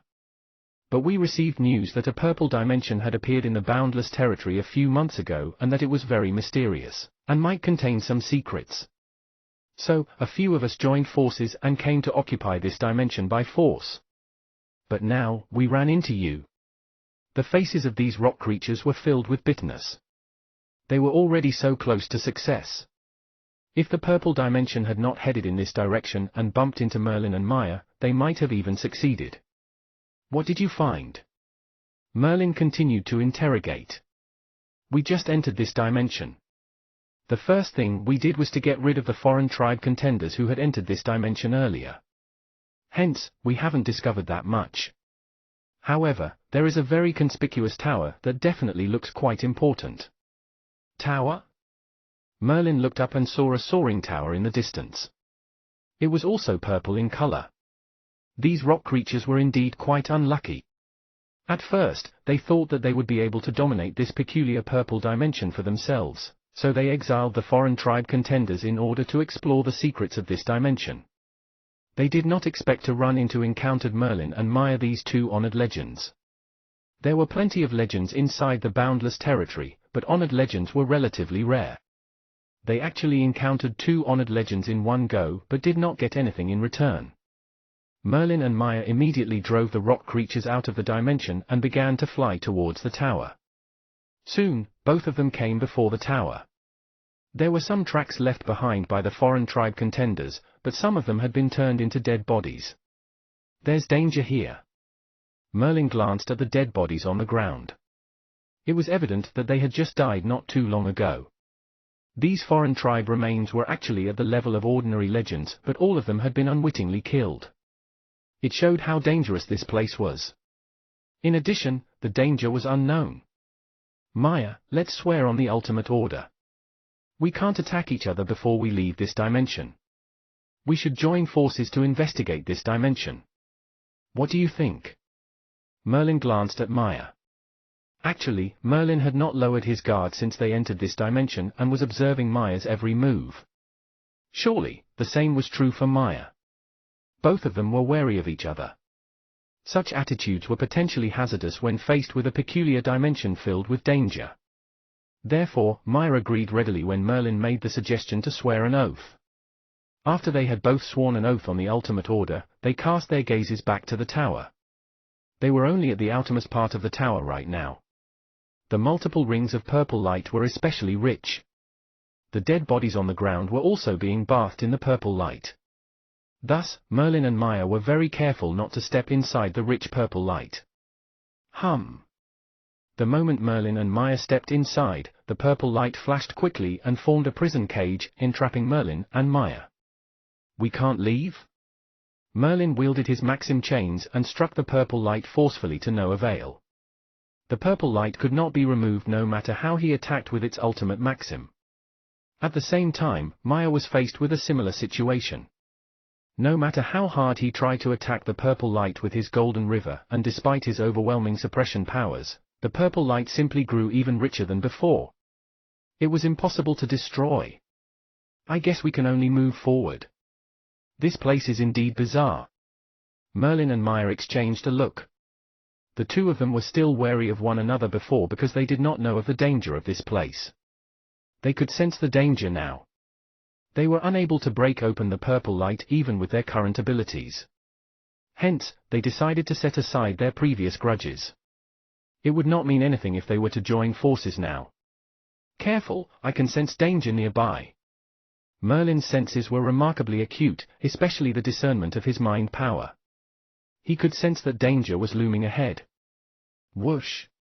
Suddenly, tiny little sprites emitting a purple light emerged from the door of the tower. They looked humanoid but were the size of insects. They also had wings like insects. Once the little sprites appeared, even Maya felt the danger and heightened his guard. Merlin grasped the Maxim chains in his hands and confined a few little sprites. He tried to use his hand to crush them, but it was useless. These little sprites seemed non-existent. Kai! Kai! Kai! The little sprites chirped stridently, causing Merlin to feel like the world was spinning, and he began to feel uncharacteristically exhausted. He immediately regained consciousness. This was almost identical to hallucinating spells. What exactly are these little sprites? A look of astonishment appeared on Merlin's face.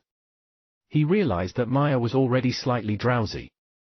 Merlin also finally understood how the dead bodies of foreign tribe contenders underneath their feet got there. Their deaths had most probably been caused by these strange little sprites. Maya, wake up, this is an illusion. Merlin's mind power poked at Maya harshly, and it had proved to be effective. Maya soon regained consciousness, and his face filled with disbelief. As an honored legend existence, Maya almost could not believe that he was suppressed by these little feeble-looking sprites. These are grudge sprites. They are grudges or grievances that created after the death of a mighty existence. They remain and eventually assume the form of grudge sprites. It was Maya who decoded the identity of these little sprites in the end. They were grudge sprites, a type of spirit being. However, even the death of an honored legend would not be able to give birth to such a fearsome cluster of grudge sprites. The fact that such fearsome grudge sprites were born in this dimension meant that a truly powerful existence had died in this place. Our powers and spells are useless when dealing with grudge sprites. We can only use the power of consciousness to attack them. Maya wrinkled his forehead. He was from the Golden Light tribe, so he had some sort of consciousness. Nevertheless, his consciousness was not very powerful like most foreign tribes. Faced against such formidable grudge sprites, it was already hard enough for him to protect himself, what more to launch an attack? Power of consciousness. Isn't that similar to mind power? Merlin's heart ticked. Power of consciousness was basically the same as mind power. The other foreign tribes might not have any distinctive, mind power masters. Only the spellcaster civilization had given birth to mind power masters. However, mind power was quintessential in order to fight these grudge sprites. Arriving at the thought, Merlin mobilized his tremendous mind power and employed the easiest technique. Mind Storm. A terrifying mind storm exploded inside this purple region and swept towards the chirping grudge sprites. Chapter 742, The Purple Tribe.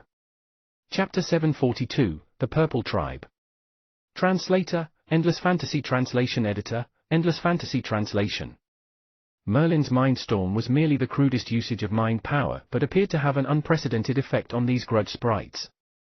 Wherever they touched where Merlin's mind storm had reached, the grudge sprites gave out shrill screams and looked completely terrified. Splat! Splat! Scores of grudge sprites were crushed by Merlin's mind storm. The exterior of the tower finally quietened. Although they were still unable to overcome the purple region, at least the danger had ceased temporarily. Maya sobered. He gave Merlin a measuring look and said softly, "It's fortunate that you have the mind storm. Otherwise, we would have been in trouble." Although Maya was also an existence comparable to an honored legend, he was helpless against these grudge sprites. If not for Merlin, he would indeed have been in trouble. Merlin's expression was solemn. His abilities had undergone a substantive increment. He was only close to the level of an honored legend before and was not an honored legend yet. Now, Merlin no longer feared an honored legend without using the Empire-level warship. In the spellcaster civilization, an honored legend was a highly respected individual that stood at the top of the civilization. After all, he was only a bit weaker than the few lords and the 3 great arcane wizards. Let's go. This purple dimension is truly extraordinary. The grudge sprites that were left behind were so powerful. There might be some unexpected loot to be found inside. Merlin did not let down his guard for a single moment. Although his mindstorm was coincidentally able to defeat the grudge sprites, he still dared not regard this place lightly. After all, even ordinary legends could not defeat the grudge sprites. It might seem easy for Merlin's mindstorm to sweep these grudge sprites away, but that was only because Merlin was one of the most powerful mind power masters in the spellcaster civilization. He was also the only mind power master who had broken through the bottleneck of legend. An ordinary mind power master who did not achieve the hallucinating spell realm founded by Titus would not have been able to defeat these grudge sprites. Now that Maya and Merlin had already sworn an oath on the Ultimate Order and would be joining forces inside the purple dimension, he said to Merlin cautiously, "This tower is a bit bizarre. I'm sure these grudge sprites are not the only danger here. Be careful." Merlin smiled and appeared quite relaxed. He still had the soul medallion that would be able to revive him twice, so he had nothing to worry about. However, the soul medallion was incredibly precious. Merlin even hoped that he would never need to use it again. No matter what, this purple dimension was indeed peculiar and most probably contained unimaginable benefits. Therefore, he still wanted to try his luck regardless of the danger involved. At present, Merlin had achieved the level of an honored legend, but this was not the end of his journey. In fact, this was merely the beginning of Merlin's journey, but he had gotten himself into trouble just now. Every honored legend had to spend countless years to consolidate more ultimate maxims slowly until they could become a great lord. Currently, the only other ultimate maxims that Merlin could possibly hope to consolidate was from the fire-type spells. His understanding of other types of spells was quite insufficient. It would be difficult for him to consolidate a maxim, let alone an ultimate maxim. Therefore, Merlin would not give up any opportunity that could potentially help him enhance his abilities. The prospect for Merlin to upgrade himself right now was unimaginably remote, just like Maya. Despite being the strongest contender among the Golden Light tribe, Maya had not advanced a single step after a few thousand years. There were so many spellcasters in the spellcaster civilization, yet how many people could become an honored legend in the end? Among the honored legends, how many people could condense more than 2 ultimate maxims and become a great lord? Merlin was well aware how tough the journey ahead of him would be. While his ultimate maxim was slightly superior, the difference was not very pronounced, and definitely not so far superior as to give him an overpowering advantage. Therefore, the present Merlin, besides some special abilities in terms of mind power, was merely an ordinary honored legend. He was no more powerful than Maya. Both of them erred on the side of caution as they slowly stepped into this tower. There seemed to be nothing special about this place, and the grudge sprites had all disappeared. Merlin's mind power seemed to have encountered a blockade in this place, so he could not investigate the rest of the tower. All he could do was to maintain it within a small area around him. "Merlin, look at the wall!" Maya suddenly shouted. Merlin followed Maya's gaze and looked at the walls surrounding them.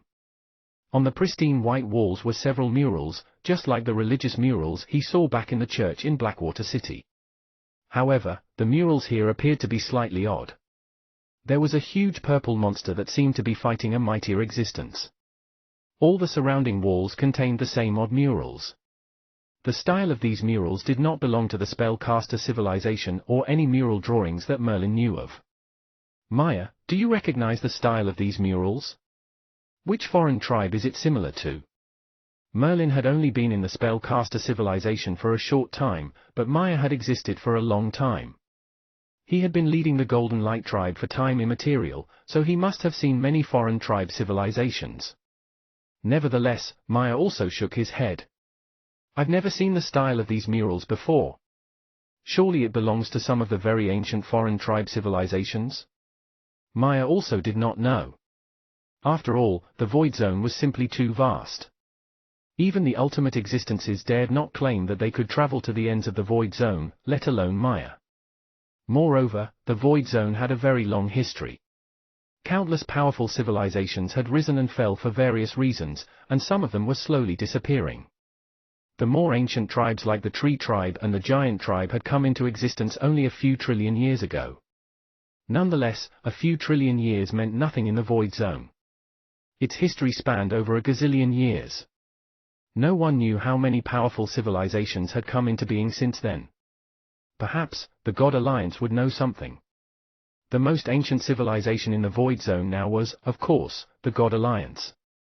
This was assuming that the gods could be classified as a civilization, then they would certainly be the oldest and most ancient. The reason was that the gods were born together with the Void Zone. According to Aruba, the gods were the product of natural order in the Void Zone. Wherever natural order persisted in the Void Zone, there must be gods. The gods were scattered though. There was no God Alliance in the past. The God Alliance formed by the 8 largest god organizations might have a tremendous force, but it was a very unstable and considered a loose type of alliance. Although it was a loose alliance, the gods in the God Alliance guarded the secrets of ancient times strictly. So far, nothing had been leaked. Nevertheless, no matter how many secrets they held, it was an undeniable fact that the gods were beginning to weaken. Many of the civilizations had risen up and occupied the living spaces of the gods. If one day, every dimension in the Void Zone were populated with various civilizations, that would be the end of the gods. Perhaps, this was the fundamental reason that the usually scattered gods came together to form the alliance. They had already foreseen the risk. Both Merlin and Maya did not know which civilization the murals belonged to, but they were about to find out. The next moment, a purple-skinned monster with 3 heads and 6 arms emerged from behind the door on the ground floor. This purple-skinned monster did not contain any living aura, so it was obviously a puppet. Merlin had seen many weird-shaped puppets, so he was not too surprised. This purple monster came before Merlin and Maya. His gaze swept across the two of them, and his expression changed. A firm voice spoke, "Both of you are trespassers and not from the Purple Tribe. Get out of here. This is the Purple Tribe's place of inheritance. Master has ordered that whoever not from the Purple Tribe must be freed." The Purple Tribe's place of inheritance? Maya and Merlin looked at one another. This name was very unfamiliar. They had never heard of a Purple Tribe. Perhaps, this was a very ancient civilization. What about now? The immense Void Zone had many powerful civilizations, yet they had never heard of such a strange civilization as the Purple Tribe. "You're a puppet from the Purple Tribe? We just came here by chance. Do you mean that anyone not from the Purple Tribe cannot enter this tower?" Merlin asked softly, though he already knew the answer. A civilization's place of inheritance, of course, would not permit outsiders to enter. This was left behind for the Purple Tribe's descendants. However, the reason Merlin asked was to learn more about the Purple Tribe and this tower. Ultimately, a puppet was just a puppet. Although the master of this dimension might have been powerful, he was not on par with Aruba. Hence, he could not have given life or any modicum of intelligence to the puppet. Thus, this purple monster immediately began to explain. Of course not. Back then, the Great Master destroyed the enemy after the Great War, but he was also gravely injured. Despite Master's powers, he would not be able to recover. Therefore, right before his death, Master turned his body into this dimension. With his dying breath, he left behind an important inheritance for the Purple Tribe, but this inheritance can only be received by someone with the blood of the Purple Tribe. We are left behind by Master to guard the place of inheritance. Merlin was enthused. He continued to ask after exchanging a look with Maya, if someone from the Purple Tribe came, how would he receive the inheritance? For a purple creature, he would have to attempt 3 challenges in order to receive the inheritance that was left behind by Master. You would not be able to comprehend the extent of Master's power. Back then, he was the strongest contender of the Purple Tribe and a great ultimate existence. Therefore, even the inheritance left on his deathbed must only be received by the most promising descendant. If you're not from the Purple Tribe, leave now. If you continue to trespass, we won't hold back. As soon as he finished speaking, the purple monster puppet got ready to drive Merlin and Maya away. An inheritance left behind by an ultimate existence on his deathbed? This sentence echoed in Merlin and Maya's ears. This was none other than an ultimate existence, and one who had died. Such an opportunity was completely unbelievable and inconceivable. After all, the ultimate existences had integrated into the natural order and were notoriously difficult to kill. In fact, they had never heard that an ultimate existence could die before. Right now, they had just learned that the purple dimension was transfigured from the body of the ultimate existence of the purple tribe. That said existence had also left behind an inheritance on his deathbed. The only problem was that no one from the purple tribe had ever come to retrieve it after such a long time. Both of them had their eyes trained on the purple monster puppet, evaluating it. The thought of breaking into this tower by force entered their minds. Chapter 743, Mind Suppression? Chapter 743, Mind Suppression? Translator, Endless Fantasy Translation Editor, Endless Fantasy Translation. Should we attempt this or not? Both of them were still somewhat uncertain. After all, this tower was left behind by an ultimate existence. There might still be some hidden measures inside which posed a certain degree of danger. Nonetheless, if they did not try now, they might regret it later on. Let's go for it. This is a monumental opportunity. Something left behind by an ultimate existence before they died must be extraordinary. At last, Merlin and Maya agreed unanimously to force their way through. This was too great a temptation. A lofty ultimate existence could not possibly die in the void zone they have now. An ordinary legend would not die if their maxim was not destroyed, let alone an ultimate existence. Therefore, Merlin and Moya found it hard to imagine what power it was that had managed to kill an ultimate existence. However, the thing which actually prompted this bold idea was the purple monster puppet on the first floor of the tower. Although its energy was intense, it was merely comparable to an average legend. It posed no threat to both Merlin and Maya. Attack! Maya attacked immediately. The golden river crashed forward majestically. He did not hold back at all. The first attack was employed using his greatest strength that was on par with an honored legend. It crushed the purple monster puppet thoroughly. Right away, the body of the purple monster puppet, made from an unknown material, was now reduced to smithereens completely. Kahachak! Kahachak! This purple monster puppet was unable to put up the slightest resistance before it was shattered to bits by Maya. Merlin even used his mind power to examine it. There was really no trace left of the purple monster puppet. It must be dead. Let's continue upwards. Merlin drew in a deep breath. Both of them paid no more attention to this purple monster puppet. It was merely on par with most legends, totally incapable of withstanding a full-force blow from Maya. Thus, both of them grew confident and headed swiftly towards the higher floors of the tower. This tower was peculiar. Both of them ascended higher, but they did not encounter any puppets until they reached the 10th floor on their way. Finally, there was another ball of purple light. A massive puppet walked out from the purple rays. It was another puppet, but its appearance made Merlin and Maya's expressions turn solemn. Its body was exuding a dangerous aura. Comparable to an honored legend? Although Merlin and Maya knew that the three obstacles of the tower would not be so easy to pass, and it might become increasingly difficult as they moved on, they were still astonished now that existence on par with an honored legend had appeared. Could the members of the purple tribe really have reached such a formidable stage? And they have a lot of existences on par with honored legends? This dimension was left behind by an ultimate existence of the purple tribe before his death in order to pass on certain things to the purple tribe.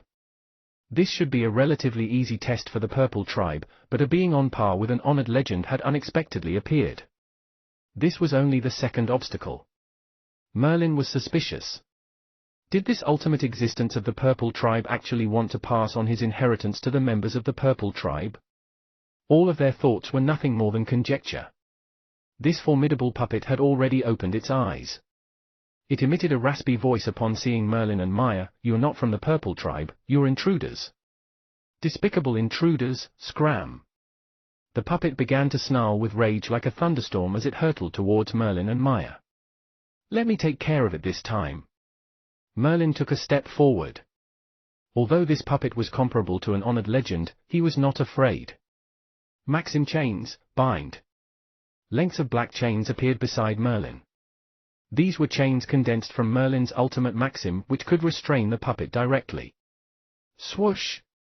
Swoosh! Swoosh! The maxim chains formed a giant net that swooped towards the puppet viciously. However, this puppet was not so easily defeated, and its body glowed with rays of purple light. This purple light shone in one wave after another, just like the tide. It crashed towards Merlin ferociously, and even the honored legend was taken aback by its strength. Boom! The two forces slammed together viciously. Merlin's maxim chains were hindered and began to crumble inch by inch. Most of the chains were destroyed. Nevertheless, there was still a portion of those chains which broke through the seal of the purple light. They tightened ruthlessly around the puppet. Its expression changed immediately as it sensed the danger. Splash!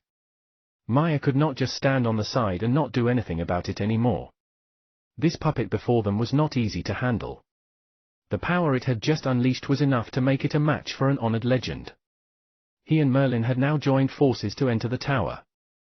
Naturally, they must not be hindered by this puppet before them. Therefore, a mighty golden river tumbled from above Maya's head. Similar to Merlin's maxim chains, together they wound tightly around the puppet. K-chak! At last, through the combined efforts of Merlin and Maya, this puppet was ultimately unable to endure their attacks any longer. The purple light began to disperse gradually until even the puppet's body began to crack. Despicable intruders, you'll never be able to pass the third obstacle, ha ha. Following the puppet's thunderous laughter, the puppet suddenly exploded. Its sturdy body was reduced to tiny fragments, dropping to the floor. Both Merlin's and Maya's hearts trembled.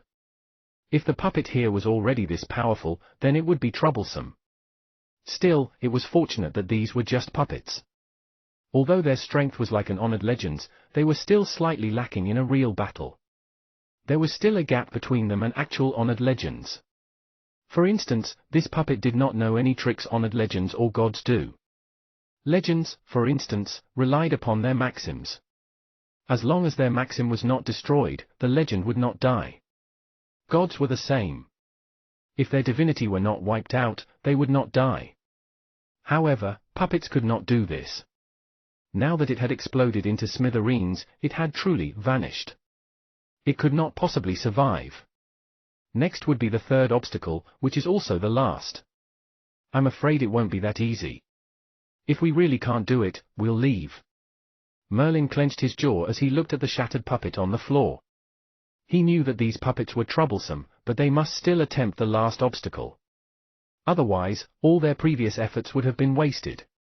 Thus, no matter how dangerous the final obstacle was, he must attempt the challenge.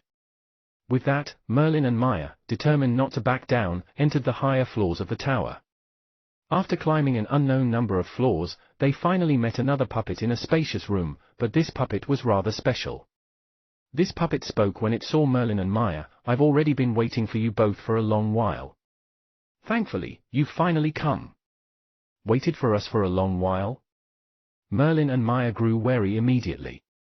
Everything they had done in the tower was not favorable towards the Purple Tribe, especially since they were forcing their way through now. Clearly, they were going against the original wishes of the tower's master. The puppet was undoubtedly the most loyal since it was left behind by the tower's master. That's right. I'm the last obstacle. You're both intruders. In fact, back then Master had already made arrangements. It's no big deal if intruders were to come one day. Defeat me, and naturally, you'll be able to get what you want. The puppet as the third obstacle spoke plainly, as if everything was under its control. As if it's difficult to defeat you? Maya stepped forward. Based on its aura, this puppet was similar to the second puppet. It only exuded an aura on par with an honored legend. Therefore, Maya was unafraid at all. The grand golden river above his head surged mightily. The puppet narrowed its eyes. Faced with such a grandiose attack, the purple light of its body became incomparably beautiful instead, and a halo appeared behind it. Boom! An unseen force shrouded Maya and Merlin instantly.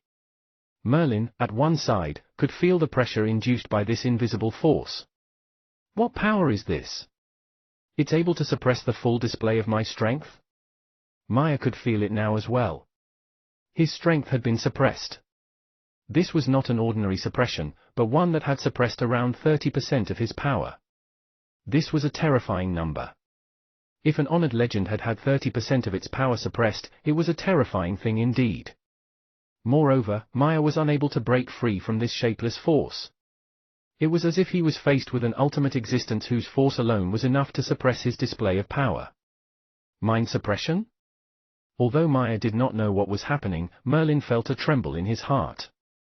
This sensation was too familiar. This power was the mind power he had been chasing after.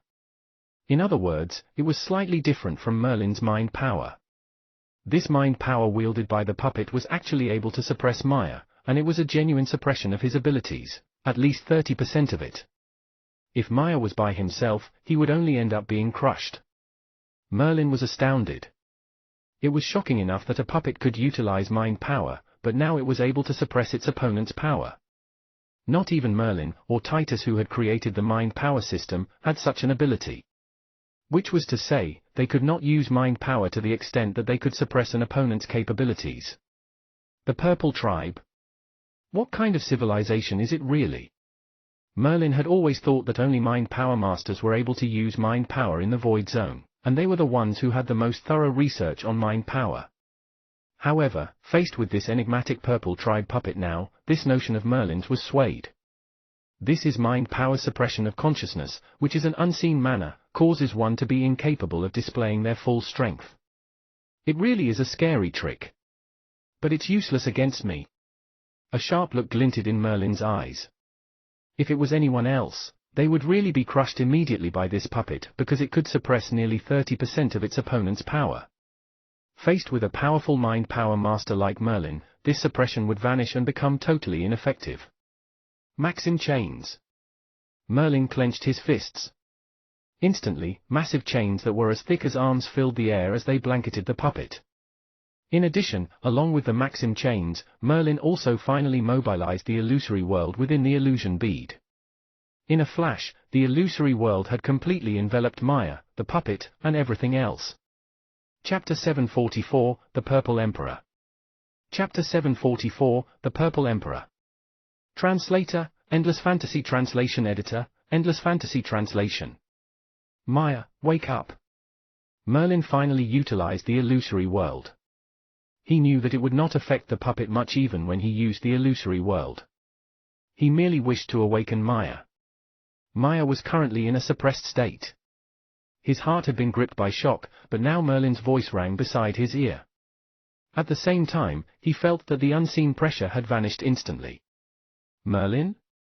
Maya soon recalled Merlin and could even differentiate the two types of invisible energy which were furiously clashing now. This caused him to regain his original powers and no longer be under suppression. After he was no longer suppressed, Maya engaged in an intense battle with the puppet. They were equally matched. After all, even if the puppet was not suppressing Maya, it was still a being on par with honored legends, especially since its body was unbelievably solid. It had been hit a few times by Maya's golden light, but it seemed completely fine. Rattle! Merlin joined the fray as well. His Maxim chains that were as thick as arms weaved a huge net. He threw it over the puppet. The Maxim chains were made of the ultimate Maxim, so it was equivalent to an attack from an honored legend. The illusory world had prevented the puppet from using mind suppression, so it was two honored legends trying to corner a puppet.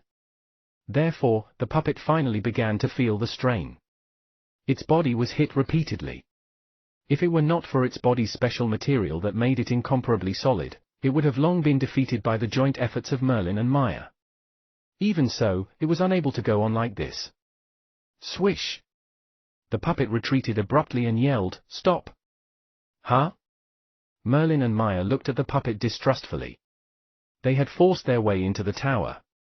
This was already the third puppet, the final obstacle. If they could win this challenge, they would receive the inheritance. However, this puppet did not look easy to deal with. Although you're not members of the Purple Tribe, you've decided to force your way in. And one of you is able to block my mind suppression. Otherwise, no matter how many of you there are, it would be useless. Now I'm unable to stop you. According to the rules left behind by Master, you may enter the tower. Master had also prepared something good for you intruders who had forced your way in. But you're not allowed to touch the inheritance of the purple tribe. Otherwise, no matter how strong you are, you won't possibly escape this tower. With that, the puppet waved its hand. A passage appeared behind it. Merlin and Maya exchanged a glance, not knowing whether this puppet was telling the truth. If it was true, it really was somewhat inconceivable. It turned out that the master here had actually prepared something for intruders who forced their way in. Perhaps this was to ensure the purple tribe's inheritance would not be taken. The puppet seemed to sense their disbelief and lingering doubt, so it continued, before Master died, he was most worried about the purple tribe. Although he was powerful back then, very powerful, his purple tribe civilization was rather weak. In the entire purple tribe, Master was the only ultimate existence. Therefore, Master thought of various possibilities. In fact, he had already left some inheritances in the purple tribe, and here he left even more advanced inheritances. You don't have to envy us because there's no way to inherit these gifts without the blood of the purple tribe. If you try to seize these inheritances forcefully, they would be destroyed in an instant. Furthermore, you'll encounter Master's greatest power, which he left behind. It's likely that both of you will be killed. However, if you don't touch the inheritance of the purple tribe, you'll get many benefits. Back then, Master had left behind some good stuff just for people who force their way into the tower. After all, as time passes, someone would bound to accidentally discover this place. If you don't get any benefits, how could you possibly leave quietly? The puppet's words made Merlin and Maya nod in silent agreement. This ultimate existence of the purple tribe was very insightful. He understood the fundamentals of human behavior, and he had no way of ensuring that no intruders would come to this dimension. Therefore, it was best to prepare some benefits in advance for them. His only wish was for them not to destroy the inheritance. Of course, some ultimate beings might immediately resort to punitive measures. In this sense, the ultimate existence of the purple tribe was comparatively gentle, at least he decided to give them some hope. Merlin hesitated, then he looked towards the puppet and said softly, "The mind suppression you used just now, what is that?" "This is the power Master has given me. Any mind power beneath me will be suppressed. The weaker the mind power, the more one's capability will be suppressed. Even those who are on par with me would have their mind power suppressed for at least 30%. The puppet spoke candidly. Perhaps it was following the orders of the purple tribe's ultimate existence.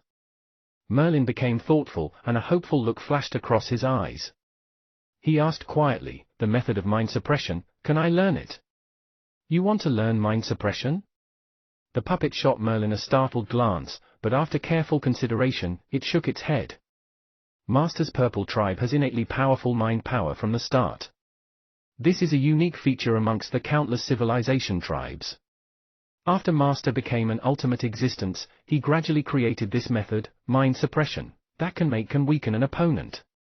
Although it doesn't affect ultimate existences much, for those who are below them, this technique is rather fearsome. This is one of the most important inheritances of the purple tribe. You're not from the purple tribe, so you have no way of receiving this inheritance. I don't know the specific cultivation method for this mind suppression technique either. Master had only carved an imprint in me, and that's why I can use mind suppression. The words of the puppet disappointed Merlin greatly. He did not think that he would not be able to learn mind suppression. He knew clearly that mind suppression was far too significant to him. Perhaps he might find an opportunity to break through to the realm of the illusory heart. Even if he could not, it was still a powerful way to use mind power. Based on Merlin's current mastery of mind power, or even Titus, they would not be able to create mind suppression. At first, Merlin had thought that mind power was something unique to spellcasters, but now it looked like the purple tribe was even more frightening. They were born with vigorous mind power. Did your master become an ultimate existence through achievements in mind power? Merlin asked in a hurry. He had thought of a crucial inquiry. Mind power? No, no, no. Master was lucky elsewhere. In early years, he was not in the purple tribe, and the cultivation methods he learned aren't from the purple tribe. Even his transformation into an ultimate existence had nothing to do with the purple tribe. It was just because he was a member of the purple tribe, so after becoming an ultimate existence, he focused on mind power and created a set of cultivation methods for the purple tribe. Mind suppression is among one of the more impressive battle techniques. Merlin was somewhat rueful. Still, he wanted to take a look at what the ultimate existence of the purple tribe had left behind first before making up his mind. "All right, we'll follow you. Lead the way." With that, the puppet led the way for them. Merlin and Maya remained cautious throughout the journey, following behind the puppet carefully. They still dared not believe this puppet entirely. The purple puppet brought Merlin and Maya directly to the highest floor of the tower. Here, everything was purple, including the thick crystal pillars, which looked magnificent. "Both of you, this is Master's place of inheritance." Merlin and Maya were wary, but after the puppet opened a part of the transparent crystal wall before them, a wave of boundless mind power descended instantly. Merlin and Maya were suppressed, not even able to exhibit half of their powers. What fearsome suppression! What's going on? Maya and Merlin gazed closely at this gigantic transparent screen that somehow had invisible mind suppression. Merlin had the utmost familiarity with mind power. He could sense that this mind power was like Titus, nothing more than a mind projection. The ultimate existence of the purple tribe had died already, leaving only his mind projection behind. In that case, as time progressed, this mind projection would gradually disperse as well. After all, even though the purple tribe's ultimate existence was powerful, not everyone could perfect the mind power system and consolidate a wondrous thing such as the illusory world. Only Titus was able to rely upon the illusory world to have a theoretical hope of resurrection. Otherwise, even if one was an ultimate existence, dead meant dead, and resurrection was impossible. Don't be afraid. This is the mind projection left behind by Master. He'll tell you everything. After the puppet spoke, an enormous purple figure emerged on the crystal wall before them. He seemed to exude endless dignity, and his gaze was as vast as the boundless void zone. Merlin had encountered ultimate existences before. The three great arcane wizards of the spellcaster civilization were not strangers to Merlin, and also the Lord God of Light and the Rock Tribe's progenitor, and so on. They were all ultimate existences. However, no one had inspired such awe in Merlin as this purple figure did. It looked as if it could surpass the three great arcane wizards. Upon noticing Merlin and Maya's stunned expressions, the puppet said proudly, "Noble Master was one of the Void Zone's 36 ultimate existences back then. There are millions and millions of tribes in the Void Zone, producing a significant number of ultimate existences. Even so, there are differences amongst ultimate beings, and the strongest ones were the 36 ultimate existences. In the Endless Void Zone, they're also called the 36 Emperors. Master was born from the weak purple tribe civilization. In the end, coinciding with a new epoch, he used only a few centuries to rise and became an ultimate existence.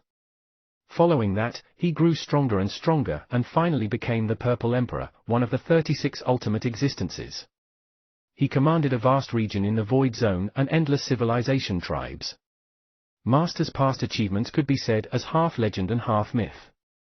It's just too bad that a crisis erupted. Master battled alongside the other 35 emperors against this crisis of the Void Zone, but they all died in the end." A trace of grief could be detected in the puppet's tone. Chapter 745, The Vestigial Tribe. Chapter 745, The Vestigial Tribe. Translator, Endless Fantasy Translation Editor, Endless Fantasy Translation. This era of history was too long ago, to the point where Merlin and Maya had never heard of it. What crisis could that be that caused the death of such a powerful being? As the Purple Emperor, one of the 36 emperors, he must surely be one of the mightiest existences in the Void Zone at that time, yet he died. It was difficult for Merlin to imagine what was it that could harm the Purple Emperor. As for what crisis it was exactly, I'm unsure as well. After all, I'm merely a puppet left behind by Master. Perhaps Master's projection can tell you. The puppet glanced toward the transparent crystal wall in front. On the wall, a figure shrouded in purple light had appeared. "Someone has come." A voice spoke slowly. The voice of this mind projection left by the Purple Emperor revealed a trace of weary worldliness. Swoosh! Suddenly, the mind projection of the Purple Emperor opened his eyes. In that instant, Merlin and Maya felt very small as if they were facing the vast and boundless Void Zone. The Purple Emperor exuded the force of the Void Zone. It was somewhat inconceivable. Both of you aren't the Purple Tribe. How much time has passed? Where are the descendants of the Purple Tribe? Not even one has shown up. Upon seeing Merlin and Maya, a great change came over the Purple Emperor's face. He seemed quite agitated. A frightening pressure descended immediately. Merlin knew that this was pressure from mind power, which would not cause them physical harm. Regardless of how strong the Purple Emperor before them was, he was merely a projection, unable to be of threat to Merlin and Maya. Noble Purple Emperor. Indeed, we're not descendants of the Purple Tribe. We're from the Spellcaster Civilization and the Golden Light Tribe. As for the Purple Tribe you spoke of, we've never heard of them. Merlin's mind power was formidable, and he gradually became used to the pressure. Hence, he spoke in response. You're able to withstand the might of my mind power? That's not right. You're not from the Purple Tribe. How can you have such powerful mind power? The Purple Emperor's projection stared at Merlin in astonishment. He could tell at a glance that Merlin was not a descendant of the Purple Tribe, yet he had mind power that was not inferior to the Purple Tribe. His mind power was even more powerful and compact than the average member of the Purple Tribe. After all, the mind power of the Purple Tribe was something they were born with, so it had not gone through systematic, focused cultivation. On the other hand, Merlin's mind power was strengthened bit by bit through meditation spells and various methods. Naturally, there was a huge difference. Merlin did not know how to reply. Spellcasters had mind power, this was the most basic truth. To become a spellcaster, one must at least awaken their mind power or they would have no way of constructing spell models. How much time has passed? Spellcaster? The Golden Light Tribe? I have no impression of all this. That war, we must have won that war. I can feel that the natural order of the Void Zone has become stronger. The Purple Emperor seemed to be speaking to himself. Honorable Purple Emperor, we've never heard of you and the other 35 emperors. I'm afraid that your era is too distant from ours. It could be more than 1 trillion years or even longer. What crisis did you face? Merlin asked curiously. Although spellcasters had only set foot in the Void Zone for more than 3,000 years, they had collected many books and information, the oldest of which dated back to 10 billion years. Nonetheless, even such an ancient record did not mention the existence of the 36 emperors. Since they were the strongest 36 beings in the Void Zone at that time, it was impossible that the books would not mention them. The only possibility was that the era of the 36 emperors was far too distant from the present. It might be a few 100 billion years or even trillions of years ago or even longer, to the extent that each of the major civilizations had no record of them. The crisis came in the form of the Vestigial Tribe.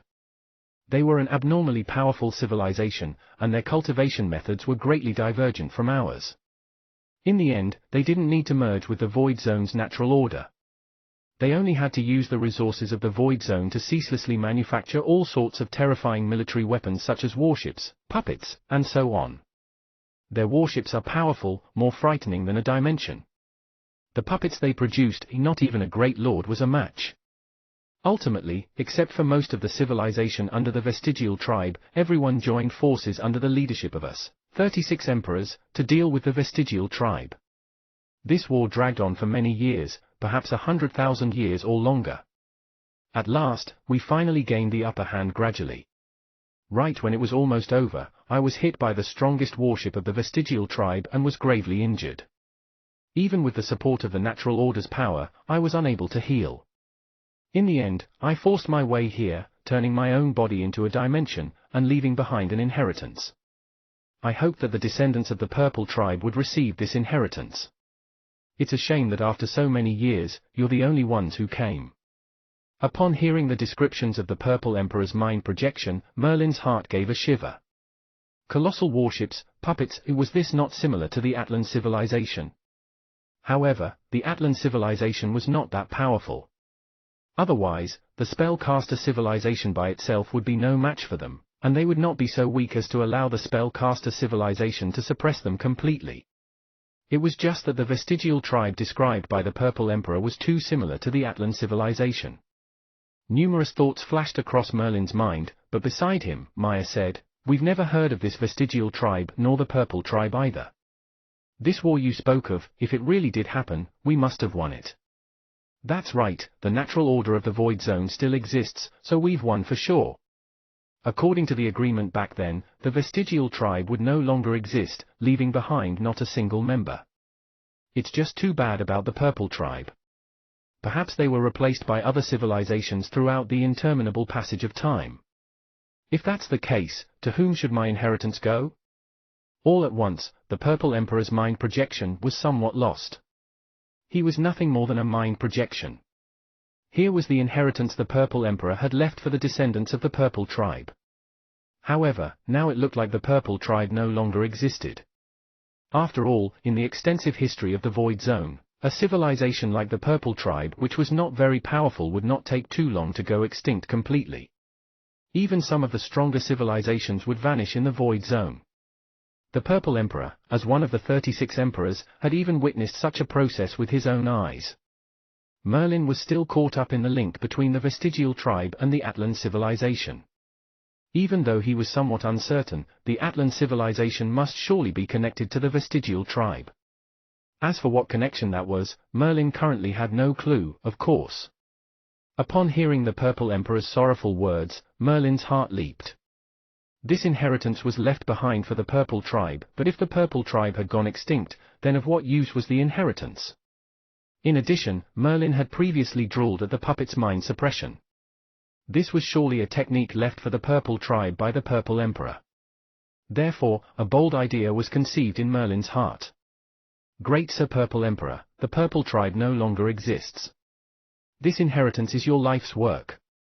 How about if I receive the inheritance? You receive the inheritance?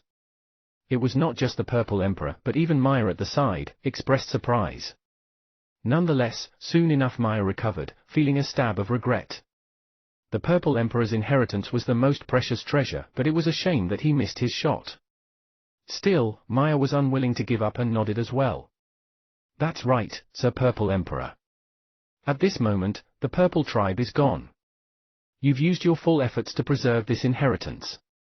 Surely you won't let it disappear just like that? Why don't you pass it on to us? In the future, your inheritance will emerge again in the Void Zone. The Purple Emperor eyed Merlin and Maya in careful consideration. After a long moment, the Purple Emperor waved his hand. What you both said makes sense. The inheritance I left for the Purple tribe was strictly forbidden to outsiders. Before this, if you dared to touch it, it would emit the power I left behind. No matter how strong you were, as long as you hadn't reached the stage of an ultimate existence, you'd be killed. Merlin and Maya heaved a sigh. Before this, they had already decided together that they would never touch the inheritance of the Purple tribe. After all, they were previously warned by the puppet as this was left behind by an ultimate existence. Merlin and Maya would not believe that it would have no protective measures. What about now? From the Purple Emperor's words, Merlin could tell that the Purple Emperor was already somewhat swayed. Now that the Purple tribe isn't even around, I don't wish for my inheritance to disappear. However, your friend here won't be able to receive the inheritance, for he has no mind power. I've also left some good stuff for contenders who made their way here. Later, he can go and get those rewards. Maya's face darkened slightly, feeling somewhat rueful. However, just as the Purple Emperor had said, he had no mind power. Even if he received the inheritance, it would not serve any purpose.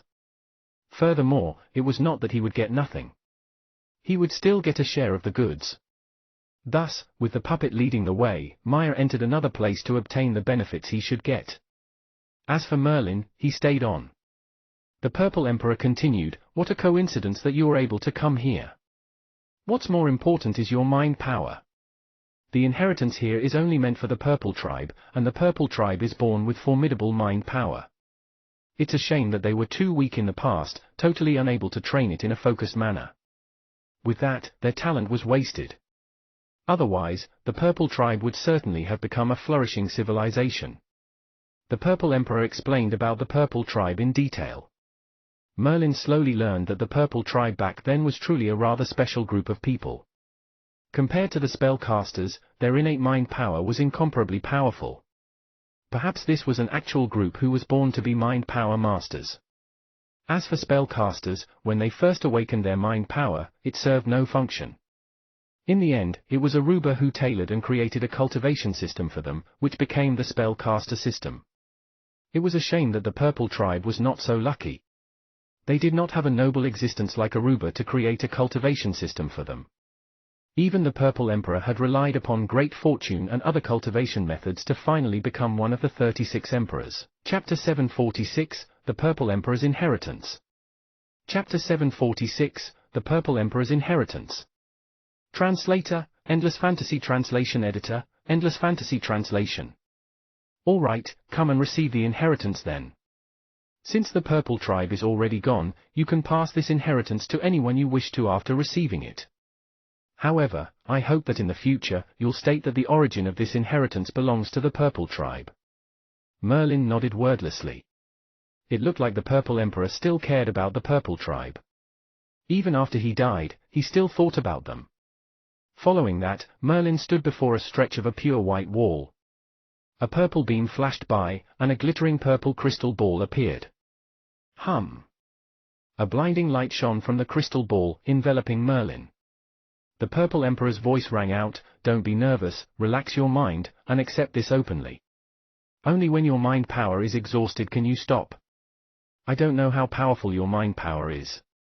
As this inheritance is intended for the Purple Tribe, the mind power of genius members of the Purple Tribe would easily receive these teachings fully. However, it's different for you. No matter what, absorb this as best as you can.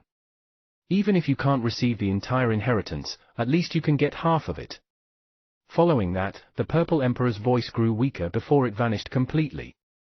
However, Merlin had no way of opening his eyes, nor could he use his mind power to investigate because he could now feel that his mind power was rapidly being consumed. Merlin's mind power was being exhausted at a great rate. In fact, additional memories ineffably appeared in his mind. Merlin knew that this was the Purple Emperor's inheritance. Nonetheless, this inheritance was far too massive, nearly containing all of the Purple Emperor's understanding of mind power. It was created expressly for the entire Purple Tribe, and would have strengthened the entire civilization. How could such a tremendous inheritance possibly be average? Therefore, Merlin gradually felt the strain. He was merely receiving the inheritance. It looked like the Purple Emperor was right. The mind power of those prodigies from the Purple Tribe was too frightening. To them, their immense mind power could easily absorb this inheritance, but Merlin might not be able to do so. If it was someone else with weak mind power, the inheritance would have already ended after they received a small portion of it. Nevertheless, Merlin was still holding on now. "I've only received 50% of the inheritance. I must absorb all of it." Merlin gritted his teeth. He could sense that currently, he had merely received half of the inheritance, but the majority of his mind power was already worn out. Now, he could only force himself to hold on. After all, this inheritance was very precious. An opportunity like this could not be encountered just anywhere. It would be such a shame if he missed out on this chance. Merlin had vaguely guessed the meaning of the Purple Emperor's final words. Even if his mind power was strong, it was not certain whether he could receive the inheritance in full. Therefore, Merlin had mobilized all of his mind power, even casting off his own defenses. He was conserving his mind power to its greatest extent, wasting none of it. 60%, 70%, 80%. Upon reaching 80%, Merlin was practically at his limit. His mind power was unable to keep this up, and it was exceedingly difficult to hold on. Am I really unable to receive any more? Merlin felt that his mind was going blank in quick bursts as if he would faint at any moment. A lofty honored legend could faint? Even if this was told to the masses, no one would believe it. However, Merlin was in such a state now.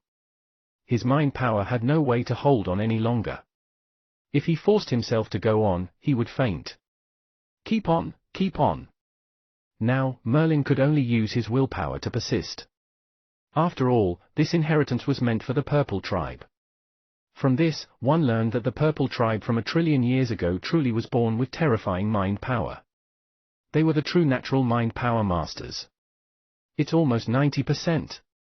Merlin could not even feel a trace of strength left in him. This was already the limit of his limit. Regardless of how strong his willpower was, in the end, he would still run out. At last, his mind was a complete blank. The remaining 10% was like a weak flame, flickering slightly before it disappeared for good. Phew! Merlin opened his eyes in a hurry, starting to pant heavily. He had never felt so fatigued. There was not one bit left of his mind power, which would need a long time to recover. Nonetheless, what he regretted the most was that final 10% of the inheritance, which he ultimately did not receive. Moreover, this inheritance was a one-time thing. If he did not absorb it, it would vanish without a trace. Merlin did not know how precious was the inheritance contained in the remaining 10%, but regardless, he regretted having lost it. If I'm able to achieve the illusory heart, then even a larger inheritance would be nothing. Merlin mumbled to himself sorrowfully. Now he was regretting that he had not reached the realm of the illusory heart before this. He knew that the illusory heart was the second stage in Titus' 3 main stages of hallucinating spells, which was a thorough transformation. Once he had reached the state of the illusory heart, his mind power would grow to an unimaginable extent. It could be said that at that point, Merlin's mind power would be endless and boundless. Titus' 3 main stages of hallucinating spells emphasized the realm one had attained, not the cultivation of mind power. Upon reaching a certain realm, mind power would merely supplement the strength. Even so, it was astounding. It was too bad that illusory heart could not be attained so easily.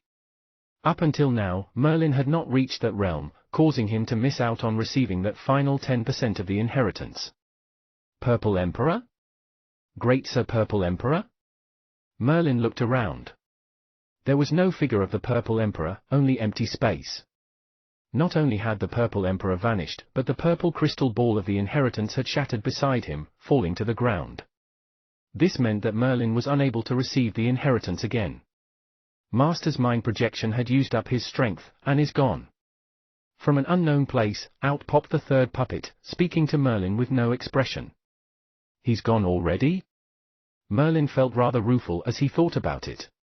That was an ultimate existence, one who was even more fearsome than most ultimate existences, for he was one of the 36 emperors of the Void Zone back then.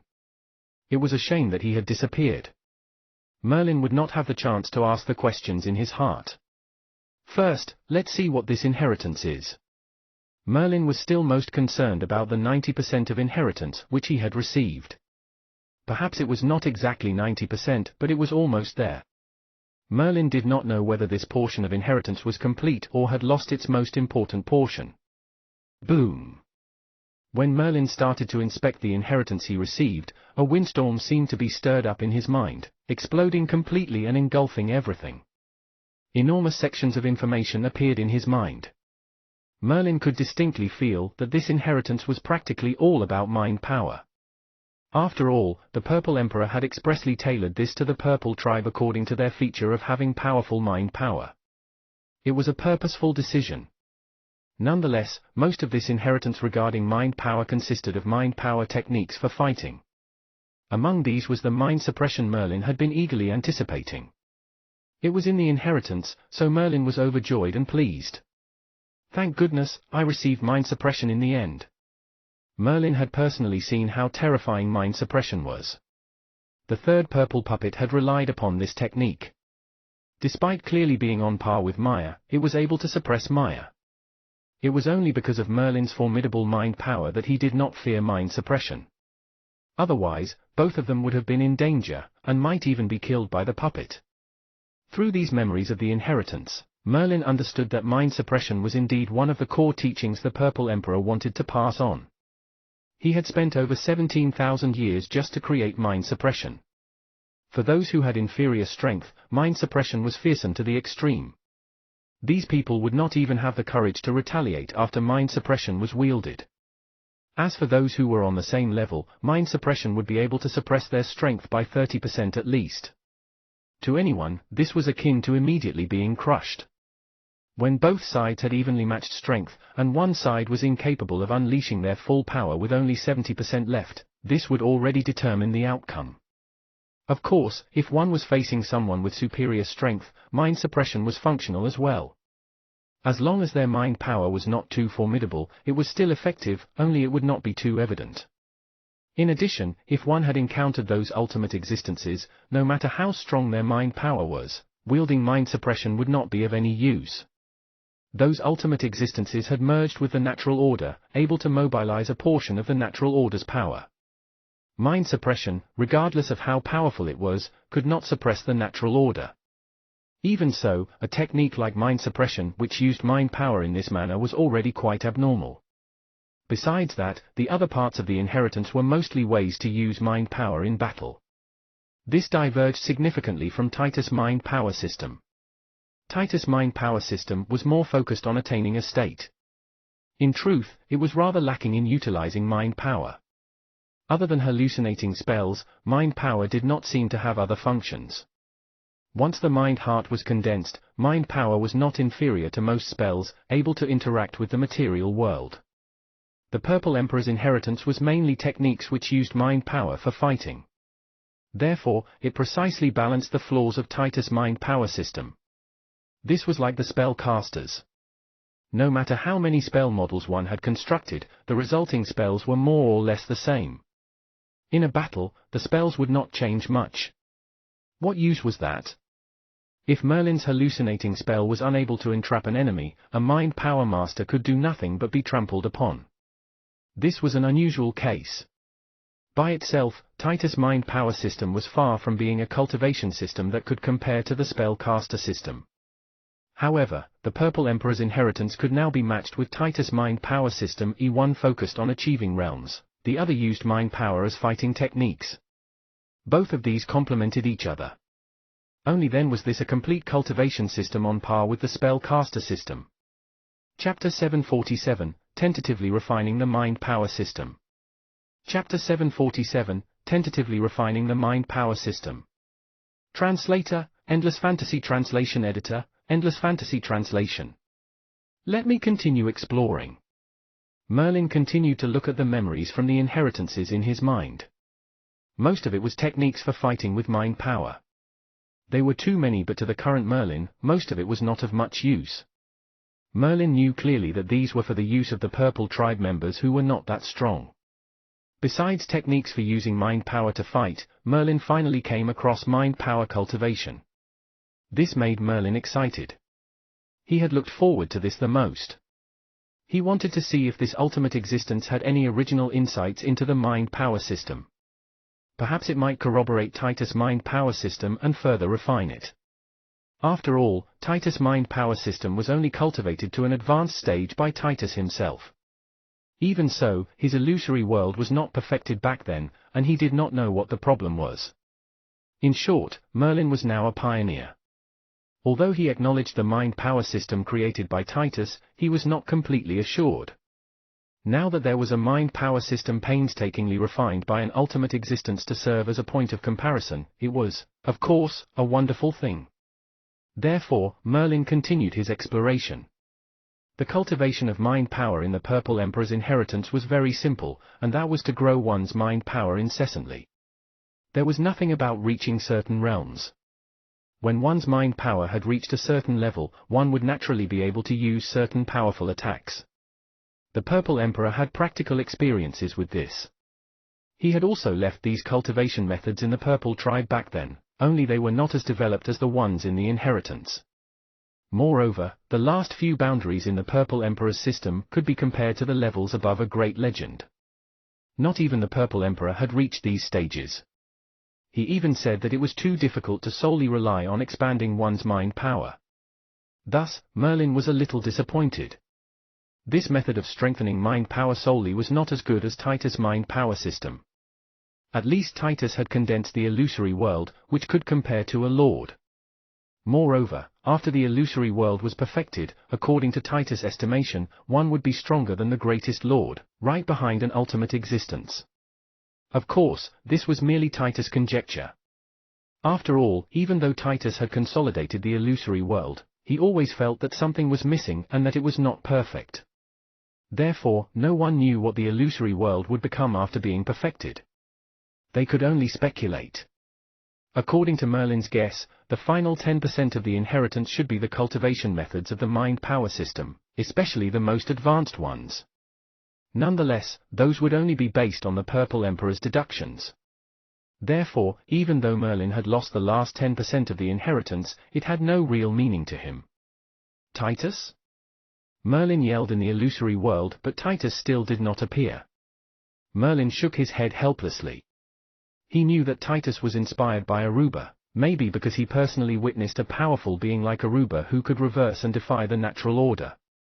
As a result, Titus concentrated on creating the final step of the mind power system, which would come after perfecting the illusory world. Before this, Titus merely had a vague notion to turn illusory into reality.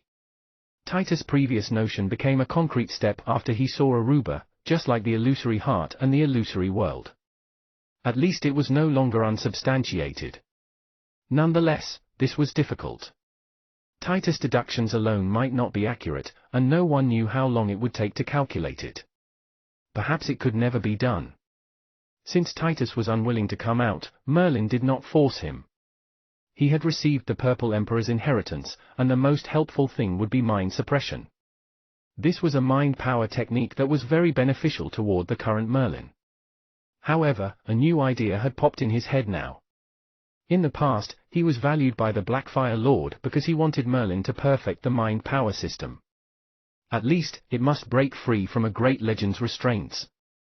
Previously, Merlin had always felt that the mind power system was not complete, so he had never put it into practice.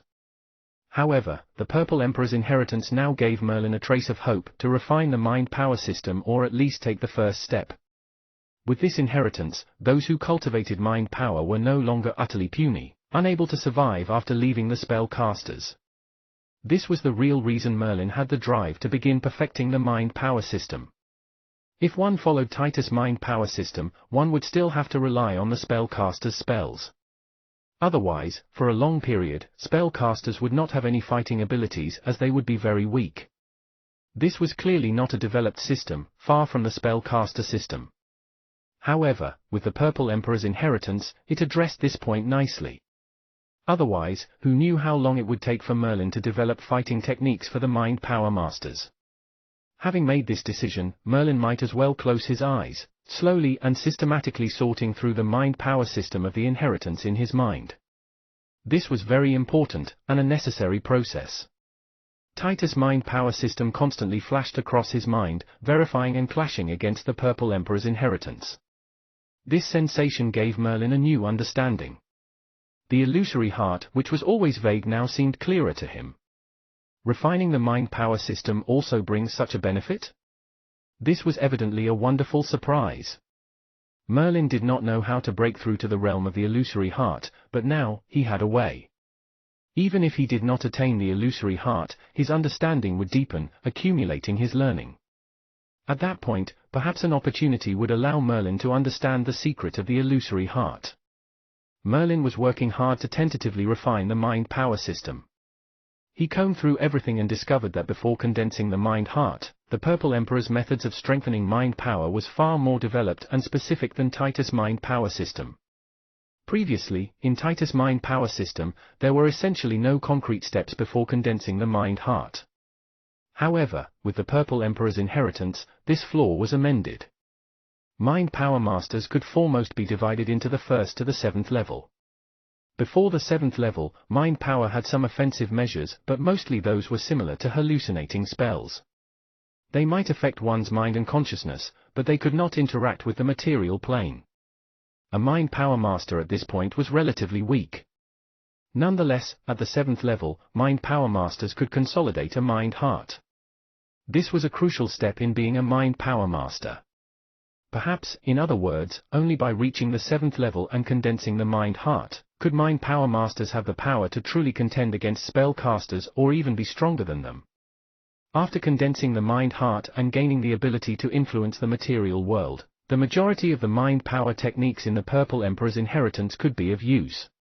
This was the reason the Purple Emperor had placed such high hopes in the Purple Tribe. With these methods of using mind power, even if the Purple Tribe did not have an ultimate existence, they could have become very powerful. However, now it was used by Merlin to gradually refine the mind power system. Still, at this point, the mind power system was far from being perfected. In other words, consolidating the mind-heart was only the beginning. If one wished to improve further, one would need the stages of the hallucinating spells. It could be said that the first boundary was the 8th level. Once one had become an 8th level mind power master, it would be rather terrifying, as hallucinating spells could even compare to most legendary wizards. With the techniques of the Purple Emperor's inheritance, such as mind suppression, one could be on par with legends. With these two techniques combined, an 8th level mind power master could comprehensively surpass most legends. This was an advantage of the mind power system compared to spellcasters. Mind power masters from the 1st to the 6th level were weaker compared to the spellcasters. However, upon reaching the 7th level and condensing a mind heart, they were evenly matched with spellcasters of the same level. Furthermore, if they could reach the stage of the hallucinating spells at the 8th level, the superiority of mind power masters would be displayed. A main stage like the hallucinating spells could be divided into smaller stages according to the strength of the spells. These were all not important. What was crucial was the realm of the illusory heart. This was where Merlin was now, and only Titus had passed this stage, so it had been put into practice. Upon reaching the 9th level, it was even more frightening. The illusory heart could baffle honored legends or even control an enemy's soul. In addition to mind suppression, a mind power master at this point would be unmatched among their own level. At the realm of the illusory heart was the 9th level mind power master.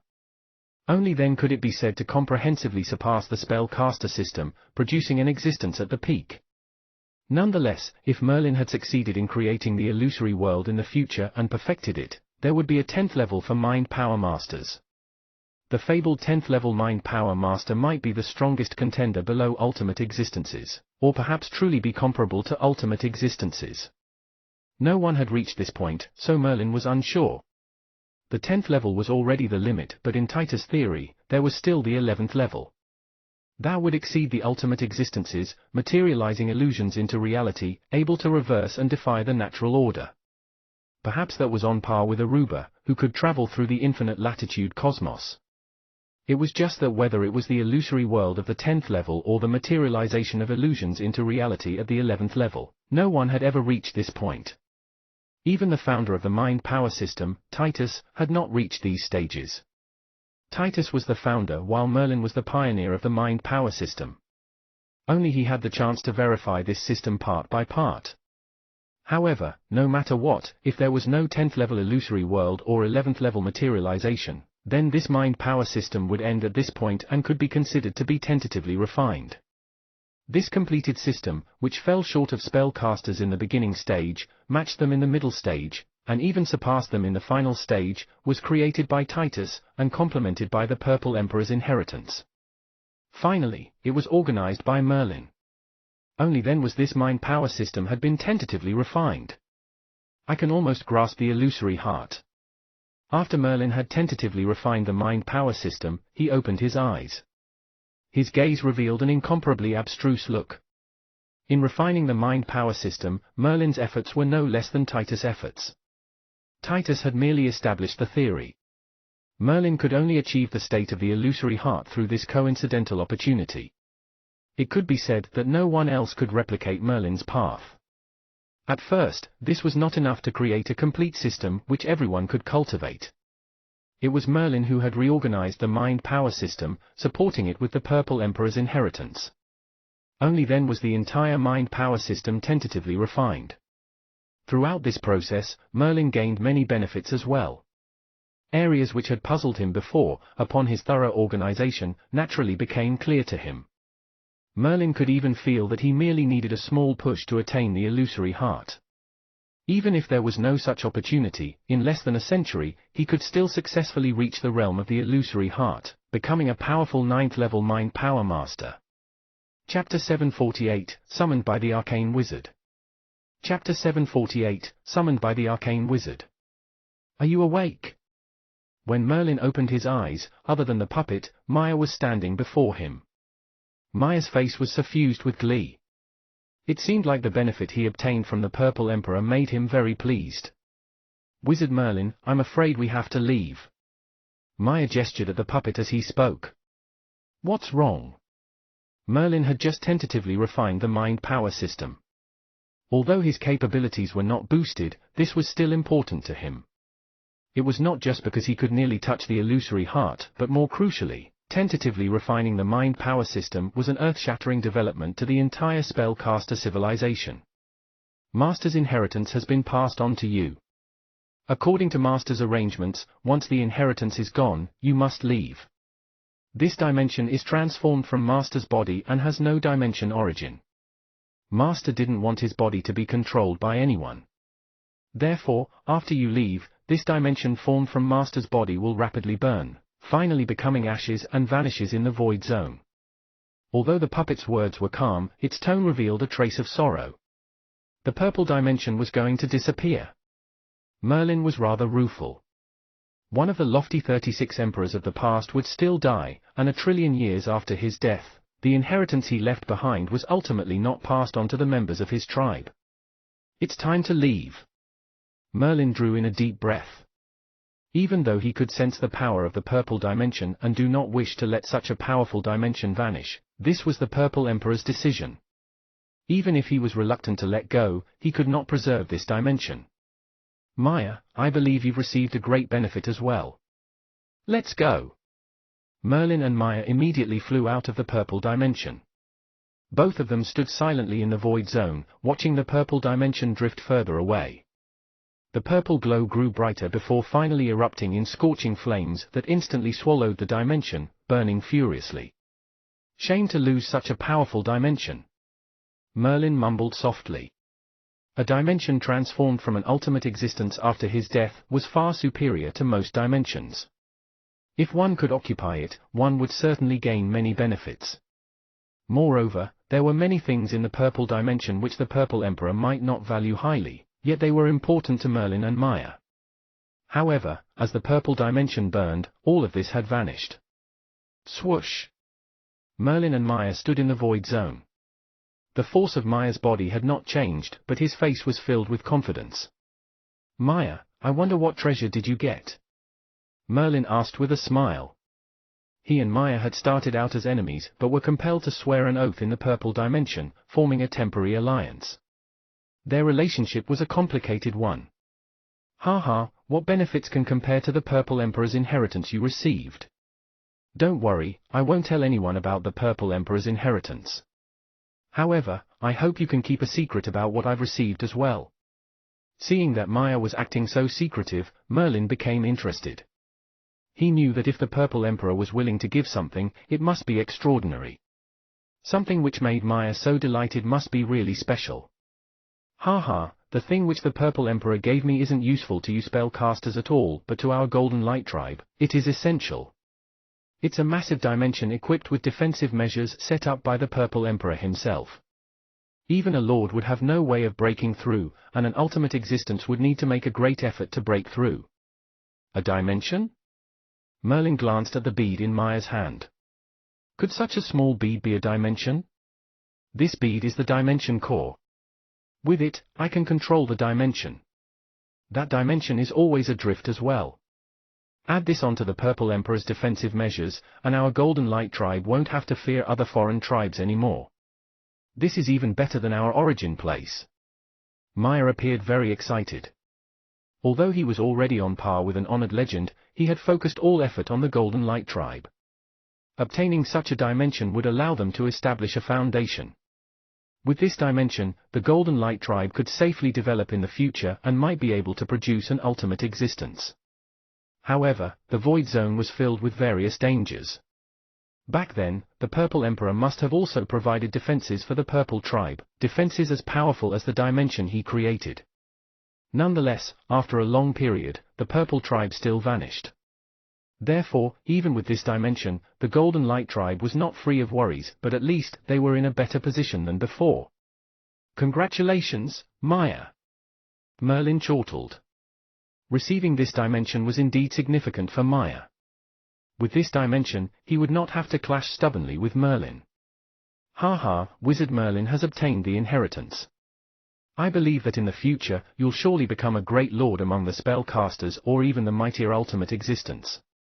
If you need anything, just contact me." With that, Maya gave Merlin a unique imprint, which could allow communication with Maya. This was an expression of goodwill. Merlin nodded and kept the imprint. Following that, Maya turned to leave. Merlin returned to his 8 dimensions. The strange thing was, he did not continue expanding his territory but instead, stayed in his dimension and no longer showed himself. 1 year, 10 years, 50 years. The boundless territory seemed to have silently acknowledged Merlin's forces. The 8 dimensions had become the territory of an enigmatic honored legend. No foreign tribe dared to provoke him. In the past, Maya of the Golden Light tribe had previously gone there, but in the end, the matter was organically resolved.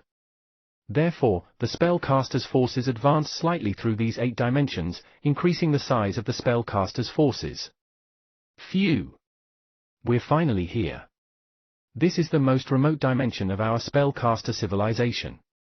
3 great legends, who seem to have recently condensed 1 maxim each, traveled a great distance to get here. They had reached the spellcaster civilization's most far-flung dimension in the boundless territory, called the Red Fire dimension. The fire element here was abnormally lively. Many legends who had condensed a flame maxim or spellcasters interested in fire element, liked to visit the Red Fire dimension. As for the Jerva dimension, it was forgotten long ago. Jerva was no longer the furthest dimension of the spellcaster civilization in the boundless territory. In its place was the Red Fire dimension and the other 7 dimensions. This Red Fire dimension is prosperous. A spellcaster dressed in a blue robe spoke in astonishment. Of course. I've heard that decades ago, the Red Fire dimension belonged to foreign tribes, but a great honored legend among our spellcasters seized 8 dimensions in one fell swoop, managing to control them all. Therefore, our spellcaster civilization is able to penetrate so deeply into the boundless territory. Some spellcasters who came to the Red Fire dimension understood the situation here. Although more often than not they were incorrect, nevertheless, it was all centered around a mysterious honored legend. These 8 dimensions were controlled by that mysterious honored legend. An honored legend. We came to the boundless territory this time to control dimensions, then use the elemental origin. We might consolidate an ultimate maxim as well, becoming an honored legend. Ha ha, how can it be that easy to become an honored legend? There's more hope of controlling dimensions to condense 1 or 2 more maxims. In the boundless territory, no one needs to fear anything. The foreign tribes are afraid of our spellcaster civilization. The eyes of these legendary wizards were filled with hope. Spellcasters who had just arrived in the boundless territory had the same gaze, brimming with anticipation and immense confidence. That's right. In the boundless territory, the spellcaster faction is the strongest, and we don't have to fear anything.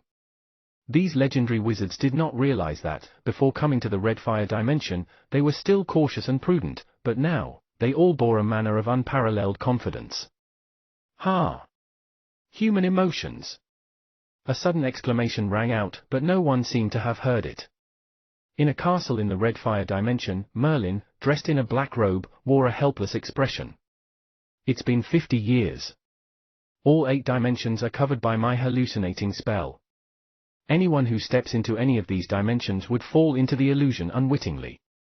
It turned out that Merlin had spread his hallucinating spell over the 8 dimensions, and no one had noticed it.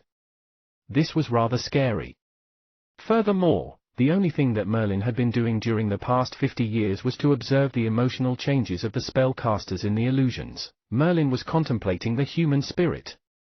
This was because the illusory heart could control an enemy's spirit. It was the second stage of the hallucinating spell's 3 main stages, second only to condensing an illusory world. To control an enemy's spirit, one must first understand the human spirit incisively.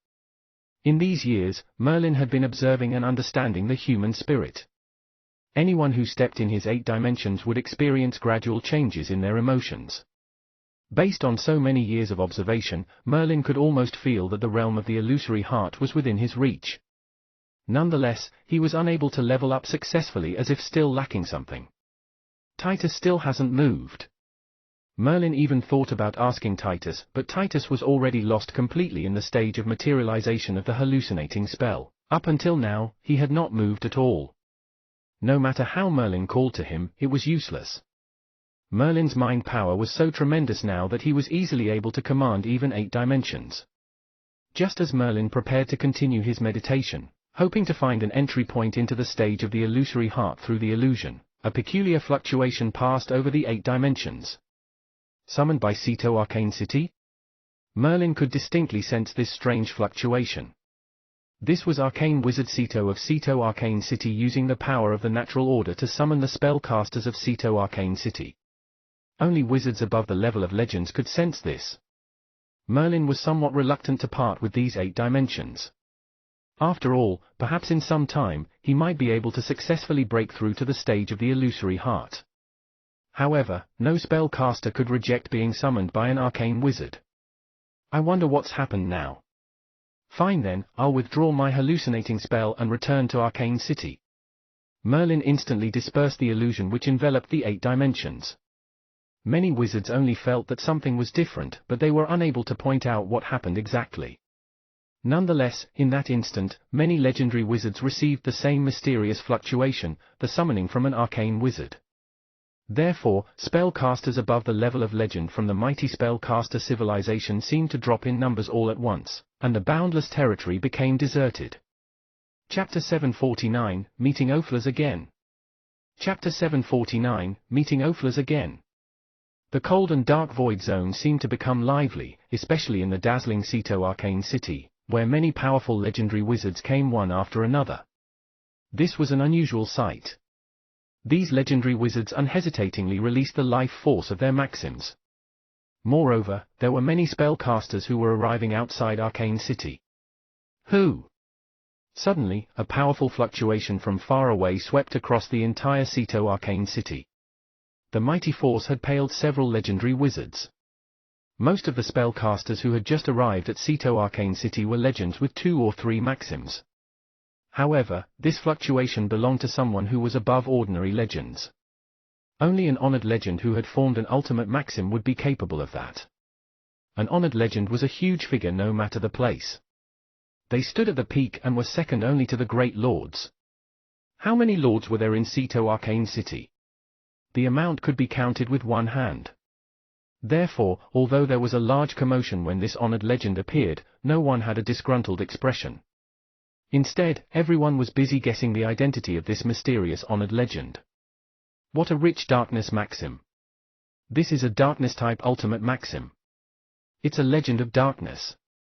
At present, there are only a few in the spellcaster civilization who had consolidated a darkness-type ultimate maxim. And there's no one other than the great legend of darkness, Wizard Ophlas, who's from Ceto Arcane City. Ophlas? Many people instantly paled upon hearing that name. Ophlas' reputation was not very good. Under his command was an army of puppets that he had controlled by cultivating Darkness Eye. With such a large group of subordinates comparable to legends, the great legend of darkness, Wizard Ophlas' forces expanded rapidly. He was already the top existence among honored legends, second only to lords. Therefore, it did not matter much that Ophlas was acting so grandiosely. Who? The darkness maxim swept by, but at this time, there was a seemingly insignificant figure who also flew into Ceto Arcane City. The legend of darkness. This black-robed figure was already aware of the darkness maxim fluctuations and raised his head sharply, his eyes flashing. Maxim chains. The chain-like maxims swept past in an instant, cutting off the mighty darkness maxims. Immediately, the entire void zone seemed to tremble. Who dares to attack me? The legend of darkness, Ophlas' voice roared with endless anger. Suddenly, a blanket of darkness maxim engulfed everything. Ophlas was furious. Many ordinary legends backed away from him, and some looked at the black-robed figure in the distance uncertainly. They saw the inconspicuous black-robed figure who had suddenly attacked Ophlas earlier. Who is that? How dare he attack Ophlas? Ophlas is famous for his ferocity. Once they become enemies, he'll do everything to kill his opponents. There are already a number of spellcasters who either explicitly or implicitly died in his hands. Many legends were fearful of Ophlas. The spellcaster civilization was relatively stable. Even if legends fought each other, it would not end with death. However, Ophlas was different. He would send his puppet army to annihilate his opponents.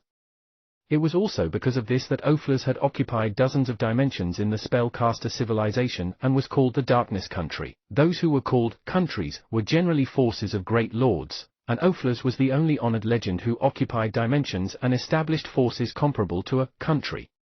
Who is it? The darkness swept through, and even mind power was unable to probe within. The black-robed spellcaster had a terrifying crimson eye on his forehead, and behind him were a dozen spellcasters.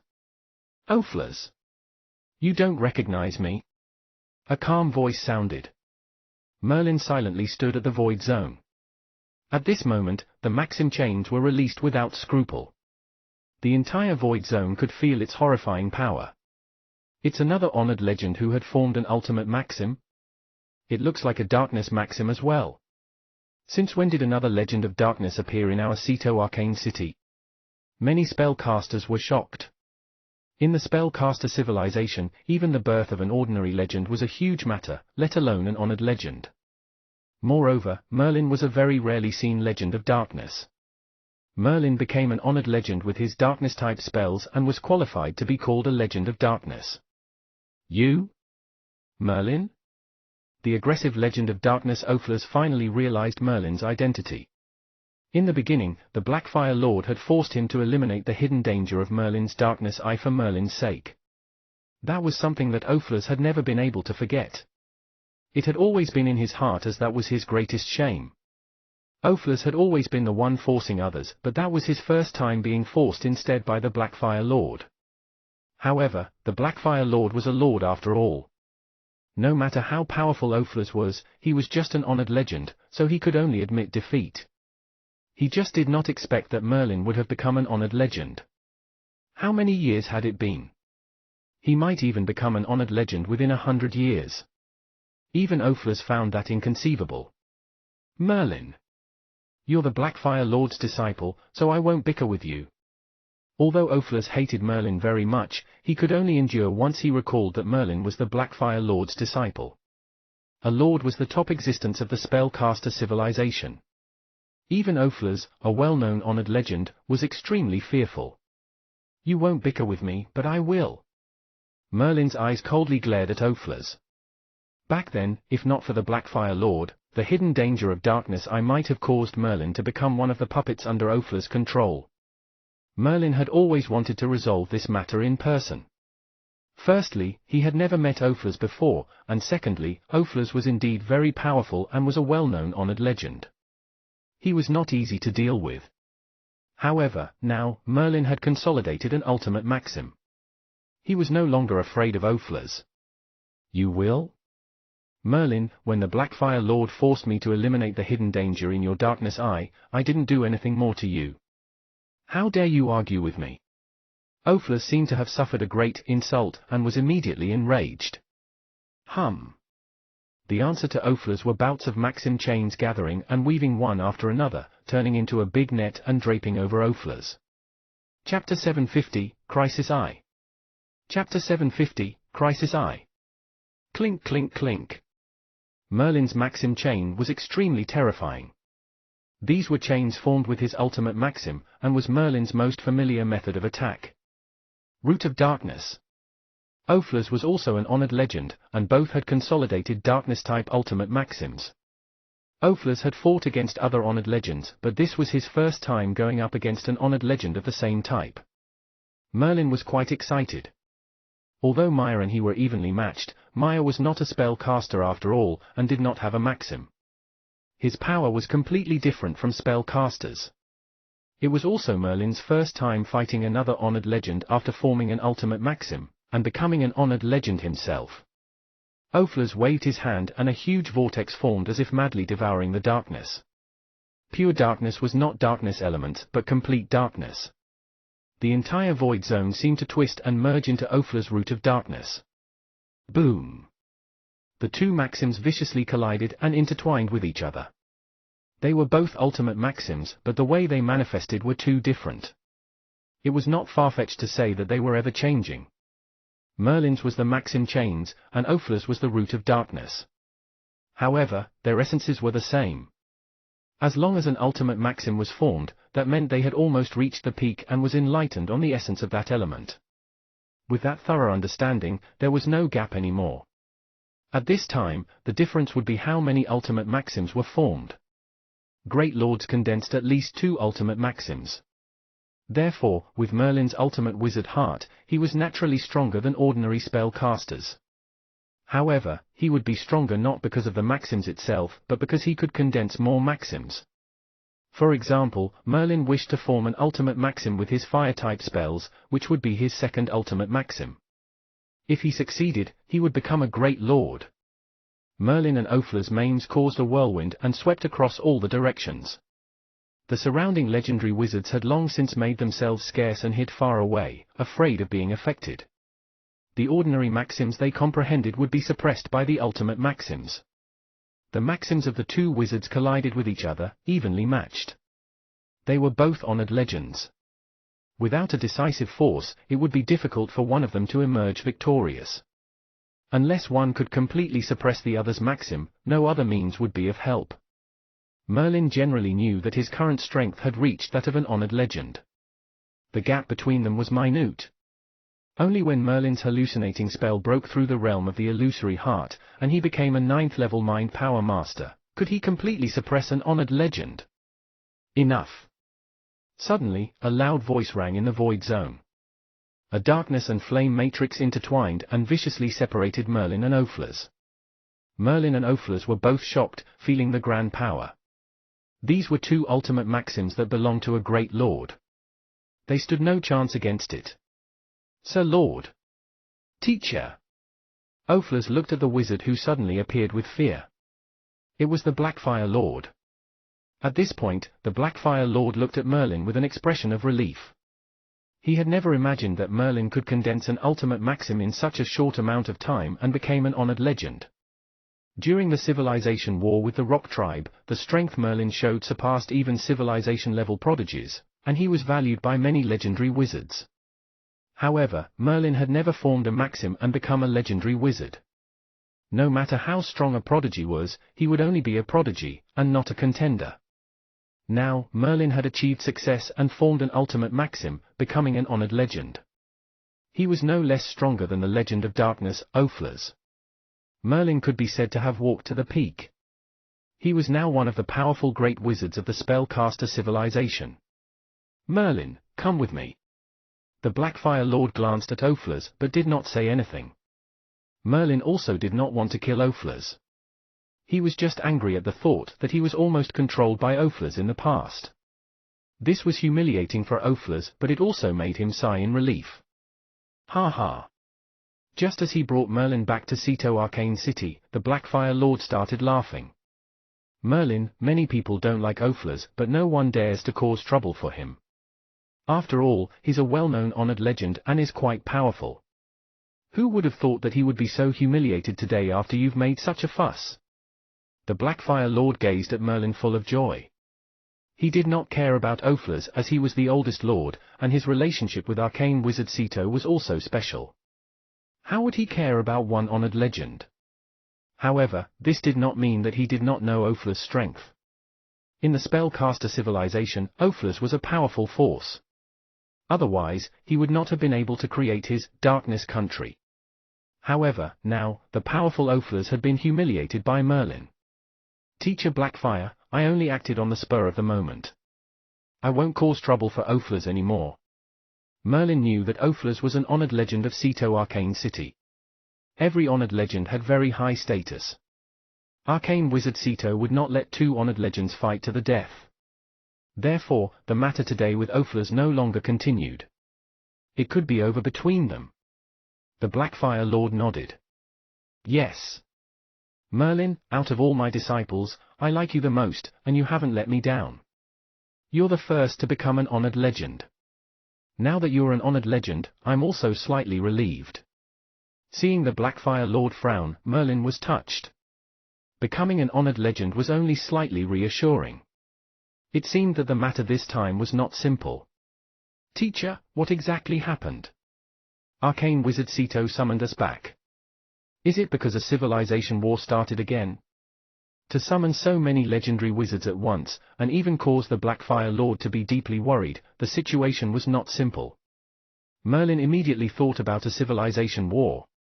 It's more serious than a civilization war. This time, it's not only Ceto Arcane City. All three great arcane cities have been fully mobilized. Our spellcaster civilization hasn't been mobilized like this for a long time. There was a hint of grimness in the Blackfire Lord's tone. All three great arcane cities have been mobilized? Isn't that the same as mobilizing the entire spellcaster civilization? Merlin gasped in shock. He had thought that only Ceto Arcane City was in trouble, but it seemed not that it was not that simple.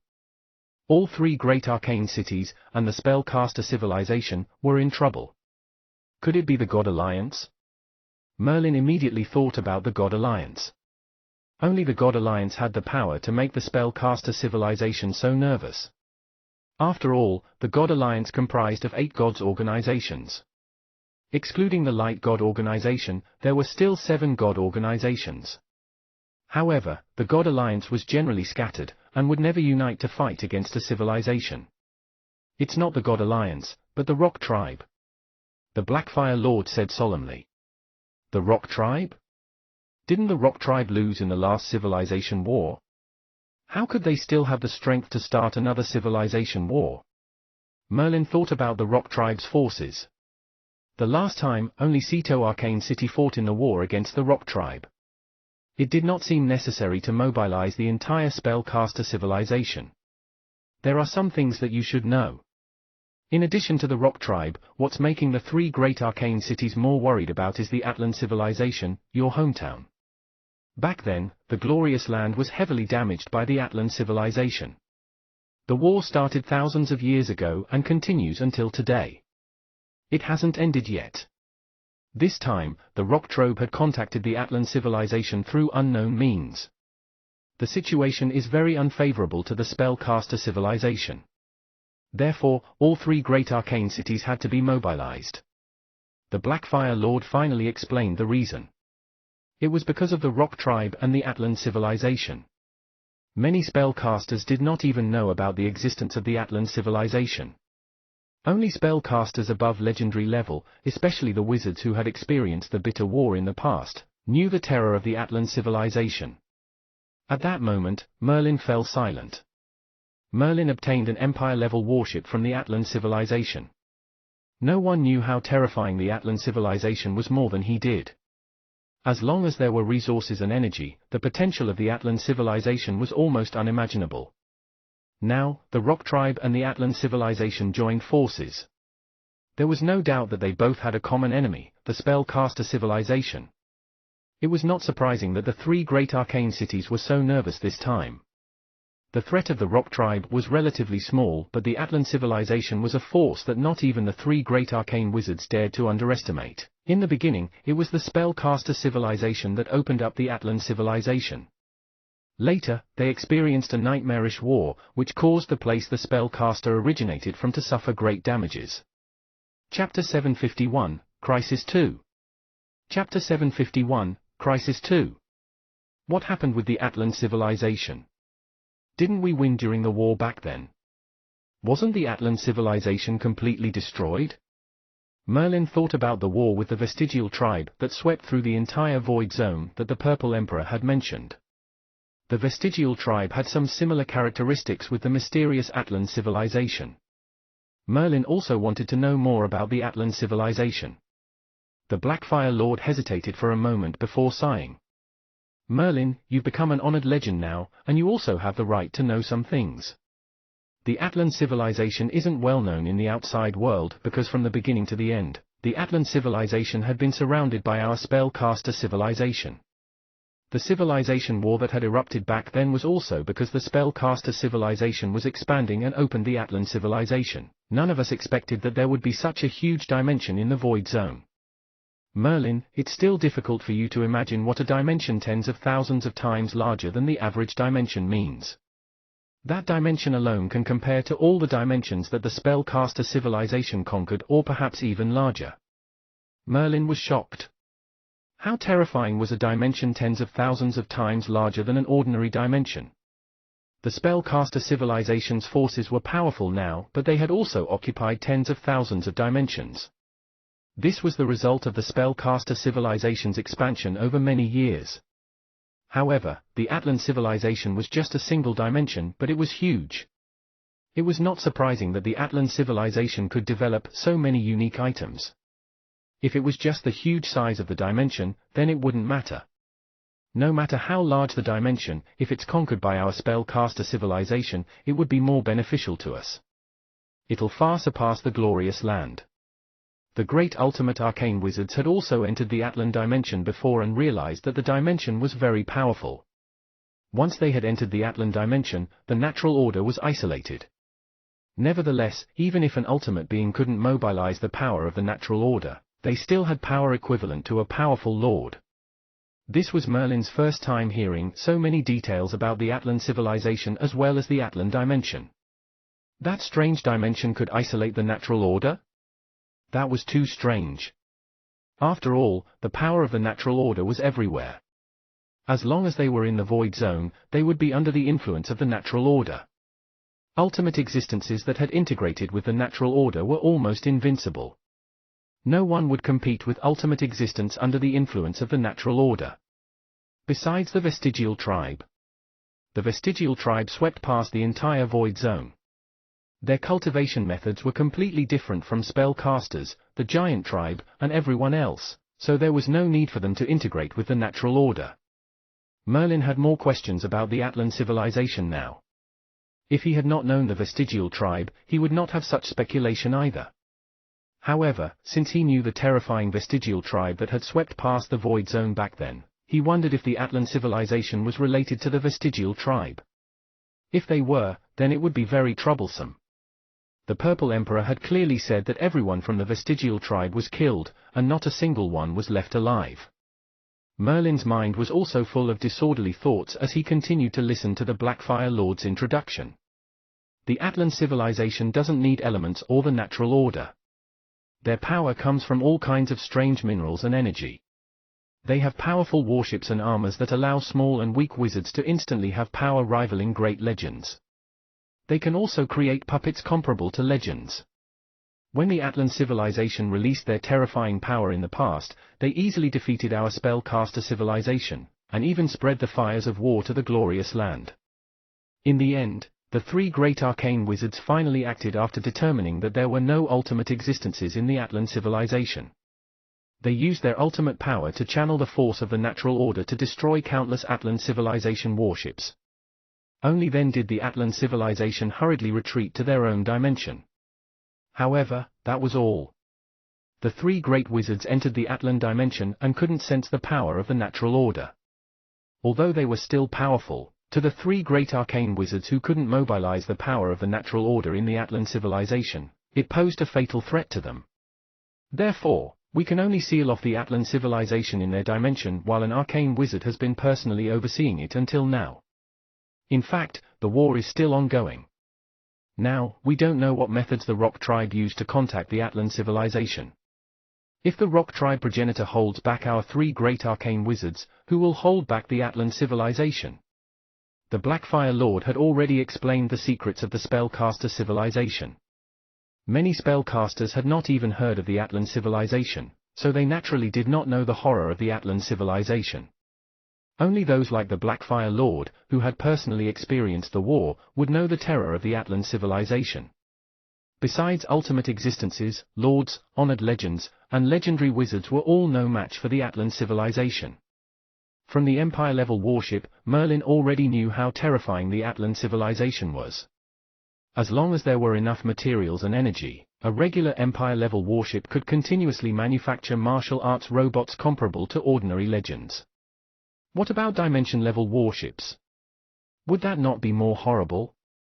Besides ultimate existences, no force could compete with the Atlan civilization. It was not surprising that even though it was just news that the Rock Tribe had made contact with the Atlan civilization, the spellcaster civilization was still extremely nervous.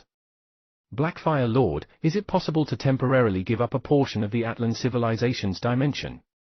Merlin pondered.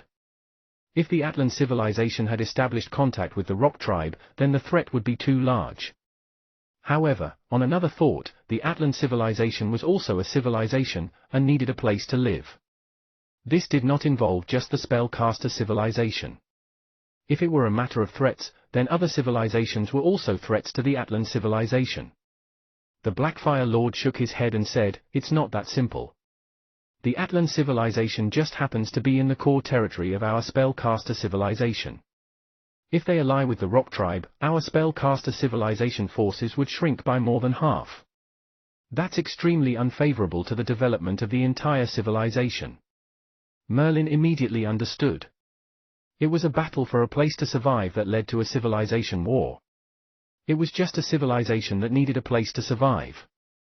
The spellcaster civilization had already expanded for more than 3,000 years, and had finally reached their current prosperous state. To voluntarily withdraw and lose more than half their dimensions would be something very difficult for the three great wizards to commit to. Besides, no one could say for sure that even if the spellcaster civilization made concessions, the Rock Tribe and the Atlan civilization would not continue to chase after them and let the spellcaster civilization off. The three great arcane wizards would not be able to afford that higher price. Furthermore, the spellcaster civilization now had not reached the end of the line yet. They only needed to firmly surround the Atlan civilization and send at least 2 ultimate arcane wizards to oversee them, and trap the Atlan civilization. That would make the alliance between the Rock Tribe and the Atlan civilization a joke. The Atlan civilization's advantages would not be able to come into play. After all, the Atlan civilization did not have ultimate existences. Against ultimate existences, no amount of warships, martial arts robots, and so on would be of use. "Teacher, what's the current situation?" Merlin was most concerned about the Atlan civilization. If the Atlan civilization had already joined forces with the Rock Tribe, then the situation would be very grim for the spellcasters. The Blackfire Lord smiled and said, "It's not a large problem for the time being. Arcane Wizard Sekai has been stationed at the surrounding of the Atlan dimension. If the Rock Tribe progenitor arrives, Arcane Wizard Sekai will know." Merlin nodded. As long as the Atlan civilization was still suppressed, the problem would not be that large. However, the Rock Tribe would send someone into the Atlan dimension. That would be troublesome. It seemed that the three great arcane wizards were mobilizing the entire spellcaster civilization to deal with the Rock Tribe. This time, it would not be as simple as the civilization war from before. They would have to completely suppress the Rock Tribe.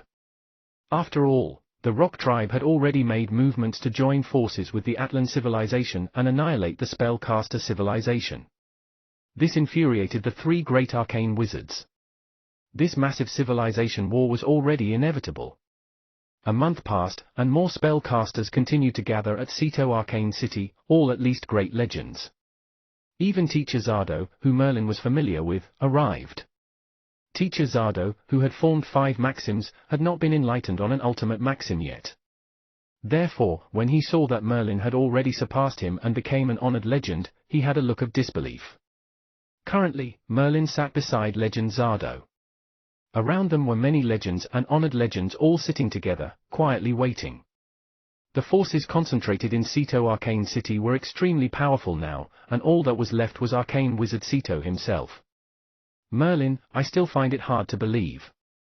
You've reached heaven in a single bound and consolidated an ultimate maxim. I wanted to let you practice more and form a maxim to become a legend." Who would have thought? Legend Zardo still seemed to be in disbelief. He had consolidated 5 maxims, but he had not formed a single ultimate maxim even after 1,000 years. Naturally, he knew how difficult it was to form an ultimate maxim. "My luck was just good. Teacher Zardo, you just need an opportunity." Merlin could tell that Legend Zardo was just about to form an ultimate maxim. He was just missing an opportunity, but that could take hundreds of thousands of years or even more to occur. However, no one could do anything about that. He could only silently anticipate that the opportunity would occur earlier. "It doesn't matter. I've waited for so many years, so how would I still care about a little time? Besides, I've already formed maxims. I have plenty of time." Legend Zardo did not mind either. As long as he had condensed a maxim and became a legend, he would not die as long as his maxim was not destroyed. Therefore, in theory, these legendary wizards were the same as gods.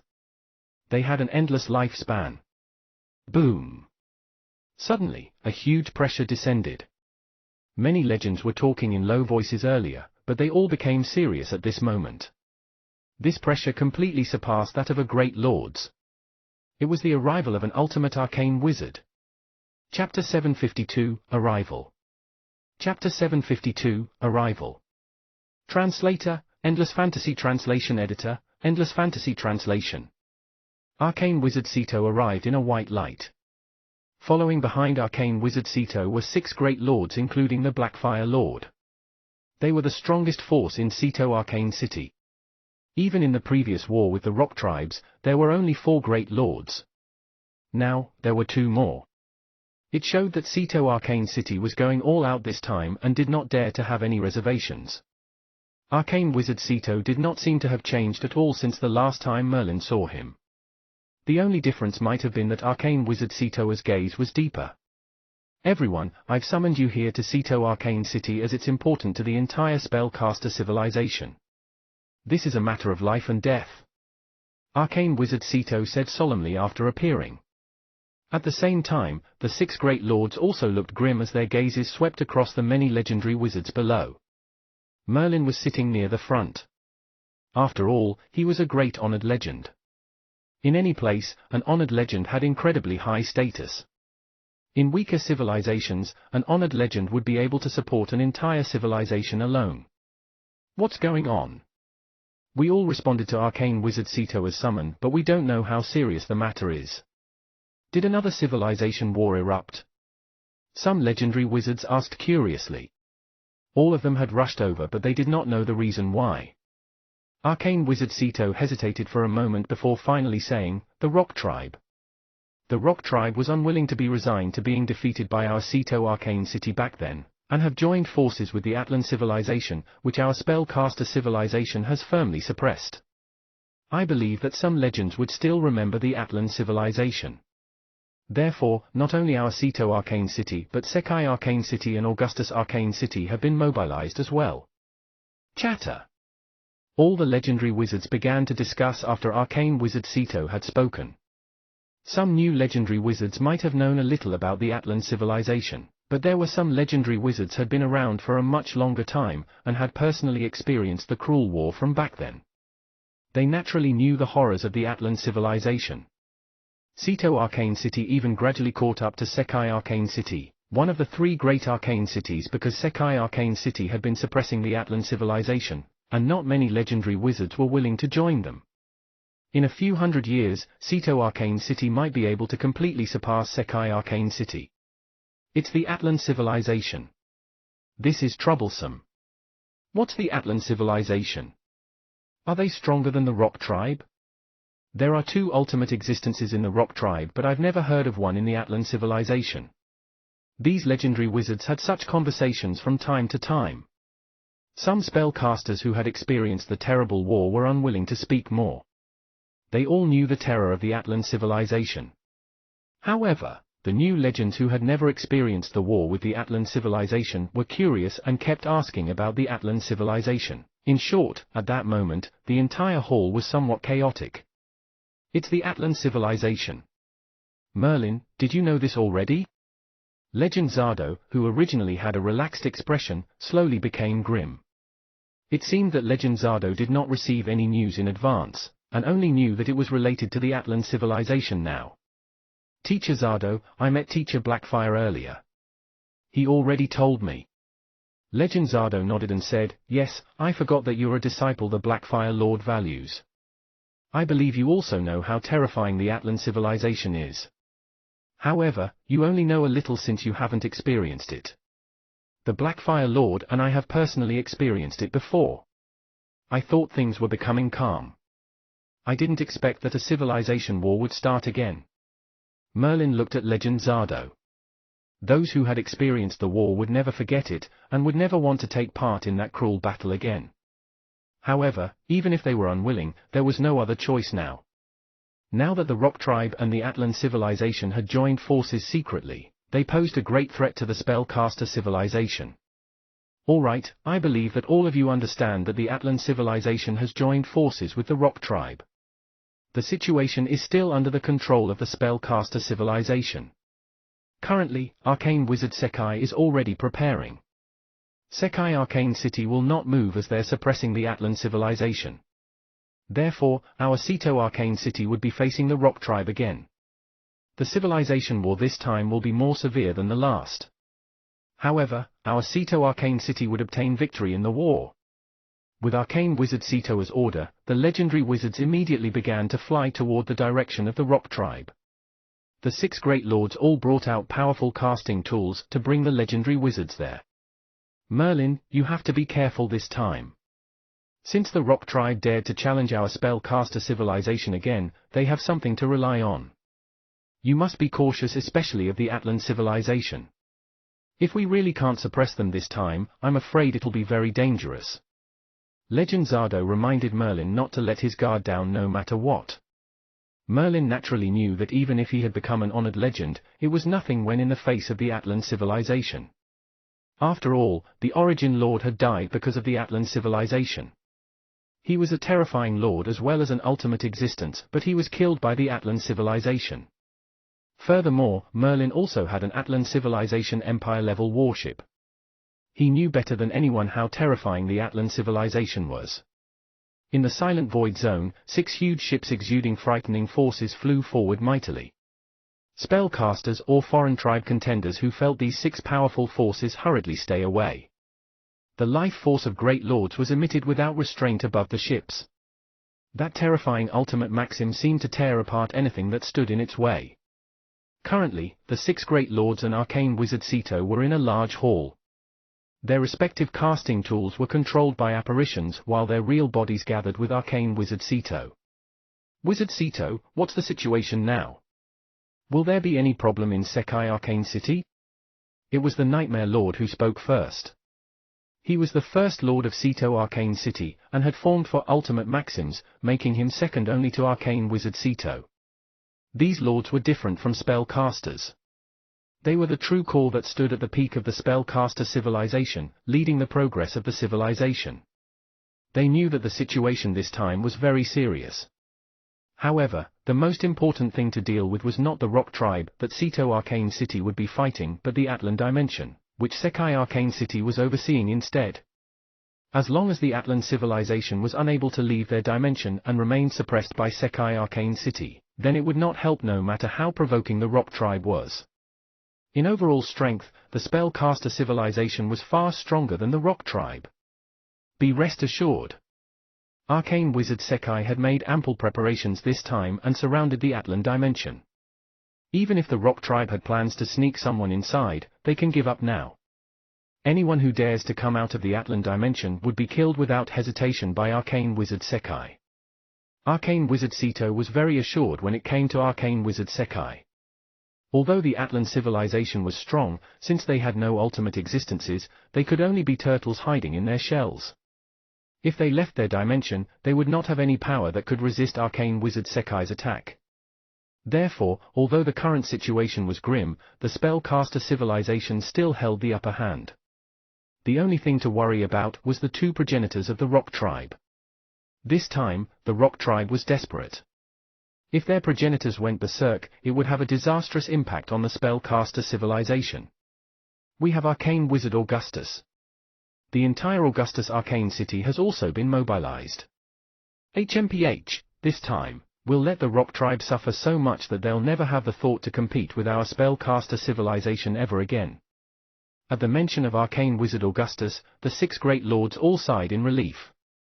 Augustus was the #1 contender in the spellcaster civilization as well as an ultimate existence that intimidated the God Alliance.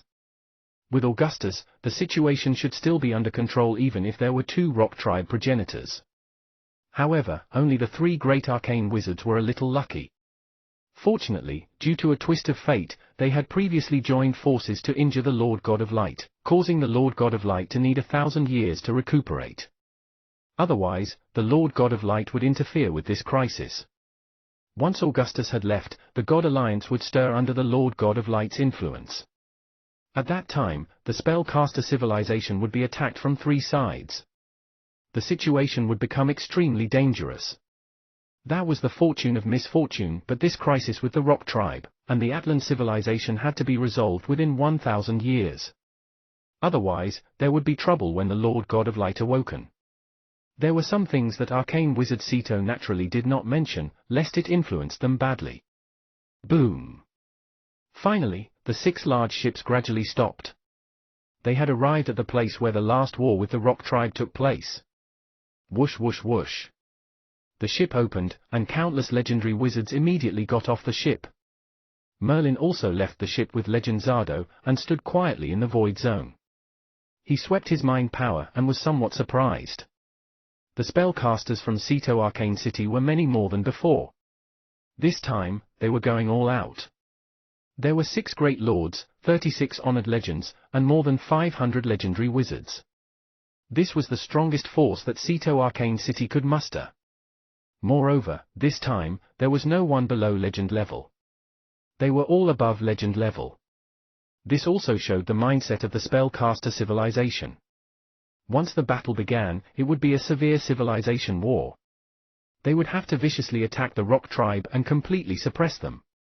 Even if they could not destroy the rock tribe, they had to inflict heavy losses on them, so much so that they would not be able to recover even after 10,000 years. Chapter 753, 2 Progenitors. Chapter 753, 2 Progenitors. Translator, Endless Fantasy Translation Editor, Endless Fantasy Translation. The wind howled. There was no space, no time, and no vitality in the void zone. However now, there was a faint storm brewing. It was a storm of maxims. More than 500 legendary wizards coupled with 36 honored legends, and 6 great lords led by arcane wizard Sito. A force like that was enough to wipe out several weak civilizations. However, they were currently facing the rock tribe, which was not a weak civilization. Hanra, in the previous civilization war, your rock tribe suffered disastrous losses. I didn't want to suffer more losses as well, so I didn't continue to pursue you. However, your rock tribe didn't learn their lesson and provoked my spellcaster civilization again.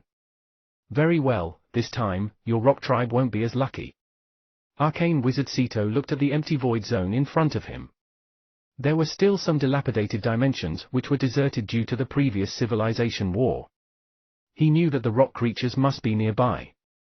After all, they were already very close to the rock tribe. The other party would not remain indifferent. After a moment, terrifying forces suddenly appeared, and progenitors' bodies emerged one after another out of the empty void zone. However, the rock tribe progenitor Hanra was not present among them. Is that all? Arcane wizard Sito frowned. The rock tribe could only have prepared just this amount of forces. However, in any case, he was determined to crush the rock tribe completely so they would never have any thought of causing trouble ever again. Therefore, Arcane Wizard Sito waved a hand and said, "Kill. All spellcasters, heed my orders. As long as you encounter a rock tribe dimension, destroy it completely. Leave no one alive."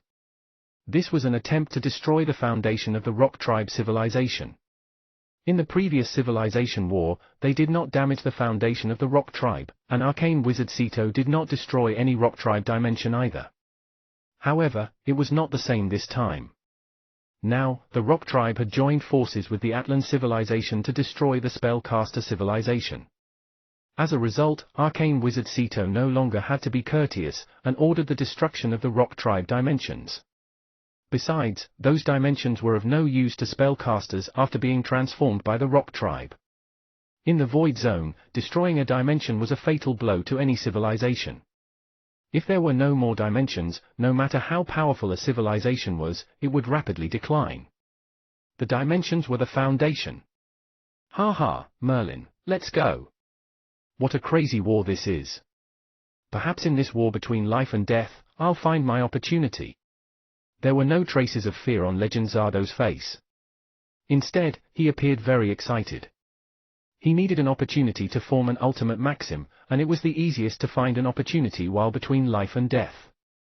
Besides Legend Zardo, although the other legendary wizards also looked solemn, they did not have any fear.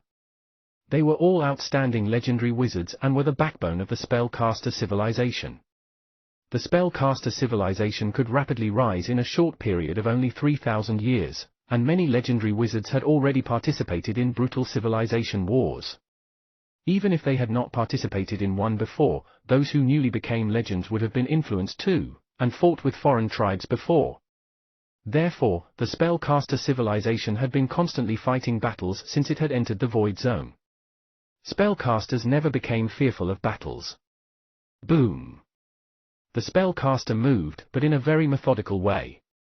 The 6 great lords moved individually while the 500 or so legends were assigned to the 36 honored legends. Each honored legend led at least 14 ordinary legends, forming a total of 36 powerful teams. The teams did not need to use any runic magic circles either since they were legends who had already formed maxims. Therefore, the 14 ordinary legends only needed to release their maxims under the honored legends' orders, which immediately burst into terrifying power. 36 teams marched toward the rock tribe dimensions in front of them. There were some progenitors' bodies that appeared before them, but those could not resist the 36 teams at all. After all, no matter how powerful a progenitor's body was, it would only be comparable to an honored legend. However, each team was led by an honored legend. They were far superior to ordinary honored legends, and were right below lords. Once the spellcaster civilization took action and the spellcasters above legend gathered, the rock tribe would have no advantage at all. However, the spellcaster civilization would not do that unless necessary. After all, once dimensions were destroyed, it became an extermination war. Wars like that were much crueler than civilization wars. Crack crack. Progenitors' bodies were defeated one by one, and the 36 teams soon pushed into the rock tribe dimensions. Those dimensions were completely devoid of any life force. They looked like dead dimensions. This was a typical feature of the rock tribe. Rock creatures did not have any life force. They were different from spellcasters, the giant tribe, the tree tribe, and so on. They were not a living tribe at all. Therefore, the reputation of the rock tribe among these civilizations was not good. They were suppressed by the spellcaster civilization, and were not strong, so their influence in the Void Zone was very limited. However, a unique civilization like this had produced 2 ultimate existences. Although neither were extremely strong, it ensured the existence of the rock tribe civilization. Although the spellcaster civilization had severely suppressed the rock tribe civilization, it had never started an extermination war because of the existence of those 2 ultimate existences. However, now, it did not matter anymore. Rumble. As the dimensions were destroyed, the terrifying resentment of the rock creatures rose. In those dimensions lived countless rock creatures, but in the face of those 36 spellcasters, there was no resistance at all. In the depths of the rock tribe forces, 2 figures quietly stood in the void. They watched as their dimensions were destroyed one by the spellcasters, their expressions incredibly dark. Hanra, go ahead. Even if we contacted the Atlan civilization, we can't let our losses grow too large. These dimensions are our foundation. Another figure said in a low voice. It's indeed time to act. They've gone deep enough. However, we need to pin down at least 2 arcane wizards to be safe, not just Sito. Progenitor Hanra also hesitated. They seemed to be brewing a plot, so they did not move even after seeing their dimensions getting destroyed. After all, a dimension was the foundation of a civilization. If dimensions were destroyed, even if there were ultimate existences, it would be meaningless. It doesn't matter. With both of our strengths, we'll be able to directly wipe out many spellcasters if we act. Humph, I don't think that Sito would be able to stop us. As long as he can't restrain us, the other 2 arcane wizards of the spellcaster civilization would act as well, and no matter who acts, our goal would be achieved. The other figure was the other mysterious progenitor of the rock tribe, whom the outside world only knew as Zenmo. He was a very mysterious progenitor, and those who had seen progenitor Zenmo before were few and far in between. All right, we'll proceed as planned. Hanra looked at the destroyed dimensions and hatred filled his heart. His figure flickered, and he disappeared without a trace. The 36 legendary teams had destroyed the rock tribe dimensions as easily as breaking a dead branch from a tree. There were much lesser rock tribe dimensions compared to the amount spellcasters. In this short period, the rock tribe had already suffered disastrous losses. However, the rock tribe progenitors had not arrived yet. What's going on? Arcane Wizard Sito was also suspicious. Suddenly, a terrifying figure appeared, bringing destructive power that instantly enveloped the 36 teams. At that moment, it seemed that the maxims that blanketed the sky would be crushed under the pressure of the horrifying might. This was the power of the natural order that overruled any other power. He's here! Arcane Wizard Sito's eyes sharpened. He took a step forward, and waved his hand. A huge shield appeared above the heads of the 36 legendary teams. Boom! The void zone seemed to shake when the terrifying forces collided. This was a collision of the power of the natural force. The void zone could not withstand such strength. Hanra, you're finally here. Arcane Wizard Sito's gaze was sharp as he glared at the familiar figure in the distance. It was Progenitor Hanra, who he had fought hand-to-hand during the previous civilization war. Sito, I'm not alone this time. Zenmo, do it. The next moment, another figure, carrying terrifying power, shrouded the 36 legendary teams. 2 progenitors? Arcane Wizard Sito's expression paled slightly. He was helpless against 2 ultimate existences. He was the weakest among the 3 great arcane wizards. Holding back 1 progenitor was already his limit. As a result, he watched Progenitor Zenmo's power charge toward the 36 legendary teams, but he could not do anything about it. Instantly, all the spellcasters of the 36 teams felt incredibly small. In front of such horrible strength, the powers of all their maxims were of no effect at all. Merlin tried his best to keep his cool, but he was unable to truly calm down. In the face of life and death, no one could remain calm. The power of the natural order. This kind of power was enough to make anyone despair. It was why ultimate existences were above all others. Bang! The terrible power of the natural order descended and produced a muffled sound. Merlin and the others looked up and found that at some point, an unfamiliar figure appeared above them. That figure gently raised a finger and blocked Progenitor Zenmo's attack. Wizard Augustus? Merlin recognized the #1 contender of the spellcaster civilization at a glance, but he did not expect that Augustus was hiding in the surroundings the entire time. Perhaps this was the result of the discussion between the 3 great arcane wizards. Chapter 754, Augustus. Chapter 754, Augustus. Translator, Endless Fantasy Translation Editor, Endless Fantasy Translation. Augustus had a towering spell body. His descent was surrounded by rows of flames. These flames were even more formidable than a fire-type ultimate maxim. This was the power of the natural order. Merlin was not too well versed about the differences between the ultimate existences, but he knew that there must be some differences. Otherwise, Augustus would not be classified as the #1 contender among the 3 great arcane wizards. Currently, watching Augustus appearing in a column of blazing flames, Merlin also noticed the subtle difference between him and Arcane Wizard Sito and the Rock Tribe progenitors. It seemed that Augustus had grasped the power of the natural order adept, and was able to integrate his body into the natural order. These flames belonged to Augustus' ultimate maxim, but they had exceeded the power of an ultimate maxim, and contained traces of the natural order aura. Upon seeing Augustus descend, Hanra and Zenmo's expression dropped imperceptibly. They were very well aware of Augustus' formidable strength. In fact, even the God Alliance was wary of Augustus. Augustus, you're finally here. Nevertheless, this is an extermination war. It won't be easy for the spellcaster civilization to exterminate the Rock Tribe. Progenitor Zenmo and Progenitor Hanra both stood together in the air in direct confrontation of Arcane Wizard Augustus, and Arcane Wizard Sito. The power of the natural order revolved around the latter too. Huh?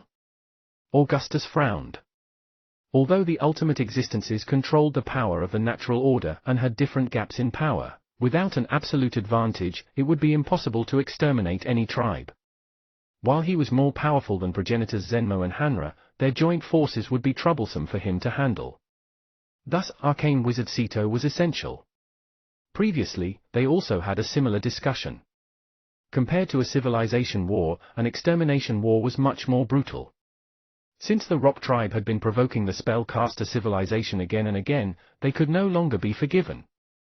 In the spellcaster civilization, the 3 great arcane wizards each held down different forts. For example, Arcane Wizard Sekai stood guard against the Atlan civilization. he even moved Sekai Arcane City near the Altan dimension to intimidate the Altan civilization, and prevent them from leaving the Atlan dimension at all cost. As the most powerful arcane wizard and the symbol of motivation among the spellcaster civilization, Augustus was tasked with guarding against the biggest threat to the spellcaster civilization, the God Alliance. Hence, his direct opponent was one of the 8 largest god organizations that constituted the God Alliance, the Light God Organization.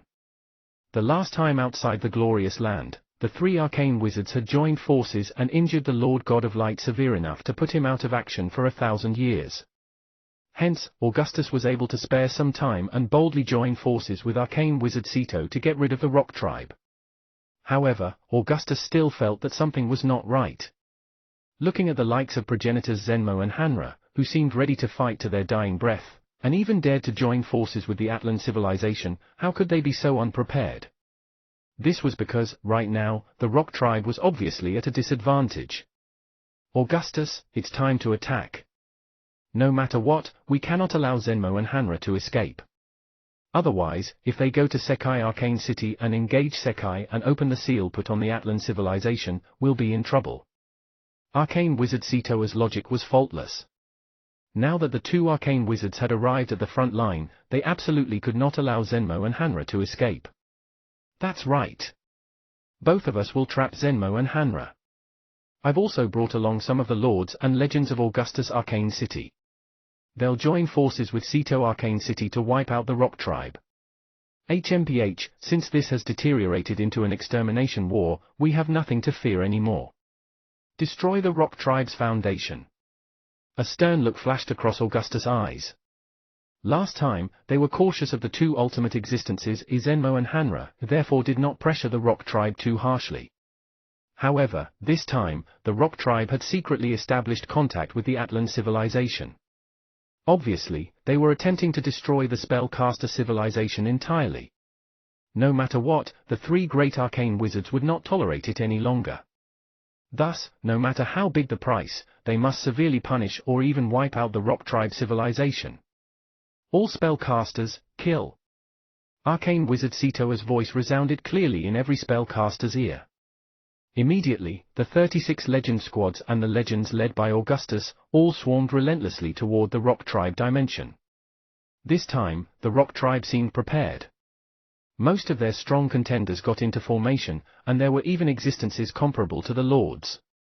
Regardless, by comparison of sheer numbers, they could not outnumber the joint force between Ceto Arcane City and Augustus Arcane City.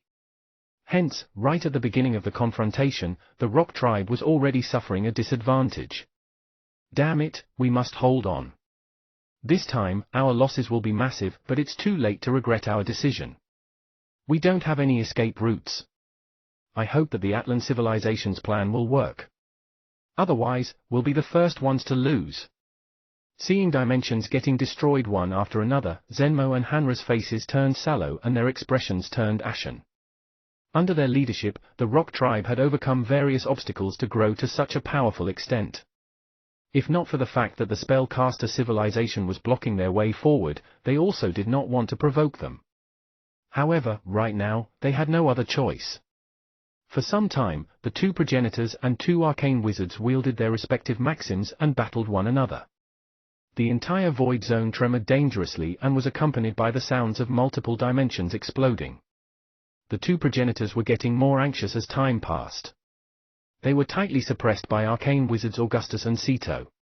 If it was Sekai who came, then they might still have a trick or 2 up their sleeves, but in the end, it was Augustus who had shown up. Whether it was in terms of controlling the natural order or utilizing different tactics of the natural order, Augustus was slightly superior to both. Therefore, the 2 progenitors found themselves on the losing end. Similarly, the outlook of the Rock Tribe was quite unfavorable. Merlin was leading a squad of 14 ordinary legends. Their performance was not excessively eye-catching, but wherever his squad went, none of the rock creatures could withstand them. Initially, the 14 ordinary legends in Merlin's squad had some doubts about him, but right now, they had vanquished their doubt. All that was left was complete admiration.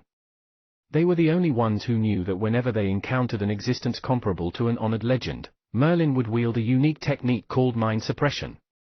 Subsequently, Maxim chains would fly out and swiftly restrain the opponent, allowing the 14 ordinary legends to release their killing blows. The entire battle process was very easy and effective. One after another, they had destroyed countless dimensions, and powerful rock creatures died under their maxims. It was at this moment that many strong contenders among the rock tribe realized how terrifying the civilization they were confronting was. In just a short span of 3,000 over years, the spellcaster civilization rose up to become an outstanding force. Their biggest advantage was the short cultivation time required by the strong contenders. Every 100 years or so, a large batch of legendary existence would be born. Occasionally, even an honored legend would appear. Owing to the formidable abilities of the legends and above, the spellcaster civilization was considered fearsome. Besides the Atlan civilization that could create an infinite number of above-legend existences, no other foreign tribe civilizations could measure up to the spellcaster civilization. In the previous civilization war, the rock tribe did not sustain any heavy damage but merely returned with defeat. In addition, it looked like they had some foothold to win. As a result, many of the rock creatures imagined that if progenitor Zenmo had dispatched more powerful rock creatures, the civilization war might have ended differently. Right now, however, they witnessed the spellcaster civilization destroying multiple rock tribe dimensions with ease. Moreover, dozens of rock creatures comparable to honored legends had died. They were rudely awakened. How massive was the gap between them and the spellcaster civilization? This large-scale extermination war had just begun, but the outcome seemed to be apparent. Almost half of the rock tribe's dimensions had been destroyed.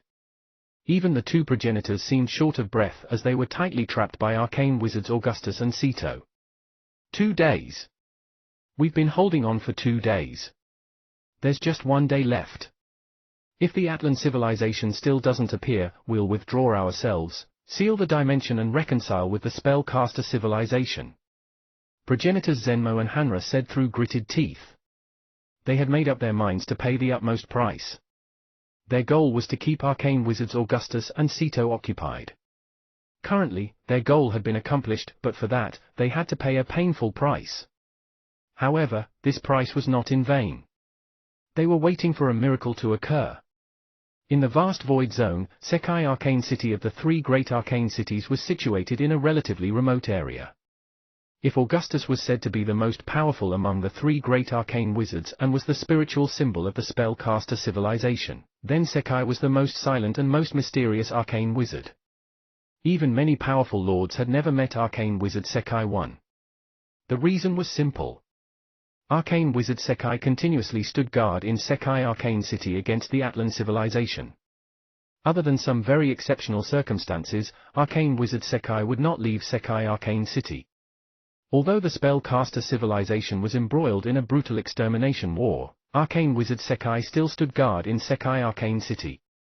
At the same time, Sekai Arcane City seemed to be relatively free from the pressing threat of the extermination war. As usual, he stayed in Sekai Arcane City and occasionally patrolled near the seal. Not too far away from Sekai Arcane City, there was an incredibly behemoth dimension. Back then, when the spellcaster civilization first saw this dimension, they were ecstatic. They thought that this would become the eternal foundation of the spellcaster civilization. Until one day, the 3 great arcane wizards joined forces to open this dimension and attracted a ruthless war that no spellcaster was willing to face. The Atlan dimension in this dimension was the mysterious yet tough Atlan civilization.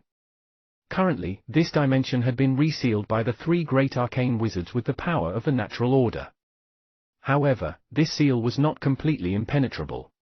It was extremely difficult to break from the inside, but from the outside, all that was needed was a massive force which contained the power of the natural order. With that, the seal would naturally weaken, and the Atlan civilization on the inside would be able to break open the seal and step into the void zone once again. Therefore, arcane wizard Sekai's gaze was always trained on the seal of the Atlan dimension. Whiz! At this moment, a huge figure wrapped in dazzling holy light emerged from the void zone. The Atlan dimension? This great existence wrapped in holy light looked at the incredibly behemoth dimension with a shocked expression. Although he had heard of the Atlan civilization and knew that they were born in a huge dimension, hearing it and seeing it with his eyes was 2 different things. Such a behemoth dimension could cause anyone to stumble. Such a huge dimension. Fortunately, the spellcasters didn't obtain it. The last time, you were lucky to drive the Atlans back to their dimension. What about this time? The mysterious figure revealed a hint of maliciousness in his voice. Chapter 755, Breaking the Seal. Chapter 755, Breaking the Seal. Translator, Endless Fantasy Translation Editor, Endless Fantasy Translation. The behemoth Atlan dimension appeared peaceful as usual. Despite there had not been any problem from the Atlan dimension for a long time, the security over this dimension remained extremely stringent. At least, there would always be a few honored legends monitoring it. They dared not let down their guard. For the past hundreds and thousands of years, they remained vigilant. Did you hear? Our spellcaster civilization started a large-scale battle with the Rock Tribe civilization. This is going to be an extermination war. Even the great wizard Augustus has gone on the offensive. With the joint forces of Ceto Arcane City and Augustus Arcane City, I'm sure they'll crush the Rock Tribe to smithereens. According to rumors, it seems like an oversight on our part. I heard that the Rock Tribe managed to slip into the Atlan dimension and established contact. Then again, the Atlan dimension has been guarded by us, and the seal is still intact. How did the Rock Tribe manage to enter? These were the great legends who stood watch over the Atlan dimension. They truly did not comprehend how did the Rock Tribe manage to enter the Atlan dimension under their stringent guard. Perhaps, the Rock Tribe did not enter the Atlan dimension but instead, the Atlans used some special trick to allow someone to leave the Atlan dimension and enter the Void Zone, who then established contact with the Rock Tribe. Regardless of who was the instigator, the extermination war between the Spellcaster civilization and the Rock Tribe civilization stemmed from the Atlan civilization. Hence, these legendary wizards who were tasked with guarding the Atlan dimension dared not lower their guard for a single moment. All of them were legendary wizards who had experienced the first war against the Atlan civilization. Naturally, they knew how terrifying the Atlan civilization was. If the Atlans broke the seal and charged out of the Atlan dimension, then the entire Spellcaster civilization would be facing an unimaginable disaster. Not too far away from these legendary wizards, a holy light appeared out of nowhere. The holy aura was not at all furtive, so the legendary wizards immediately noticed it. Is it divine energy? Who is it? These legendary wizards immediately sat up straight. Their mind power swept out and saw a figure emerging from the holy light. His body contained endless authority. A god? This is bad, quickly inform Arcane Wizard Sekai. Upon seeing this holy light, the honored legends were astounded. This was the aura of divine energy. A god had descended. The relations between the God Alliance and the Spellcaster civilization had never been favorable. They were sworn enemies since the beginning of time. If not for Augustus keeping guard over them, some gods of the God Alliance might be tempted to strike. Purify. Before these few honored legends could deliver the message, the figure amid the holy light gently waved his hand. A ray of holy light shrouded the honored legends. Despite them being respected honored legends who had consolidated ultimate maxims, underneath this blanket of holy light, their ultimate maxims shattered instantly. A few honored legends died in the blink of an eye. The Atlan dimension. The mysterious figure looked at the huge dimension before his eyes. There was the unmistakable seal of the three great arcane wizards above it. The Spellcaster civilization, the war begins. The mysterious figure emitted a rich holy light. The next moment, it transformed into an earth-shattering impact that landed heavily on the seal of the Atlan dimension. Immediately, water-like ripples appeared on the surface of the seal and spread outward rapidly. However, this force was simply too tremendous to be borne. The seal over the entire dimension began to crack, and an anomalous aura began to leak out of those cracks. In Sekai Arcane City, Arcane Wizard Sekai's eyes shot open. His face paled drastically as he let out a low growl. Lord God of Light? How could it be the Lord God of Light? Arcane Wizard Sekai took a giant leap and disappeared without a trace. Swish! Arcane Wizard Sekai mobilized the power of the natural order, and arrived at the Atlan dimension almost instantly. However, he glanced at the Atlan dimension and saw that the seal had been loosened. he would not be able to replace the seal by himself. Furthermore, there was an ultimate existence before him, the Lord God of Light wrapped in holy light. Lord God of Light, you were injured by the three great arcane wizards. You should be hibernating for at least 1,000 years. How can you appear here? The three great arcane wizards, including Arcane Wizard Sekai, had already made plans for the worst-case scenario. The combination between the Rock Tribe and the Atlan civilization would not be rudimentary. Therefore, Arcane Wizard Sekai remained in Sekai Arcane City. The reason was to guard against any possibility.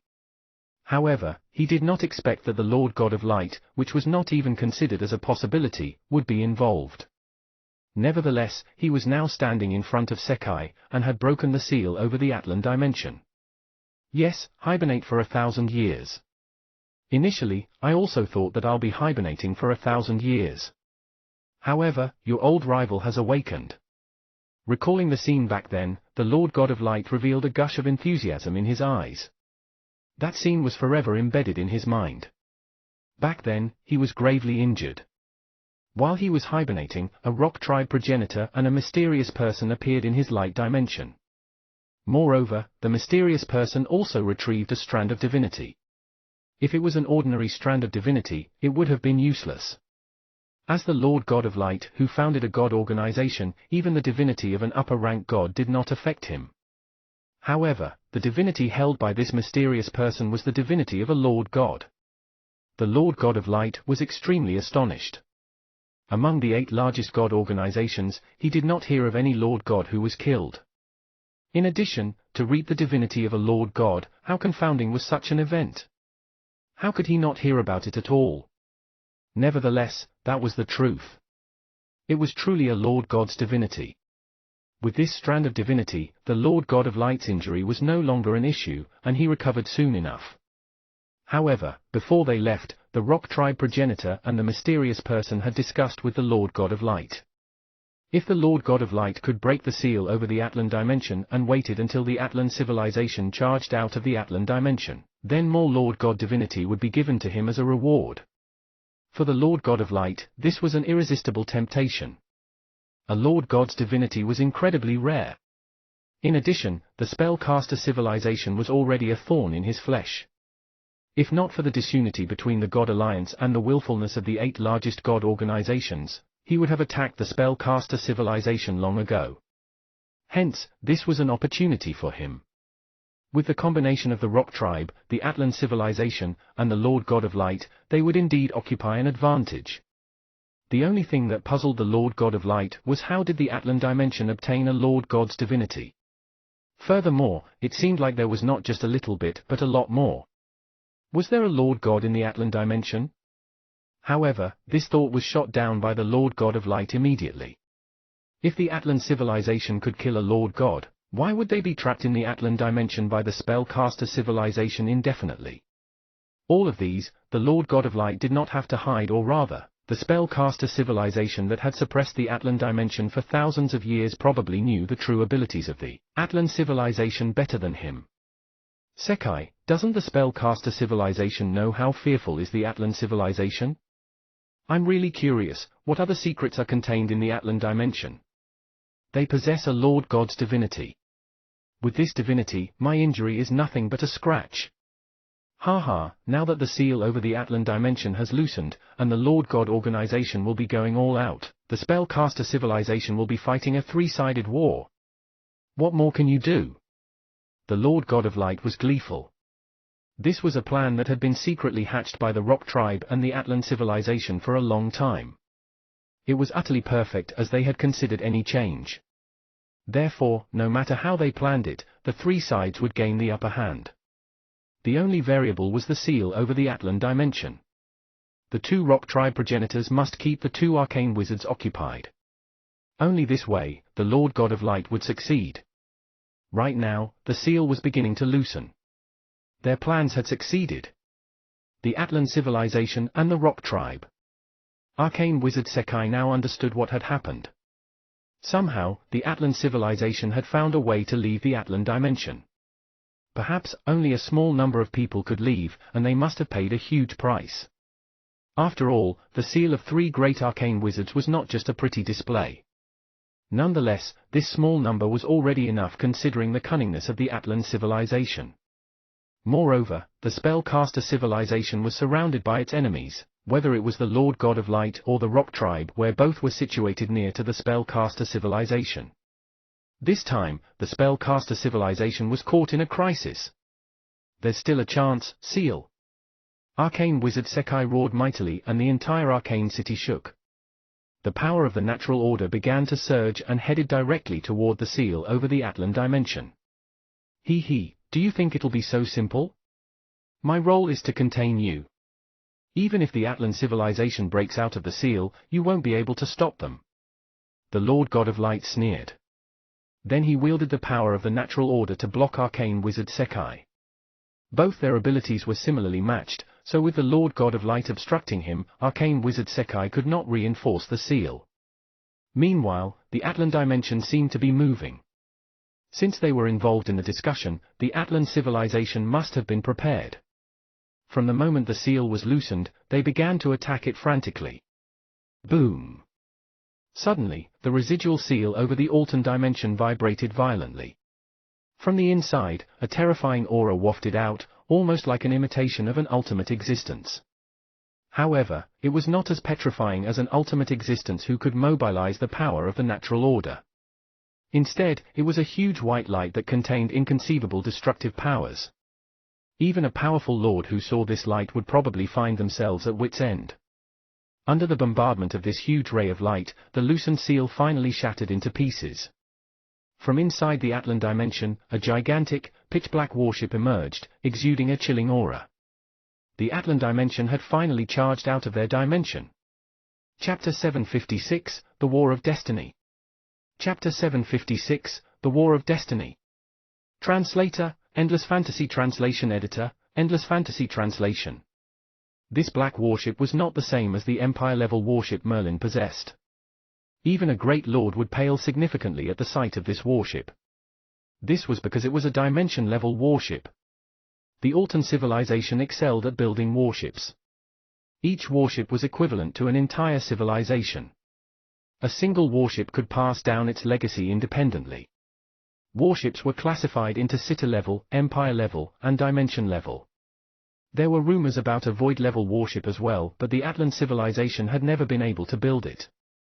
Cita-level warships were comparable to ordinary legends, whereas Empire-level warships could annihilate honored legends. As for Dimension-level warships, they were feared even by the Great Lords. Other than the ultimate existences, the Atlan civilization's Dimension-level warship was nearly invincible. Right now, this was a Dimension-level warship, and also the most powerful warship to date. Otherwise, they would not have been able to break open the loosened seal. Behind the Dimension-level warship, more warships began to pour out of the dimension. Soon, they occupied the entrance of the dimension, and filled the entire void zone. The Lord God of Light stood in front of the Atlan dimension. With a malicious glint in his eyes, he spoke, "Sekai, the glorious days of the spellcaster civilization is over. Faced against the Atlan civilization, do you think the spellcasters can still prevail?" Indeed, the only ace of the spellcaster civilization was the 3 great ultimate arcane wizards. However, the 3 great ultimate arcane wizards were currently occupied, and could not subjugate the Atlan civilization. 1,000 years ago, the spellcaster civilization already tasted the fearsome prowess of the Atlan civilization's warships. That was a brutal war which left a deep impression on every legendary wizard. They would not be able to stop the Atlan civilization with just Sekai Arcane City. Thinking along these lines, Arcane Wizard Sekai immediately made a judgment call. He lamented into the air, "The Atlan civilization has broken through the seal. A brutal war is upon us. This is the most critical moment for the spellcaster civilization. The 3 great arcane cities cannot suffer any more loss. Retreat, retreat immediately. Rendezvous with Augustus and Sito." Currently, the only thing Arcane Wizard Sekai could do was preserve the strength of the spellcaster civilization and rendezvous with Augustus and Sito. They would have to assemble the entire spellcaster civilization together with the 3 great arcane cities to face this crisis. Boom! Another rock tribe dimension exploded. The rock tribe had already lost more than half their dimensions. This was never seen before loss. The rock tribe was in a precarious situation. Once all the rock tribe dimensions were destroyed, even if the two progenitors did not die, there would not be any rock tribe civilization left in the void zone. The two progenitors would be alone.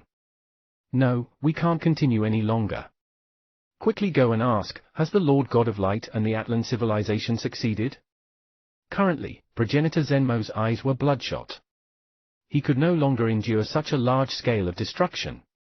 Although this was a collaboration between the Atlan civilization, rock tribe, and light god organization, the truth was, the rock tribe suffered the most damage. Boom! Suddenly, a huge dimension popped into the peaceful void zone. Any familiar spellcaster would realize that it was the mysterious Sekai Arcane City. Sekai? Why is he here? Isn't Sekai standing guard over the Atlan dimension? What had happened that he even moved Sekai Arcane City all the way here? Seeing Sekai Arcane City's appearance in the void zone stunned Augustus and Sito. Both were more than enough to handle the rock tribe, hence it was not necessary for arcane wizard Sekai to come. So, Sekai's appearance must not be accompanied by stellar news. Swish! Arcane wizard Sekai arrived beside Augustus and Sito.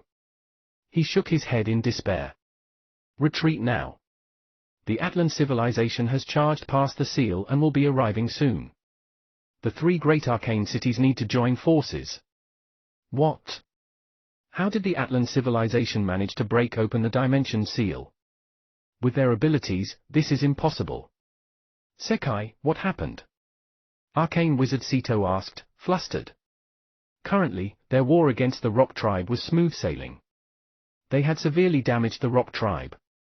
Retreating now would be too beneficial for the rock tribe. The Lord God of Light, he's awakened.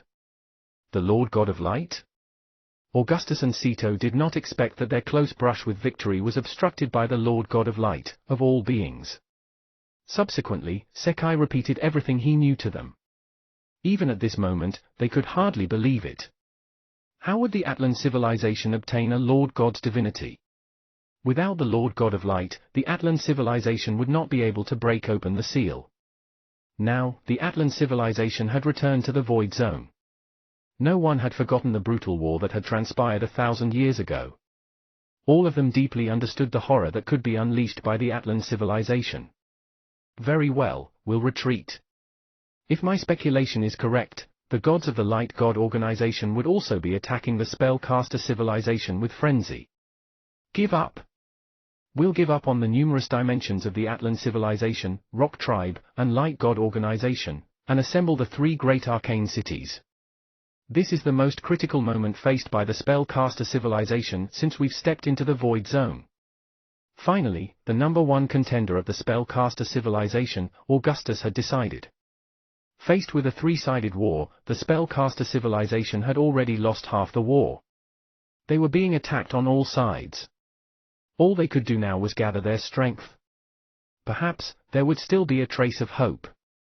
Hence, on the orders of the three great arcane wizards, all the legendary wizards retreated. 3 months later, the three great arcane cities had been assembled.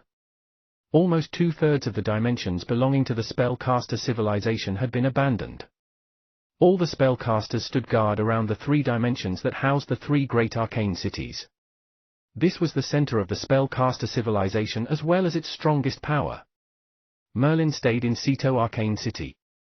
Every day, all sorts of war news would break out. He could see that the situation was worsening. The Atlan civilization, light god organization, and the rock tribe had completely joined forces. They were unstoppable on every level. The ordinary spellcasters were completely unable to withstand. The key is the Atlan civilization. Merlin glanced at the Atlan civilization's empire-level warship in his ring.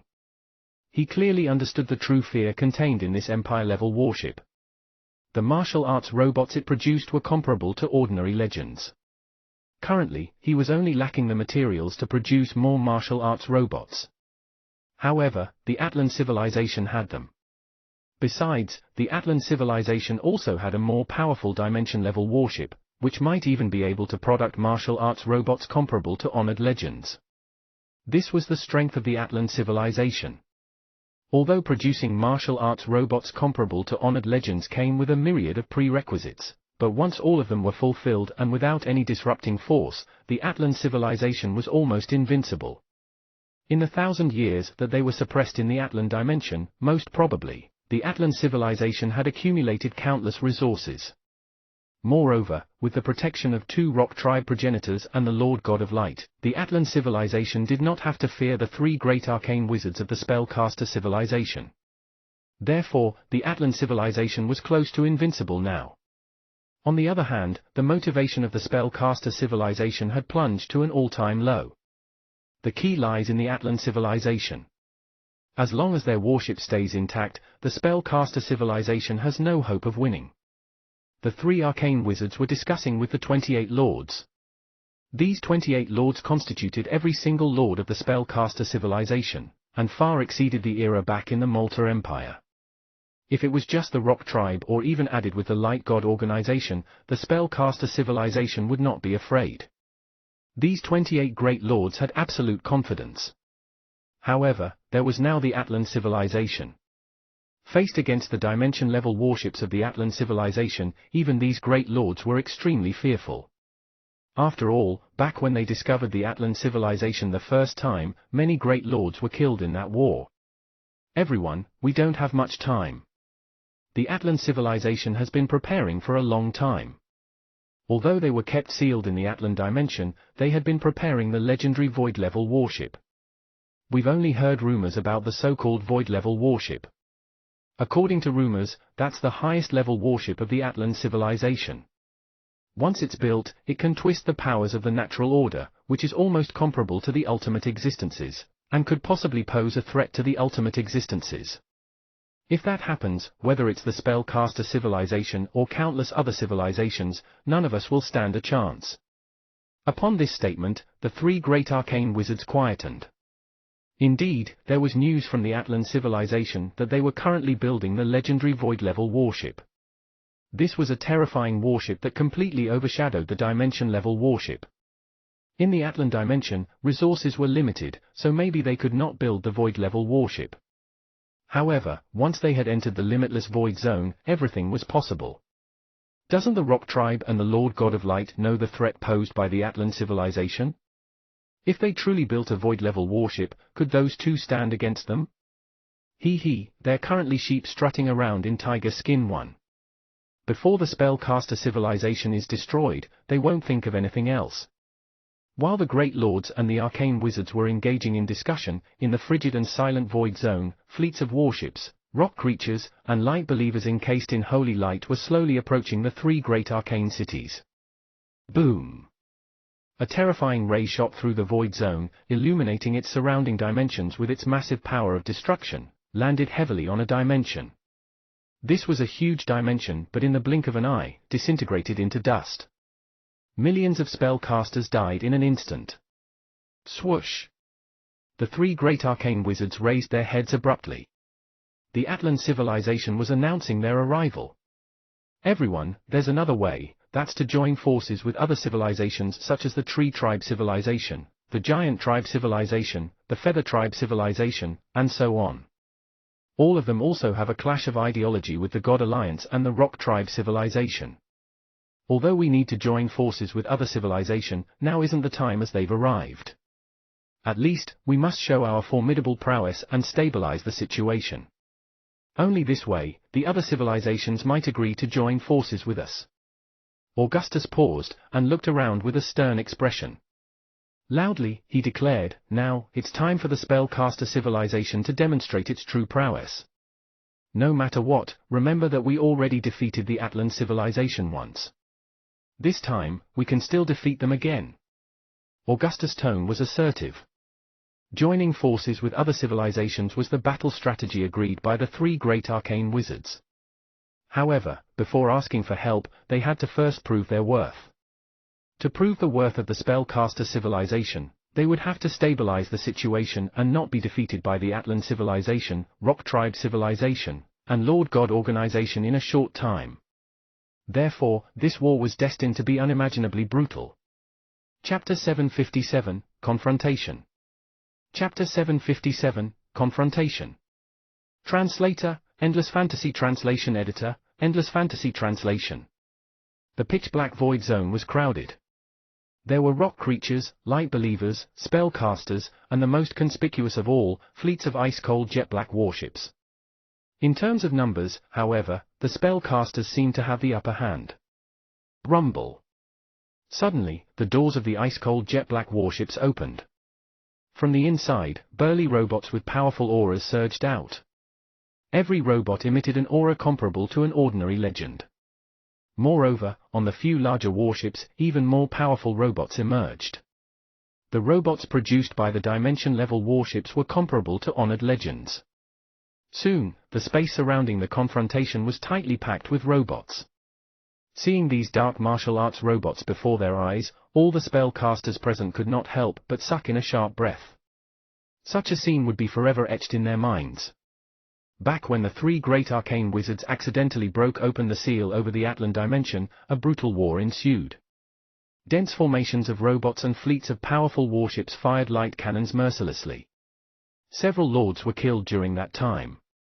Many had thought that they would not witness such a scene ever again in their lives, but unexpectedly, they were back for a second encounter. Merlin also led a squad.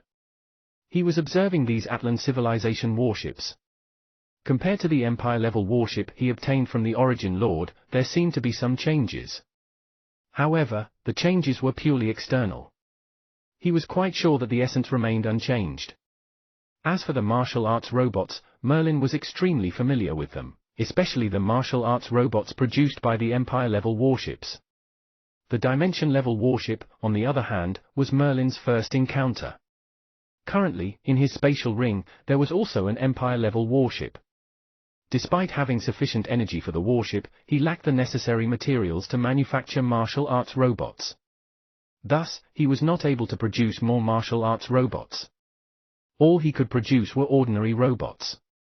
In this war, the ordinary robots were completely useless. Furthermore, Merlin did not even consider mobilizing the warship. After all, the Atlan civilization possessed even more warships, and had more understanding of them. Employing an Atlan civilization warship to defeat the Atlan civilization certainly would not end well. This was unless Merlin's warship outnumbered the Atlan civilization. However, that would be impossible, judging by the dense formation of warships scattered throughout the void zone. At the very least, there were 100 warships, not including those that were still emerging from the Atlan dimension. Basically, except for the ultimate existences, the Atlan civilization was the most powerful among them. The only shortfall of the Atlan civilization was that they did not have an ultimate existence. Nonetheless, with the protection of the two rock tribe progenitors as well as the Lord God of Light, this shortfall was negated. The three great arcane wizards stood quietly in the void zone as they surveyed the huge army before them. The number of rock creatures dispatched was painfully small as the previous war had already damaged its foundation. All that was left in this war were the two progenitors and a handful of Lord-level rock creatures. Harming an ultimate existence was incredibly difficult. Even when the three great arcane wizards had surrounded and attacked the Lord God of Light, he was only slightly injured. With three ultimate existences against two, they only had a minimal advantage. Unless all three great arcane wizards were as powerful as Augustus, they would not be able to inflict harm on the rock tribe. In addition, there was the Lord God of Light. Hence, the three great arcane wizards would be completely engaged. They would have to rely on their many years of experience. Both sides knew the importance of the first battle. Otherwise, the spellcaster civilization would not have gathered all its strength. If the spellcaster civilization was defeated in this battle, then the Lord God of Light would most probably enlist the help of other god organizations in the God Alliance to eradicate the spellcaster civilization. If the spellcaster civilization managed to gain an upper hand, then it would buy them some precious time to recruit other life-type civilizations to fight the Atlan civilization, rock tribe, and light god organizations. Hence, this battle was crucial for both sides. There was no room for mistakes. Finally, this day had come. The last time we fought the Atlan civilization, I was merely an ordinary legend. Now, however, I've become a 5-maxim great legend. Teacher Zardo tightened his fist. The 5 maxims on his body gradually appeared above his head. One of the Maxims even showed faint signs of near transformation. Legend Zardo did not want the war with the Atlan civilization to break out. However, at this juncture, it was out of his hands. This was not just a civilization war or a tribe war, but the most critical war in the history of the spellcaster civilization, and destined to be the most brutal. Other than the legends from the three great arcane cities, there was also a special group of spellcasters. Each of them exuded a powerful aura that converged into sequences of storms in the void zone. These legendary wizards were the highly despised plunderers among the spellcaster civilization. Usually, they plundered dimensions, and killed ordinary legendary wizards, so they were despised by many. Nevertheless, faced with such a critical battle in the civilization war, they still obeyed the commands of the three great arcane wizards and fought alongside them. Although the plunderers were despicable, their combat skills were much superior to the ordinary legends. Among them, there were also a few honored legends and even a lord. This lord was called the Blood River Lord. According to rumors, because of the amount of bloodshed and plundering he had committed, all the Maxims he consolidated were blood red. He was the only lord who was born among the plunderers. Nonetheless, Blood River Lord was utterly terrifying. He had consolidated a total of 4 ultimate Maxims, the same number as the Nightmare Lord. However, even the Nightmare Lord was wary of the Blood River Lord. According to more rumors, every dimension passed through by the Blood River Lord was bathed in a sea of crimson light. All those dimensions were left completely lifeless. Hence, very few wizards were willing to associate with the Blood River Lord. Nevertheless, the Blood River Lord was now one of the 28 lords who had joined the war. The fact that even the plunderers were conscripted proved that the spellcaster civilization had truly amassed its maximum strength. Ha ha! Ceto, Augustus, and Sekai. From today onward, the spellcaster civilization will go down in history as one of the many short-lived civilizations in the Void Zone. The spellcaster civilization had merely entered the Void Zone for 3,000 years. How dare you try to occupy such a vast expanse of dimensions? The two rock tribe progenitors sneered. In terms of history, unquestionably, the spellcasters were the youngest civilization. They had only just stepped foot into the Void Zone 3,000 over years ago, but had managed to occupy a vast expanse of dimensions, to the point that the rock tribe had almost run out of living space. Throughout the billions and trillions of years in the Void Zone, the spellcaster civilization was the only one, the most miraculous civilization. Is that so? Becoming history? Perhaps, it wouldn't be the spellcaster civilization that becomes history, but I'm sure, the rock tribe will become history. A murderous aura flared on Augustus' body. He currently held immense loathing against the rock tribe. Nevertheless, even if the three great arcane wizards were to jointly attack the two rock tribe progenitors, they would still be able to escape easily. However, Augustus was decided on one thing. If the spellcaster civilization survived this threat, then they would annihilate the rock tribe civilization, no matter what the cost. Even if they would have to bear the risk of payback from these two rock tribe progenitors, the rock tribe civilization had to be annihilated. Hum hum hum. Suddenly, rays of light began to glow on the jet-black warships. All the spellcasters could almost sense the terrifying power contained within. The war was starting. Chapter 758, War Begins. Chapter 758, War Begins. Boom! A massive beam shot through the Void Zone. In just the blink of an eye, a stunning flash of light landed before a spellcaster squad. No one expected that the Atlans would launch such a sudden attack. Even the three great arcane wizards could not react in time. Hence, they could only watch as the light beam slammed violently into one of the legend squads. Kai. There were no lucky survivors. The squad consisted of more than a dozen ordinary legends in addition to an honored legend. All of them tried to consolidate their Maxims. However, they were completely unable to withstand the impact. Under this light beam, they were immediately turned into vapor. Over a dozen legends were instantly reduced into ashes. Silence. The entire battlefield was incomparably silent. Seeing that destructive light beam, those spellcasters who had already known of the fearsome strength of the Atlan civilization were reminded of the brutal war back in the days. As for the spellcasters who had never seen the Atlan civilization, they were completely stunned. Over a dozen legendary wizards and an honored legend were reduced into ashes in a single blow.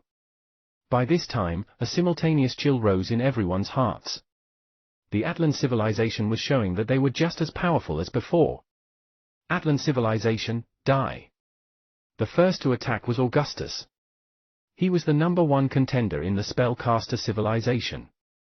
Once enraged, how much more terrifying would he be? The entire void zone tremored, and the endless power of the natural order rained down. However, the two rock tribe progenitors also wielded their skills to resist Augustus. With the three ultimate arcane wizards at the forefront, the war had finally erupted. Kill! Maxims filled the sky and headed toward the rock tribe, light believers, and Atlan civilization warships and robots. In an instant, Maxims permeated every direction.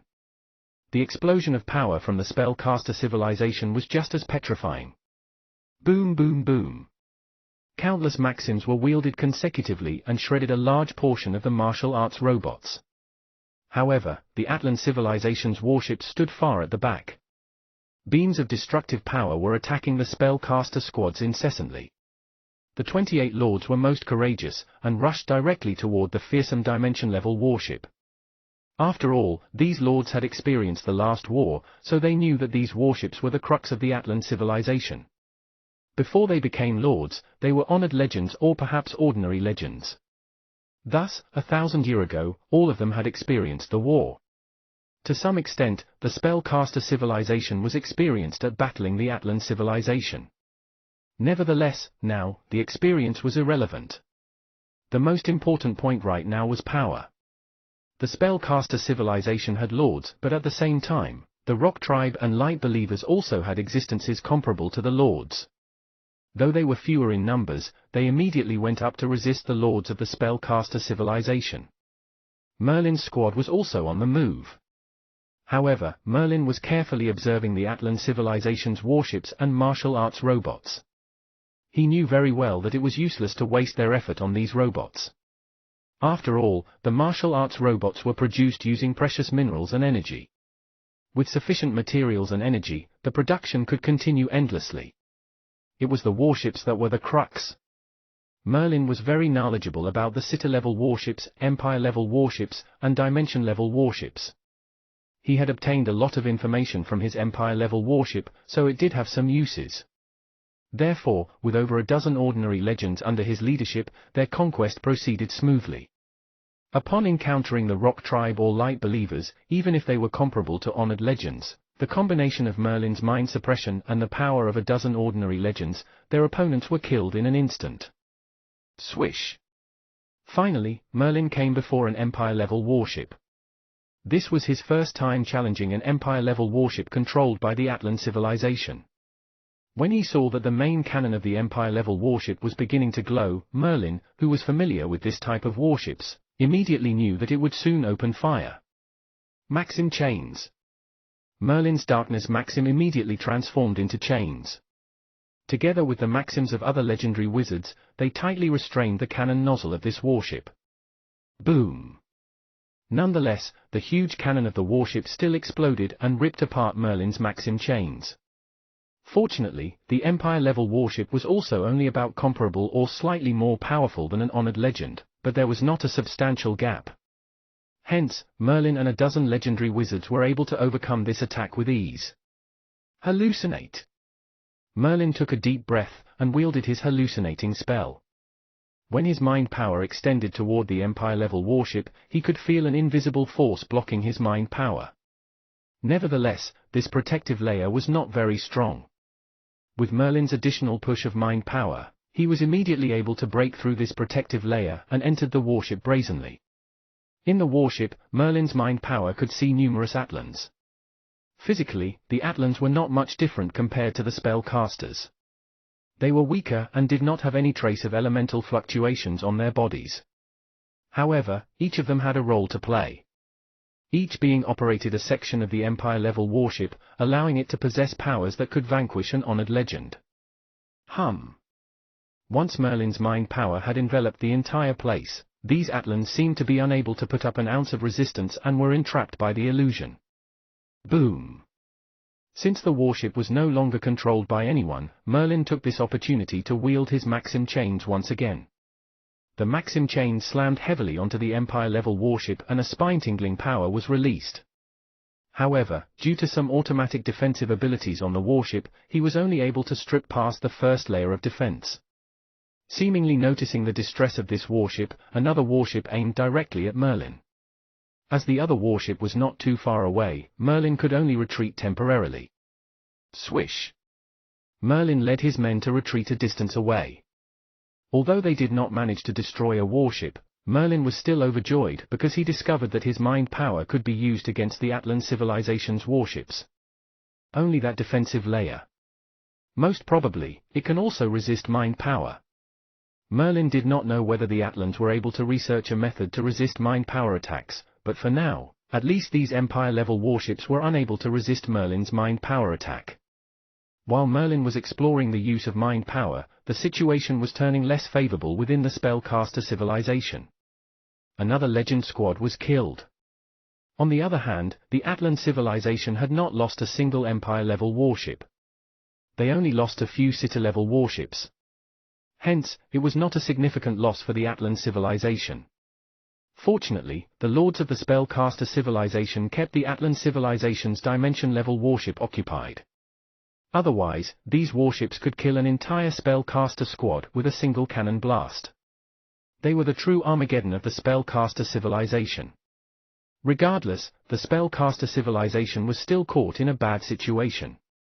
Under the cover of the martial arts robots from the Atlan civilization, the Rock Tribe and Light Believers were pushing forward bit by bit, and gained the upper hand.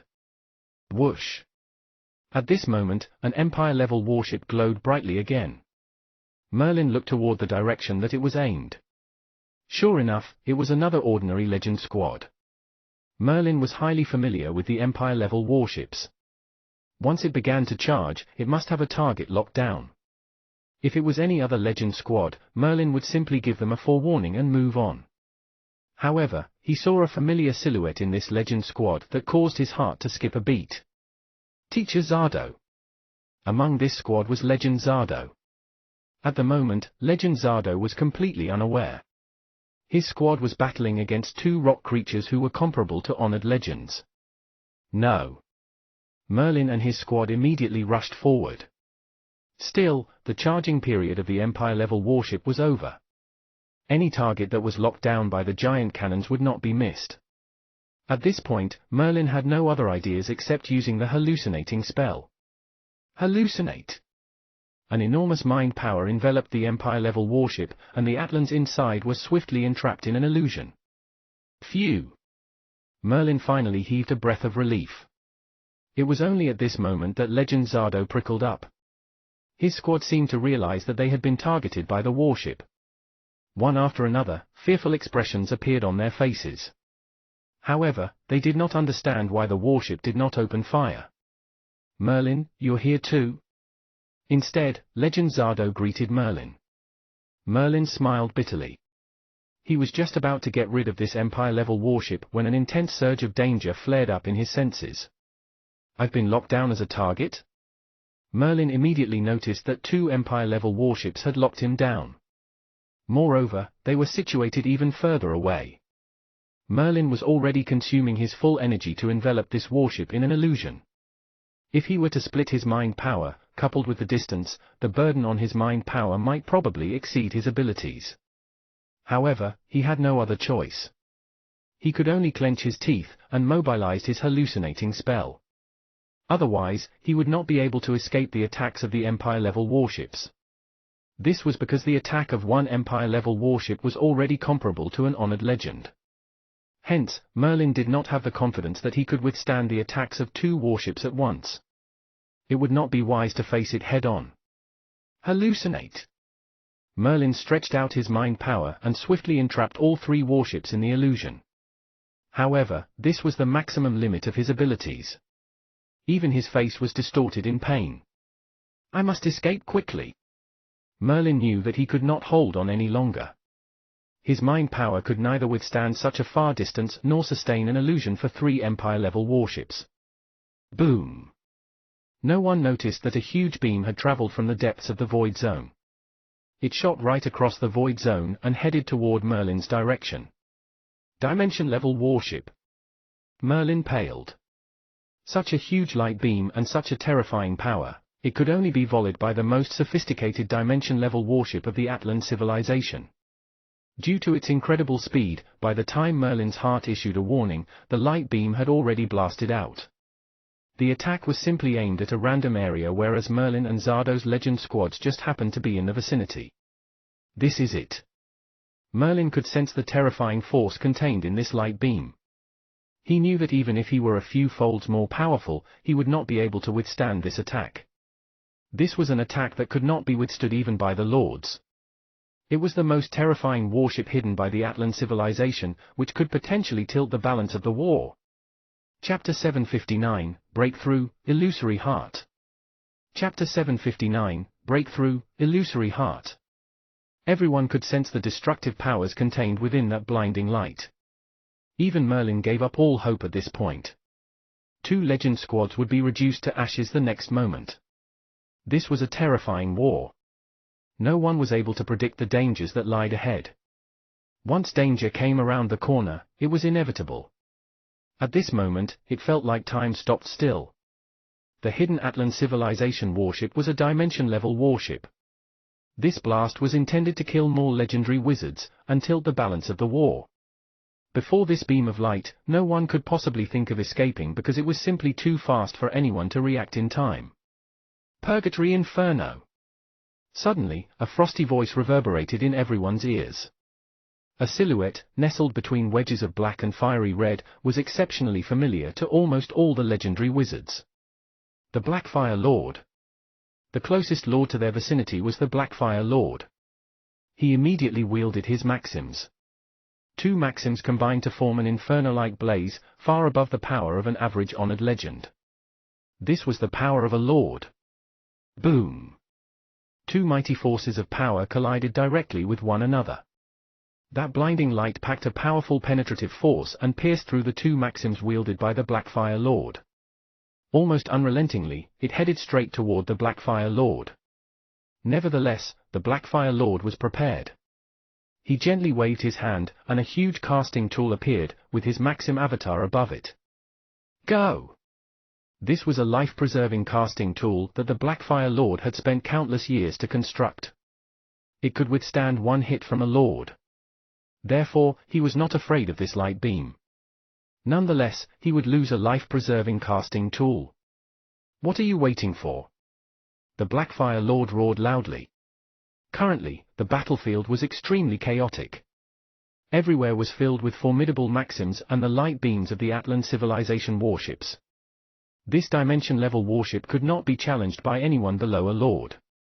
Hence, even the Blackfire Lord had a difficult time resisting it. Fortunately, other lords had noticed the position of this dimension-level warship and was quickly approaching. Phew! Merlin's heart relaxed marginally.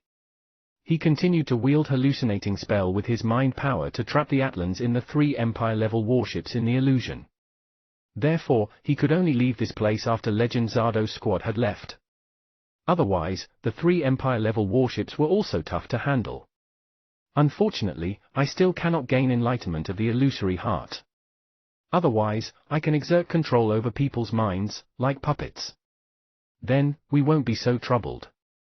What am I lacking? For some time now, Merlin could sense that he was already very close to breaking through the illusory heart. However, he was still lacking Kismet.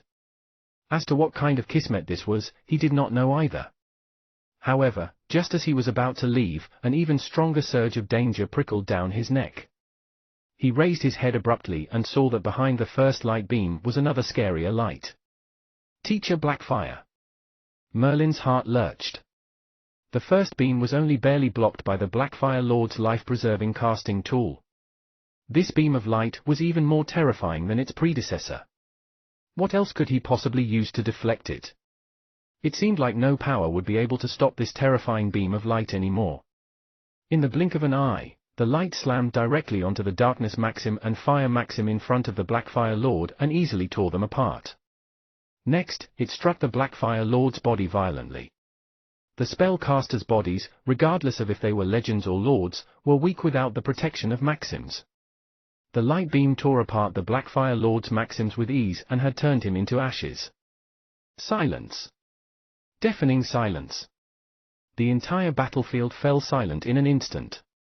Along with that beam of light, the Blackfire Lord had disappeared.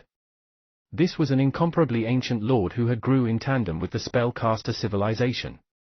He had witnessed the spellcaster civilization when it was at its weakest, and then step by step, flourished into its current might. He was a great lord. During peacetime or even a ruthless civilization war, they would not die. It was only when they faced the Atlan civilization previously had seen some lords getting killed. This time, upon re-encountering the Atlan civilization, another lord had fallen. Merlin stared dumbstricken at the void zone where the Blackfire Lord had perished. It was an empty patch with nothing left. Even an ultimate maxim could not withstand that terrifying beam. A lord was reduced into ashes. Teacher Blackfire. Merlin's mind replayed various scenes containing the Blackfire Lord. From the beginning of his spellcaster journey to his achievement of becoming a great honored legend today, 3 wizards had impacted him the most.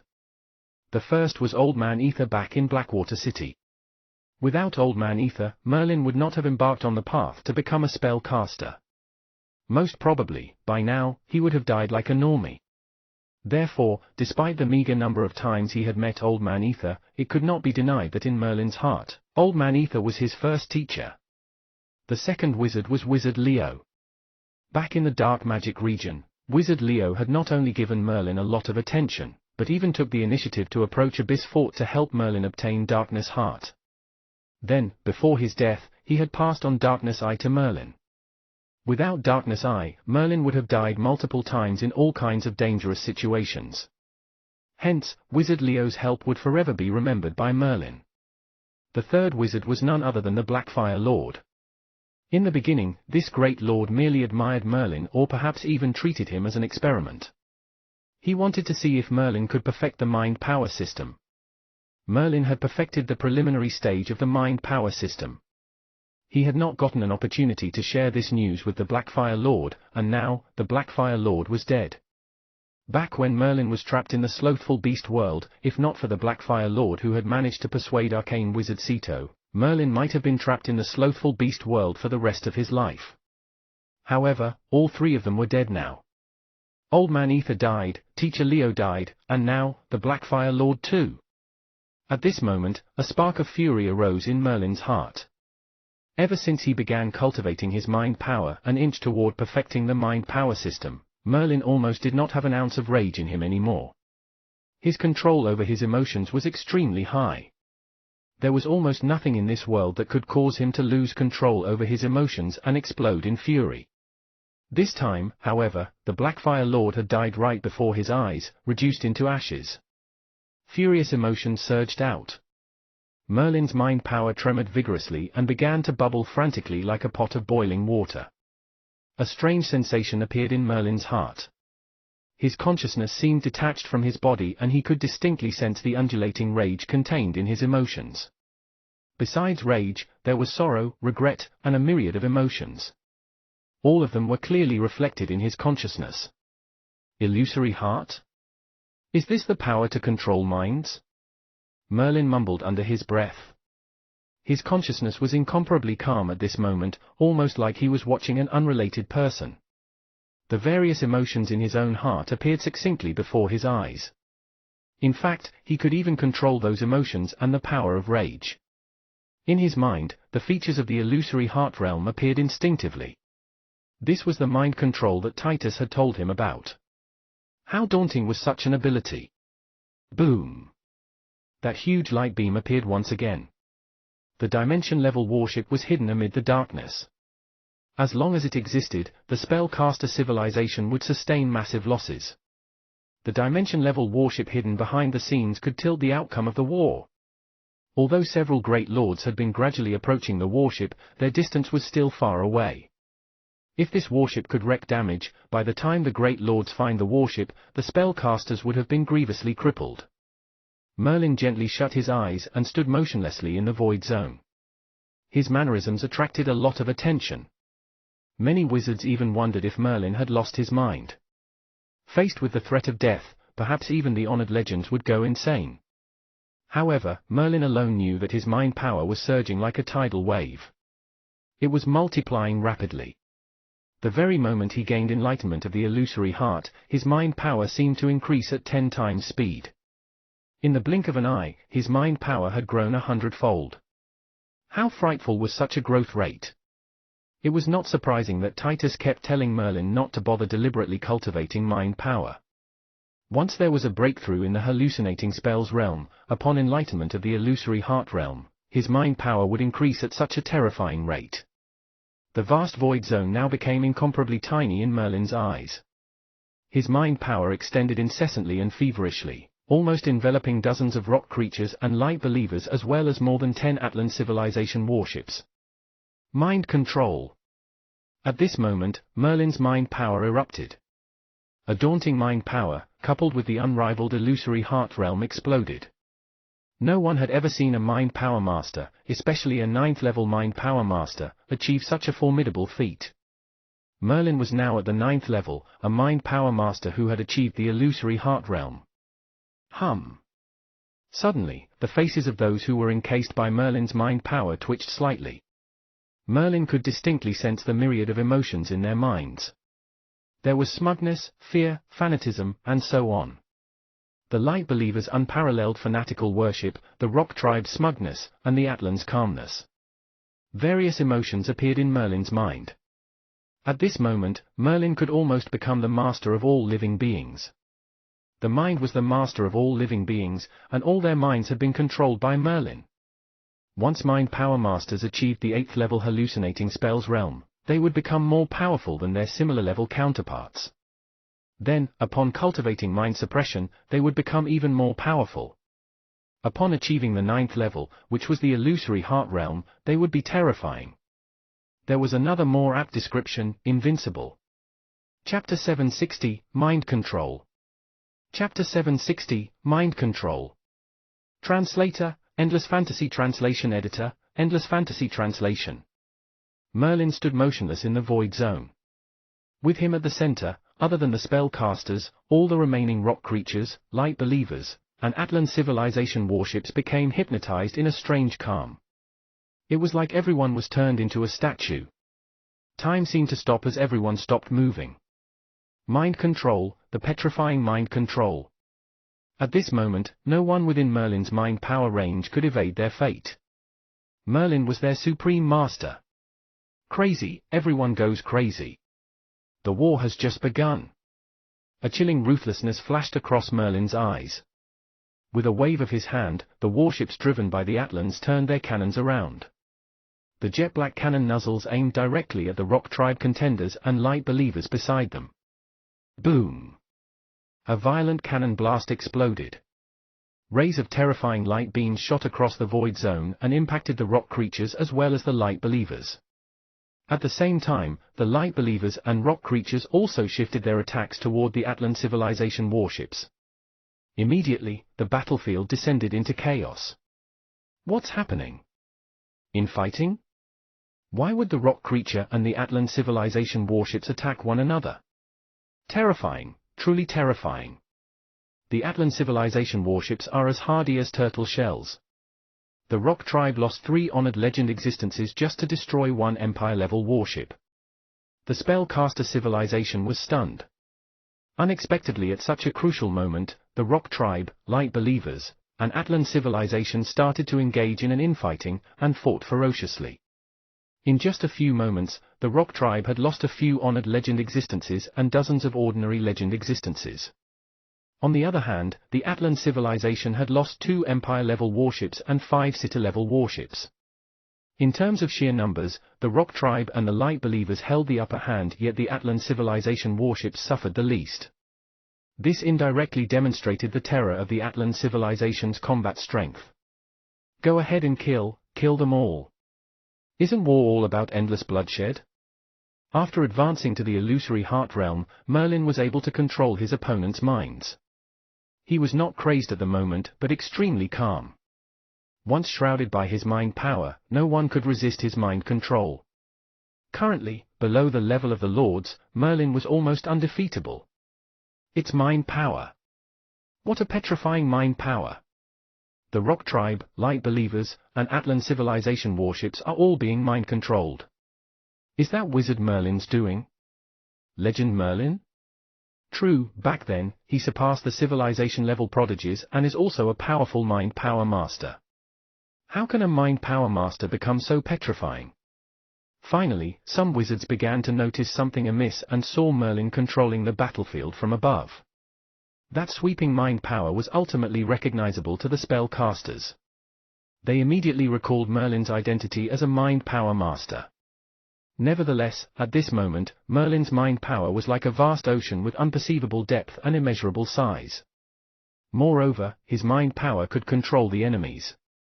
The so-called infighting between the Atlan civilization, Rock Tribe, and Light Believers had been orchestrated by Merlin. Wherever Merlin was, chaos reigned. At this moment, almost no one on the battlefield could challenge Merlin. He had become the only vanquisher in the entire battlefield. This was an honored legend as well as a 9th-level mind power master, who was able to control a battlefield even better than the ultimate existences, great lords, and countless honored legend existences. Surely, this battle would be a momentous celebration by all the mind power masters. This was not far from the truth. In a way, the more enemies there were, the more beneficial it was for Merlin. This was because the more minds he controlled, the more power he would gain. Hence, at this moment, Merlin was almost undefeatable. Wherever he went, the Atlan civilization warships would start to attack the Rock Tribe and Light Believers in a frenzy. Sometimes, they even attacked other warships from their civilization. Wherever he went, the rock creatures and Light Believers would fall into unimaginable chaos and start to attack their friends and allies viciously. They were turned into madmen who could not control their behavior. Throughout the countless years stretching across the immeasurable history of the Void Zone, nothing like this had ever happened before. Suddenly, a chilling sense of danger loomed in Merlin's heart. His gaze immediately looked toward the direction where the danger originated. Based on his current mind power, he could almost predict danger. Following the direction where the danger originated, Merlin saw a huge blinding light beam shot through the Void Zone again, from within the endless darkness, directly at him. At this moment, Merlin knew that he had been locked as a target. Being locked as a target by an Atlan civilization dimension-level warship would terrify even the Great Lords. After all, this was the fearsome warship which had just killed the Blackfire Lord. Nonetheless, Merlin did not retreat. His mind seemed to replay the memory of the Blackfire Lord being reduced to ashes by this light beam, unable to put up a single ounce of resistance. This warship was too far away, so Merlin could not trace its whereabouts. Moreover, the attack that could destroy a lord was hurtling toward Merlin. If it was just Merlin alone, no matter how powerful his mind power was, it would be useless. Regardless of how powerful a mind power was, its ability to interfere with the material world was extremely limited. It was even weaker than an ordinary Maxim. However, Merlin's mind power could now control minds. A smile appeared on the corner of Merlin's lips. He joined his hands together, and did not retreat. Instead, he began to head directly toward the hidden warship. With every single step Merlin took, more Rock Tribe contenders, Atlan civilization warships, and Light Believers were controlled. These Rock Tribe contenders, Light Believers, and Atlan civilization warships rushed in droves to stand in front of Merlin, madly withstanding the terrifying light on his behalf. Finally, after the death of a few honored legends and 3 Empire-level warships, that beam of light was exhausted. Meanwhile, more warships, Rock Tribe contenders, and Light Believers had gathered around Merlin. All of them had a blank look in their eyes, obviously being mind-controlled. "Why don't you have a taste of being attacked by warships too?" Merlin gently waved his hand.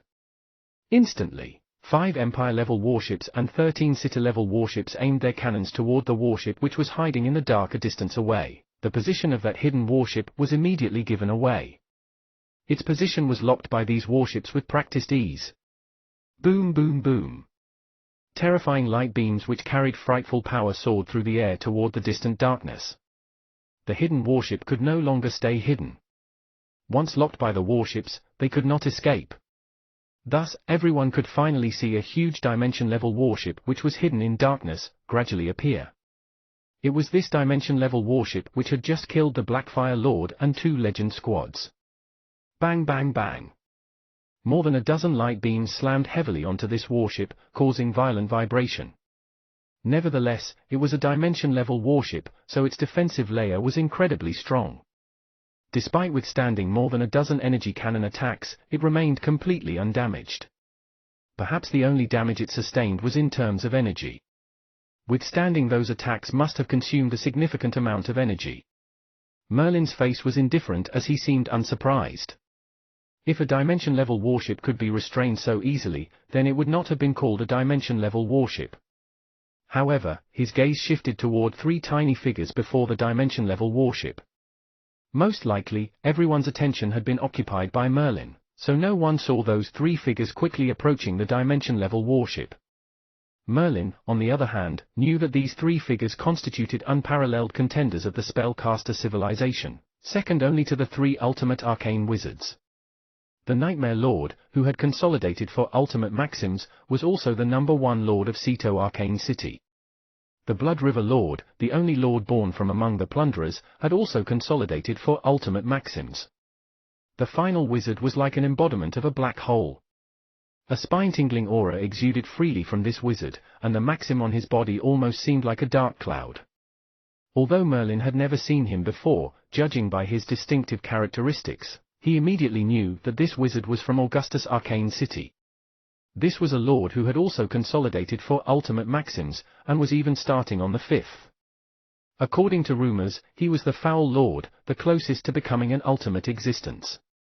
These 3 lords, from the moment the Blackfire Lord was killed, had been slowly approaching the dimension-level warship.